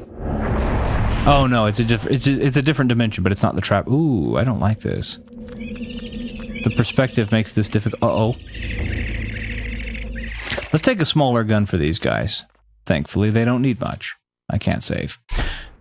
Okay, thankfully they don't need much. Let's equip this. And I'm going to shoot that guy. Let's see. Social media's crazy accurate. Oh yeah, I'll watch it. Yeah, that is a really good one. Video Retro, go ahead. We have found some Klingon activity here in the YouTube zone. Should we fire phasers? Make it so. You've discovered the 9-point diagram. Did I really? And I just didn't realize I had? It's called Red Shirt Cinema. It's the 3. Oh, yeah. Yep. I know who you're talking about. I haven't listened to them extensively, but I do know who you're talking about. I also have a podcast to recommend to you too, Ash. Least of all, the one series is Silent Hill 2 I'm listening to up till now. Nice. It's a special Trapper Dimension that has trappers. Oh, gosh dang it. Okay, so that's what... Okay, fine. Okay. Retro is Picard confirmed. He said make it. I like Picard. Of the Star Treks, Picard is my favorite of the captains. Although, I have to be honest with you, it is an interesting thing to see Pike's story, which I think is really cool because that tying into the original series is really cool. That's really neat. Especially knowing what Pike ends up as and how Pike ends up. That's cool. These spires appear to be focusing magical energy from a nearby source. Perhaps if a rune is marked on the spire, it will affect the flow of magic. Could the spire themselves serve as a circle of power? Alright.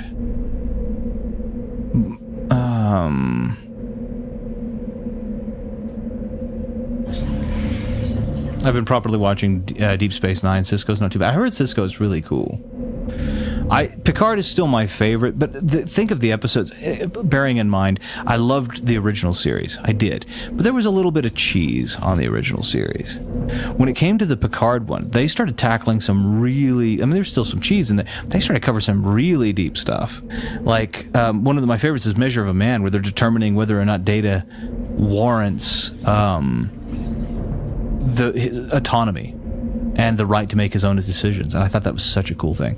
Okay, so if I am against Chiturga, I would want to inscribe the rune of Ulyaoth, yes? Describe the rune, I suppose. Of Ulyaoth, right? I hope I did the right thing.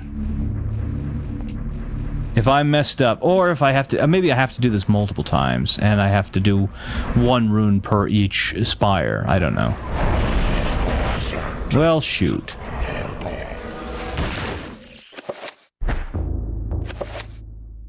That one.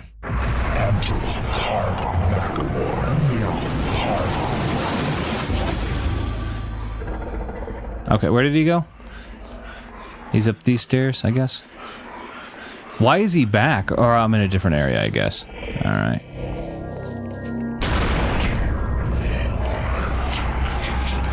Okay, I'm going to take some liquid courage. So it doesn't start feeding off of my health.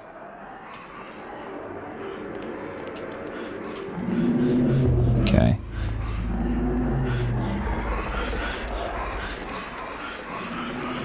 I can hear him, but he's not easy to find. Okay, if you get too close, he just does a magic attack on you. I need him to... Oh, shoot. That's fine. I can get him off before he gets a spell. Or I can get one off before he gets a spell. I shouldn't have said I can get him off. I meant I can get one off, i.e. the bullet, before he gets the spell. This probably warrants destruction, yes? A lever is situated nearby. Let's pull that. Should I pull it? Probably not. Am I going to? Yep. Okay, where's the thing? Yeah, there you are.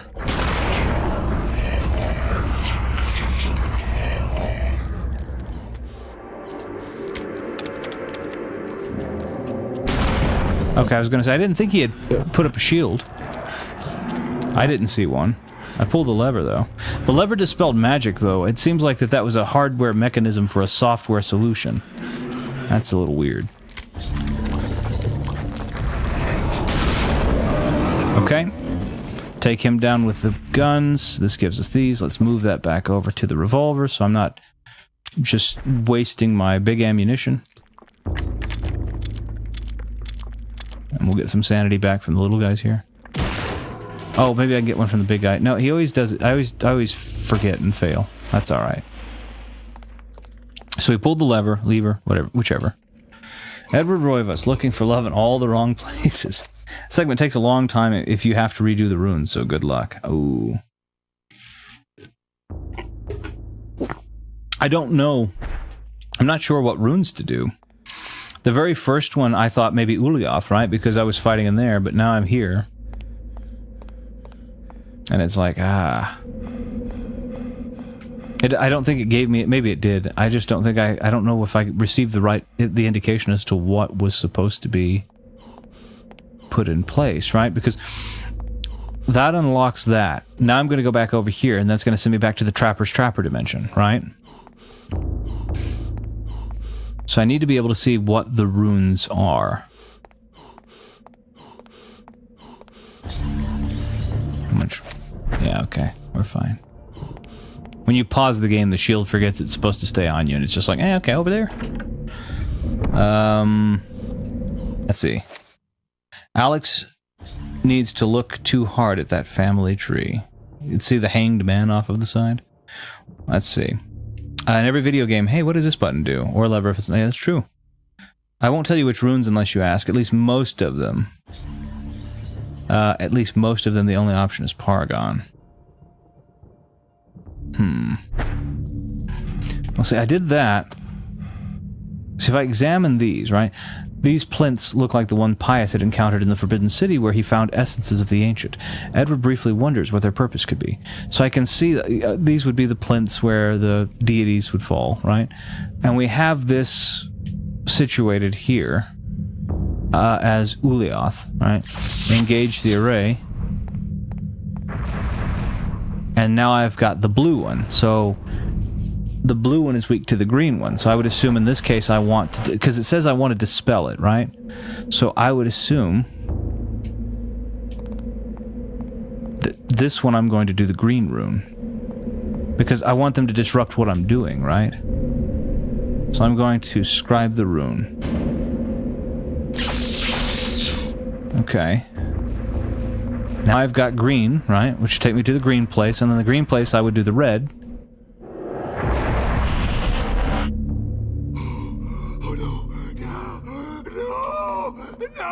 Wait. You need to look at the other terminals in that room for the other rune slots. Oh, okay. The game's runtime is 284 hours. Well, with me, probably, sure. You need to look at the other terminals in that room for the other rune slots. Oh, I see. Okay, so let me go back. Let me take a peek. They need to be the different three. And they need to be... So the one I need to do that one again. I have to do that one again. That needs to be blue. If there's one on the right and one on the left, then the one in the center needs to be blue, I suppose. It always works that way on a trifecta, but I assume that they want to keep pace with what they've kind of established, which is red left, blue center, and green right. I can't see. It doesn't specifically tell me on the plinth either what these are, so that's tricky. So in this case, I have that, right? Then I come off of this, I come over here. I can engage... How many arrays can I... Oh, I can engage every array. That's problematic.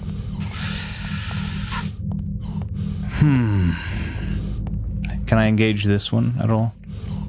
I can engage all of them. This is a bugger. Let's see, red, green. It is literally a 9-point diagram. Okay, so let me re-engage this one to be blue. You're right, the whole thing is the 9-point diagram. This needs to be blue.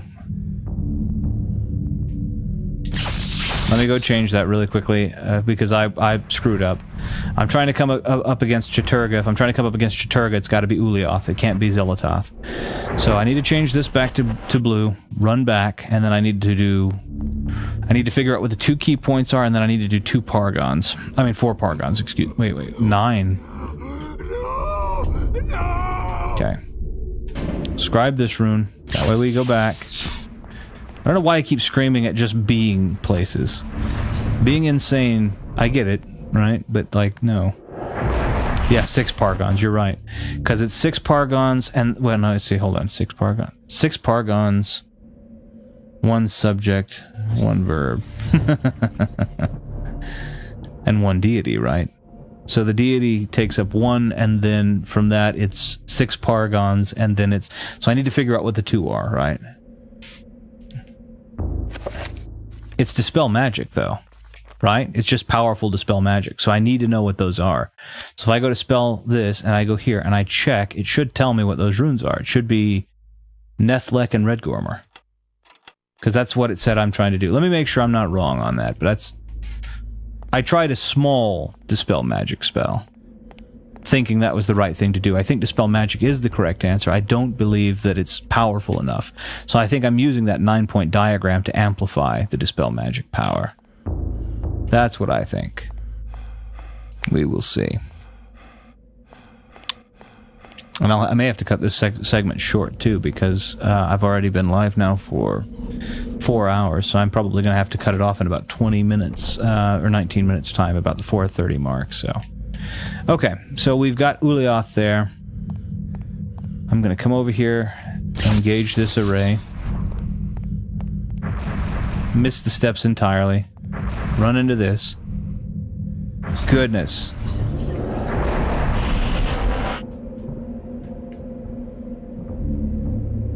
There's a small fight or puzzle room after. I'm okay with the puzzle rooms. Just like the... It's those fights that are a bugger.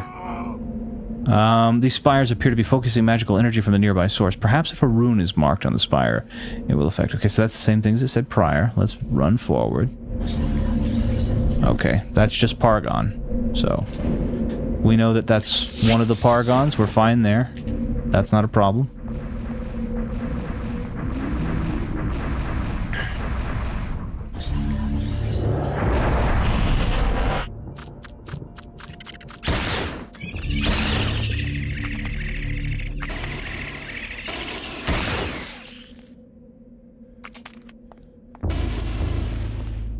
Okay. And that's how we fix that problem. We shoot them. I'm okay being put into rooms where I've got like 3 or 4 trappers where I can just shoot them. That's not a problem. Trapper Dimension is a little bit of a nuisance, but after having been there so many times and understanding that I just want to get out of there via purple, I'm okay with being sent to the Trapper Dimension on occasion. I don't want it to happen, but if it does... Sorry about Gavin throwing a tantrum back there. But if I do happen to want to, if I do happen to, you know, be okay, I'll just go to the Trapper Dimension. It's not a big deal. A lot of the fights you can just run after leaving. That's what I think I'm going to do to save on time, because I mean, like, I have resources. I don't know what's to come, but I also do know that the resources that I have, I don't know how long they're going to last, you know. So, I want to try to have this done at the 4 hour and 30 mark, so that means I'm probably going to be done around the 5:30 p.m. mark my time, wherever I am, just so I don't lose too much of the day, as I have other things that I would like to do also, so, that I need to get done, rather, I should say, in preparation for next week. One thing I like about the Trapper Dimension is any plot stuff that you any plot stuff you trappered stays there, like the dead body that was leaning against a door. Oh, that's really... I didn't notice that. That is cool. Okay, do we have trappers here? No, not really. Okay. So these are easy little spire tests, basically. Let's go all the way up here, examine. It's another Pargon, so we can just scribe the Pargon rune here. That's 3. We're 33% of the way there, guys. Is this a door? No. Looks like one, though. Where is the lever? There it is. I think I was about to have a sanity effect happen just there.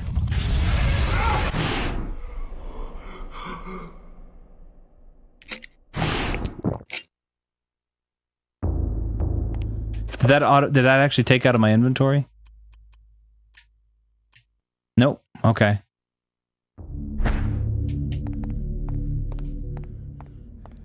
Is that really just a cutscene to show that I cope with things with alcoholism? That's interesting. Like I didn't do that. He just cutscene. Sanity came. He drank. He had drunk. That's better. He had drunk some alcohol and then he was good again. Come on, get up the stairs though. Although he handles like a drunk regardless. Some of it is foreshadowing. Okay. That he handles his problems poorly. Some of it's foreshadowing insofar as that's the boss fight and I have to drink in order to make it past. It kind of looked like the ornate door at the very end of the hallway that I go through to get to the machine each time. That's what I was thinking. But yeah, I mean, I could be. I just way off base, right? Paragon. Okay, so this is not the Paragon's not too bad. We're four. What are we? 4 Paragons in right now. So we've got 2 more Paragons to go. And I think the power we need is red. I think it's Red Gormer and the other one, and I'll double check before I do it. Red Gormer, I know for a fact, is one of the ones I said. I don't know if I for a fact know that that's the correct one. I just know for a fact that it's one of the ones that I said I probably needed. It's another spider fight, so there's the. And we are just gonna run. Because I don't want to lose a lot of my resource, and I feel like I'm going to lose a lot of... I feel like I need that... With that foreshadowing, I need the alcohol to stay in my inventory. Ouch.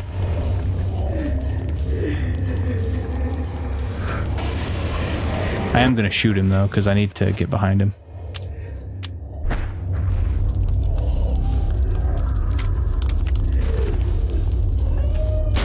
Ha ha ha ha! Spell list, dispel, cast. 3 points, fine, I think. Blue.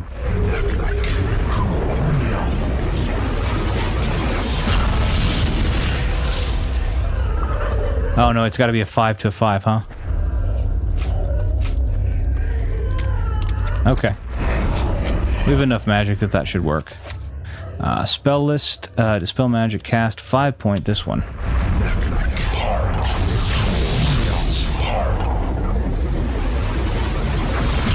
There it is. And now we're just going to shoot you, you'll go, and I'll run past you. And you shouldn't follow me in here. I need to do some recovery spells on my Sanity. I went the wrong way. Wait. There we go. Yeah, I need to do some recovery. I need to spend some time doing some recovery stuff. I'm doing all right with the shield, I guess. I need to probably do some health recovery too. Let's do some. Let's do spell list. Let's do recover. Cast. We'll do a 5 point insanity. I should go ahead and do a 7 point, but we'll see. No, 5 points fine. I can do 2 of those. Let's do 1 more. Let's see. This isn't the last Roivus to visit the city. Oh, I bet you Alex visits it too. Dang. Yep, the final boss, the spider enemy, he's beaten 2-3 times. What? Has he really? I'm half asleep, not because of the game. I'm just half dead. No. I like the... I mean, that was just very, as a matter of... That was just very matter-of-factly. Oh, man. That's... man. No, don't worry about it, Ash. I don't want to keep you up either. I mean, if you need to rest, and we'll talk when you have a chance. For you, again, it's late. It's not far off midnight where you are, so... and I'm calling the stream here in just I'll call the stream here in about 10 minutes maybe, so it's okay. I mean, either which way, just because it's been so long. It takes so long, rather. All right, there we are. depending on our sanity meters. Yeah, half sane, that's true. This can't be happening comes at the weirdest times. It makes sense to me when you have someone that's like, this can't be happening after they've witnessed a huge beast, but sometimes just walking into the room and it's like, this can't be happening, and you're like, yeah, it can. The drapes are, you know, pleasant, I guess. Alright. Another Paragon.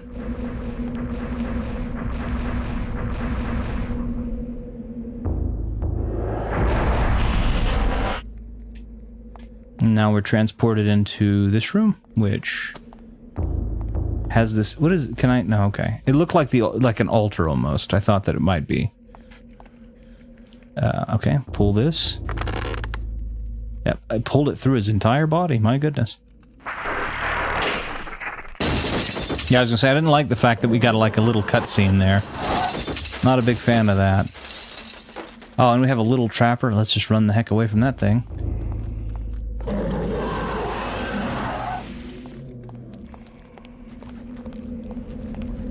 They can stay in there.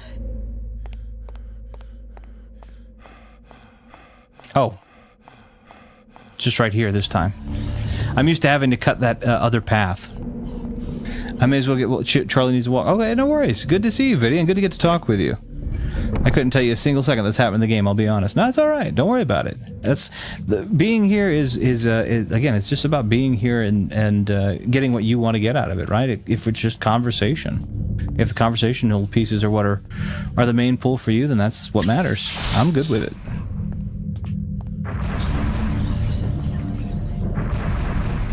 But yeah, you have a great day, Viddy. Have a good weekend. Or actually, it's Monday for you. I'm sorry. Have a great week.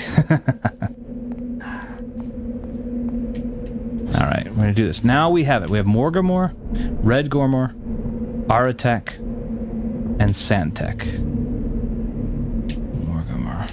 Area. It's going to be area for sure. I know Red Gormor is going to be it, so I say for sure. I could be wrong, but I feel like this. What we need to do is the dispel a 9-point dispel magic. That's what I think we're doing. I'm here for the streamer, not for a hat in time. That's right. I remember you all. Uh-oh. It is interesting. There were a lot of people for a hat in time, but you know, people like what they like, I suppose. Let's do this. Hold on, let's mix this and... Okay, fine. Let's equip this, then we this, mix this.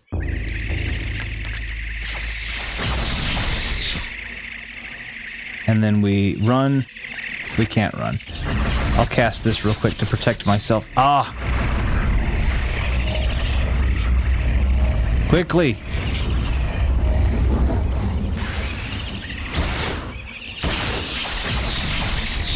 Oh, it takes all of them, though.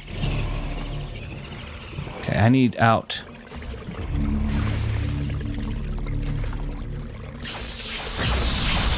I need out quickly. Edward.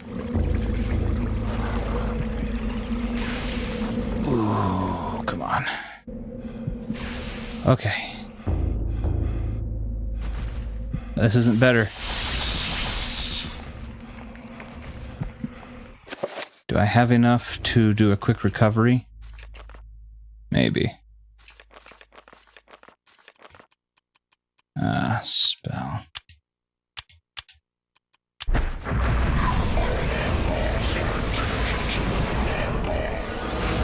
Let's see. Who knew Hat in Time so I had so many horrors? It just, there's a lot of fans that really just like the Hat in Time, which I think is fine. I can actually go ahead and open this room as well, I suppose. Maybe I'm meant to, maybe I'm not, but either way, it will allow me...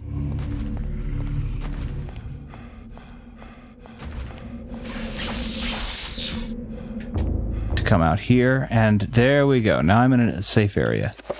Alright, so I'm going to save here in a second. I'm going to walk around and get some magic first. Heal myself up, and then put shield and all that, and then I'm going to save so I don't have to do this again. I beat it 3 times as a kid to get to the bonus ending. Oh, very nice. I joke with a side eye of judgment. Nice. Yeah, I don't know. A lot of people, I mean, again, a lot of people like, I don't know why there is a car or truck, that's a truck honking. I don't know why. An open window.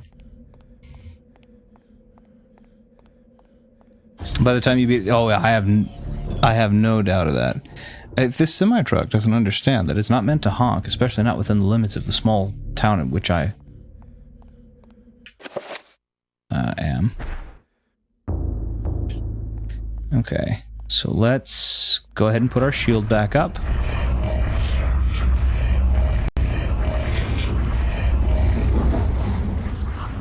And let's do a quick recovery. I don't have enough. That's okay. That's fine. So let's save the game so I don't have to do this all over again. Yeah, as long as this is, I imagine that I will not need to do the game. I won't want to play the game again for a little while, and then when I do, I'll probably do a different deity just so that I can. Just because it's a great game, but it's not one.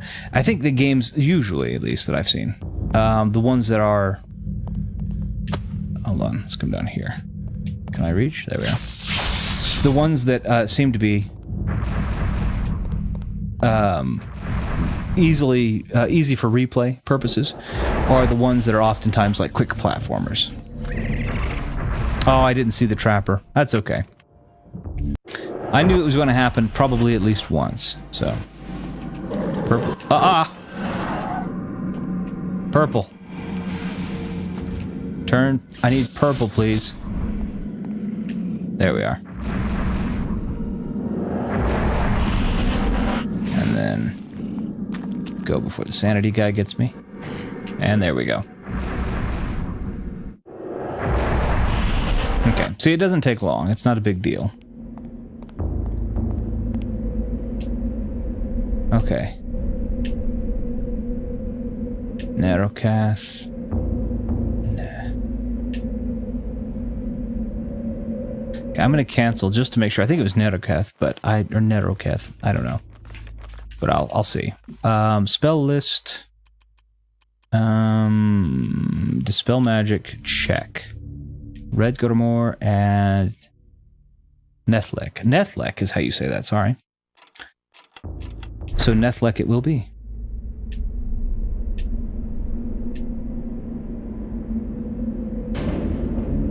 So now I just have to hope that it is supposed to be the blue one. Well, I say that again. I'm not. I am confident, but I don't know for 100% that it is supposed to be the Dispel Magic spell. Hold on. What is this? A huge stone block marked with bizarre etchings dominated the room. Is it art, a memorial, a tomb of the original inhabitants, or a bastardized intermit of its loathsome conquerors? I don't know. Probably a tomb cover for something gigantic. Okay, I think we hear one of the spider guys doing their thing. Yeah, we'll take the trapper dimension. That's okay. I just need to find out where the lever is.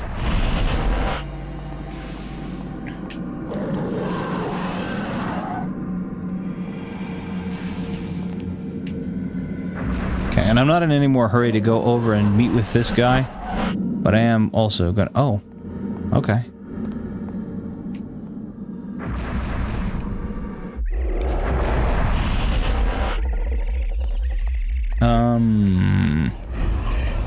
I'm not seeing where it is. Down here? Ish.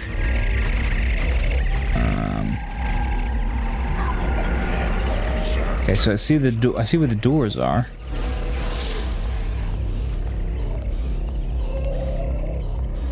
Nothing there. Okay, how do I get out of here?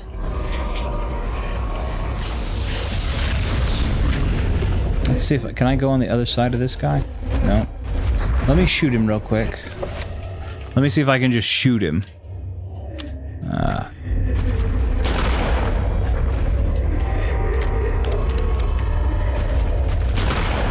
Okay, he's got one of those. These guys are frustrating for that reason right there. Spell list, dispel magic, cast 5, this. And then it just becomes a cast off basically. It's just basically a cast off where it's like I can do magic slightly better or faster than you can, which is cool to an extent, but it's frustrating also because sometimes what they're casting is a direct counter to what you are right before you can, and that gets a little frustrating sometimes. Warp Tentum, yeah, I tried. I need to recover some sanity. How much magic have I? I have plenty of magic to recover everything, I think. So let's do a quick spell of recover. Cast 5-point sanity. That'll do. That's fine. And I'll go ahead and get back my health. Let's go ahead and reload this real quick. I'll go ahead and get back my health just in case. Spell list. I think I can just do a 3-point on that. Yeah, that'll be fine. And then let's do this. Equip, and we've got 2 shots in it, so we're fine.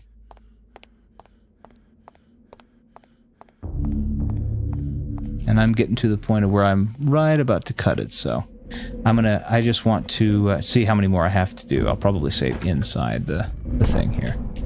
I think I have 2 more. 2 more. Okay, well, you know what? I'll do the 2. I'll do the 2 more, since it's only those 2, because those 2 are going to be Pargon. Let me save my game so that I don't have to redo it again, because if I do that, that's definitively the end. Save, B, 15, 30, 50, 14, 15. There we go. I think chapter ends after you said, okay, well then we'll do that. We'll do that, because it's only 2 more, and they're both these are both going to be Pargon for certain. If I got it wrong, then obviously I'm just going to call it, but and I'll research deeper. I think I'm right, but I could be wrong. I don't know. The spires appear to be focusing. Okay, yeah. I don't know if it's the thing I don't know is if it's supposed to be the blue. I assume that it's supposed to be an antithesis of Chaturga, so that would be Ulioth. I know it's Pargon, and I think he said to dispel the magic. That was the ideal. So dispel, that tells me pretty heavily that dispel is probably the correct spell within with the runes that I need to be looking at. What is this? It's just mist? Okay. Okay, I need to know where the lever is, so let's find it. Okay, I need to try and avoid... That's fine, it's fine. I hear trappers. What gun do I have? I have the right gun.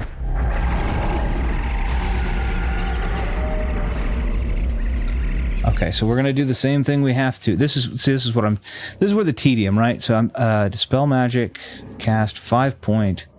This is where and I could do. The other thing is him trying to disrupt me. That's frustrating because if he does disrupt me, then that's actually really a bugger. So let's do this. Let him do his thing. Then I'm going to shoot him. He'll move. I'll go around him, or I'll try to. All right. I'm going to cast another shield so that eats up the problem. Pull this lever so I can go on the other side of him, and then I'm going to try, actually. Just for the sake of string, I'll say you are doing it right. Good, okay. It took me forever to try and learn the science of this magic, but my goodness, I'm not happy to finally have some idea. I'm glad that missed me. Oh, I'm glad that missed me. I'm glad I missed the trapper, I'll tell you that. I'm certainly glad I missed the zapper, though. Oh, shoot. Okay. In this case, though, I think I was in this room, right? This is just the one I go up here for. And to the right, I pull the lever on the other side. So I should be able to just go downstairs here and around. I mean, I'm sure this would be really... If I defeated all of the enemies, I'm sure this would be not that bad. It's just a lot. Alright, I don't want any sanity effects right now. So, spell list, we're going to go to recover, we're going to do cast, we're going to do 5-point, we're going to do our sanity. Yeah, no, I appreciate that. I mean, you didn't spoil anything for me. It was what I was going to do either which way. It's just nice to know that now that I'm on that, since I've dedicated to that path, that I'm not just absolutely... Let's go ahead and do one more of those, because it seems like I'm having trouble keeping things together. My sanity seems to depreciate really quickly here as him. And I think it's the area. I don't think it's him. I mean, the bar he's got. Where's my health? Let's do one more. Health. We'll do the whole 5-star this time. 5 point, I meant. I'm sorry. Okay, now we're good. And we've got one more Paragon. The only thing I was worried about is potentially the deity on that, because I didn't think... I thought it was Dispel Magic, but I didn't know if it was to be the antithesis of Chaturga. I had to do that, or if I could get away, if I needed to get away with matching Chaturga. The only one I didn't think it was Zelatath. That was the only one I was kind of like, it's probably not. Zelatath. The thing I feel like is when you pick a color, the other color doesn't really... You have the antithesis color, but then the other color really doesn't play a huge factor. So if you're like Chaturga, it's like, okay, well, your Ulioth is important here. Chaturga is important here, and Zelatath is kind of like, well, I exist. And it's important for your sanity, of course, but beyond that, not really.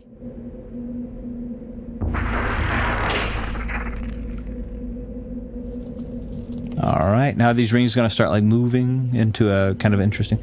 Edward's meddling in the arrays have conjured incredible energies that are now building up inside the city and can't be contained for long. He needs to escape the city. Okay, we're going to try... Hold on, let's do a thing real quick. Spell list, magic pool, cast. We'll just do a 3 level for now. Chaturga. To give me infinite run. That way I can get the heck out of here. Try to. I don't know where I'm supposed to be going.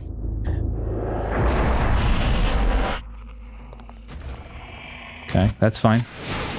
Sanity's already been filled. There's a lever right here. I think... Did I already pull this one? Yeah, that one's already pulled, so this is a room I've already been in, so we just need to get the heck out of here. I should have infinite run. I just need to be careful. He missed me. So we're gonna run this way. Nope, that's not a thing. Thought that was the door. Wait, where am I? Oh, I see. This is the weird one where that lever actually deactivated the side door. Okay. Remembering the layout of this is almost as tricky as... yeah, remembering the layout of this is almost the tricky part. Okay. All of these spider guys trying to materialize and block my way, I think. But with Sanity, I don't think it's a Sanity effect, so... I'm assuming we're just going to claw our way back upstairs as quickly as we can. I ran out of that spell. I need to do that again. I need to create the 5 point and whatever points version of that to increase the duration, but for now, we'll just cast a couple of 3 points as we're going. Up the stairs.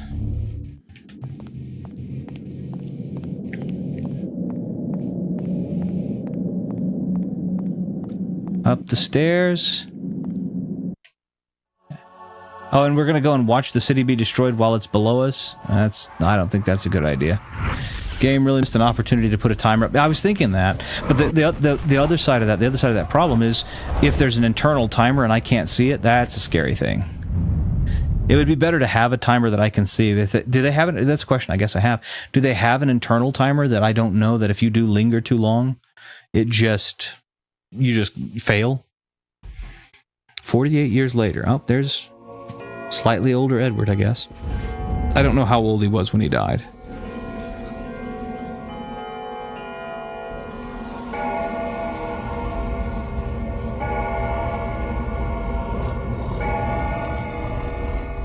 Oh, and it's the spider thing. Okay, so it was the spider thing that the Centurion sent to him. That's what took him out. That's not where they found his body, though, I don't think, right? Didn't they find his body in, like, the foyer? Guardians in the ruins of Engar has been decimated. Without them, I fear we are lost. Your fears are unfounded, servant. This news is irrelevant. I have seen the future. Yeah, the foyer. That's what I was thinking. So it's interesting that he died there. They dragged the body all the way to the foyer from the study. As I was destined to do. My many mouths consumed with Okay, so he's unilaterally, Chattur'gha is unilaterally interested in killing Zelatoth because he's Zelatoth's superior. But Ulyaoth is his superior. So why is he not worried about that? In a vision? Yes. Just as I have placed all my faith in you. That's a curiosity. Not to mention that Zelatoth is Ulyaoth's weakness. So if this is kind of the thing where if they don't all exist, if Chattur'gha takes out Zelatoth, Zelatoth is Ulyaoth's weakness. If he eliminates the one he is strong against, he opens an opportunity for the one that is strong against him to operate against him. So it's always going to be, no matter who does it, it's always the middle guy taking out the lower guy so that the higher guy can take you out. Yeah, I was going to say, but it's always that way, right? If Ulyaoth took out Zelatoth, for example, if Ulyaoth took out Chattur'gha, then that would leave room for Zelatoth to take him out without being opposed. So any one of them breaks the circle. Alex finds a scrap of paper tucked between the pages of the tome. It appears to be a note from Edward. We'll read the note from Edward real quick. We lost all of our sanity. We're doing recovery for this real quick. We'll read this and we'll do recovery and save. On a small note, written on a page from the Tome of Eternal Darkness, Dear Alex, I have left you a small surprise to keep you going when everything seems to go awry. It was my favorite tipple, and there are several barrels of it in the basement. Okay. Please help yourself to what you can find. My guess is that I won't be needing it. Your loving grandfather, Edward. Aw. How nice. Since I think the other ones have a bit more of an explanation on the next step, since they're smarter. Okay, I'm going to go back and read what their, see if I can read what their reasons are.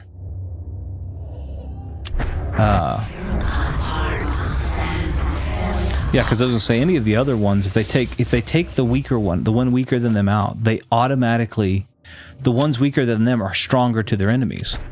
So then it automatically opens up. So if any one of them takes out the one weaker than them, then they're in trouble. Now the other side of that is if any of them take out the one stronger than them by chance, then that's a different beast. Because then the other one is automatically weaker. But if you take out the one weaker to you automatically, you are more vulnerable.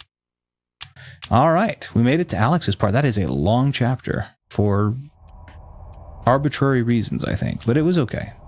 It wasn't bad. All right, I think I'm going to call it here. I think it's a fair place to call it. I was a little over, about 15 minutes over than what I wanted to, but I think it'll do. I really appreciate you, Banjo, for helping me with this. That has been so much more helpful than you can imagine. I don't think I would have made it half as far as I had without you helping me understand. And again, I still don't have the mechanics perfectly, so I really do appreciate it. Let's move us over here. There we are. Move some music up, maybe.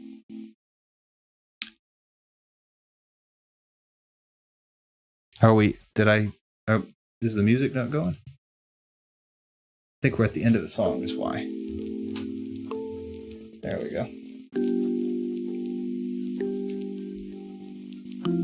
That's not bad. All right. Was making sure we had the music going. I couldn't see it, couldn't hear it, but we were at the end of the song. Ironically called Mr. Melatonin. What I want to say is I want to say thank you, everybody, for popping in and for saying hi, for talking with me. We started making a bit of a habit, which I like quite a lot, of taking a break from playing the game and just talking about things that interest us. Thumb brought up a really great topic today about why it is that people like and subscribe, and why it is that people will do that to a Twitter post, but they won't do it to a YouTube stream, whether or not that's a relevant feature. All of those things are really, really cool. Talking about that kind of stuff is really interesting, the philosophy of all of it, and the reasons that we are doing what we're doing, and comparing and contrasting those, I think, is a really cool thing to talk about, especially considering the very diverse series of reasons that most of us are doing these things for. It's really fun to get to talk philosophy with people that are as insightful and as intelligent as the people that have been willing to opine on all of this, and so I very much do appreciate that. A huge thank you to everybody who showed up and said hi today. Banjo the Wizard, of course, for his invaluable help in getting past this. We have, I think, another chapter, according to you, of the Tome of Eternal Darkness, and that means we're likely nearing the end of the game, because I'm going to assume that after the Tome of Eternal Darkness is Alex's chapter, but maybe I'm wrong. That having been said, huge thank you also to Banjo for being here, and to Fighting Max, Maximum Wesley, Thumbros, Viddy, and Ash, all for popping in and saying hi, talking with me, joking, just, again, talking philosophy, enjoying the game, all of that. I really do appreciate it, and I appreciate the opportunity to learn something new, and hopefully, again, to throw something out there that might be worth consideration for all of you. I've really enjoyed this game. I'm really enjoying the horror theme, and as we get closer to October, I'm going to enjoy a lot of it. But I'm going to go ahead and announce that I have been doing this each stream. I'm going to finish this game up, hopefully within the next stream or two, and then after that, we're going to go into another game that I really like, a retro horror point and click called I Have No Mouth and I Must Scream, which does cover a plethora of uncomfortable topics. Not scary, but literally uncomfortable. If you're easily easily put into discomfort, I highly recommend you avoid it. But if you are one who is willing to brave the frays of the darkest corners of our minds, and I mean collectively, I highly recommend it. It's a great story. And the official sequel, a slight amendment to the original Harlan Ellison novel. So I think it's really fun. And I'll point out some of the things that I really like and all that kind of, fun interaction activity. Other than that, I want to say I hope that all of you who have participated in this, those of you who see it here and now, as well as those of you who see it later, I want to say thank you, and I hope that you all have a wonderful weekend, a wonderful rest of your day, a wonderful start to your week. I hope that those of you who listen to this after the fact might consider this to be something soothing, a back and forth, something where you can get involved in if you should see fit. And please feel free, if you do see fit, to offer suggestion or to jump into the conversation that we had here live about things like likes and subscriptions, calls to actions, and reasons why we social media the way we do. I'd love to hear what you think. Please don't hesitate to let us know so that I can talk with you as well. And if you get a chance to catch us live and we can talk with you live, even better. But there is a Discord down below if you'd like to interact with us, talk on the philosophy of things, or if you want to keep it light and just recommend games and get game recommendations, or talk about your gear when it comes to streaming and how to maybe improve, work upon, or offer your tips and tricks. I think it's all wonderful. It's all about the community and sharing these things. I hope everybody has a wonderful week, and we will see you guys in the next one.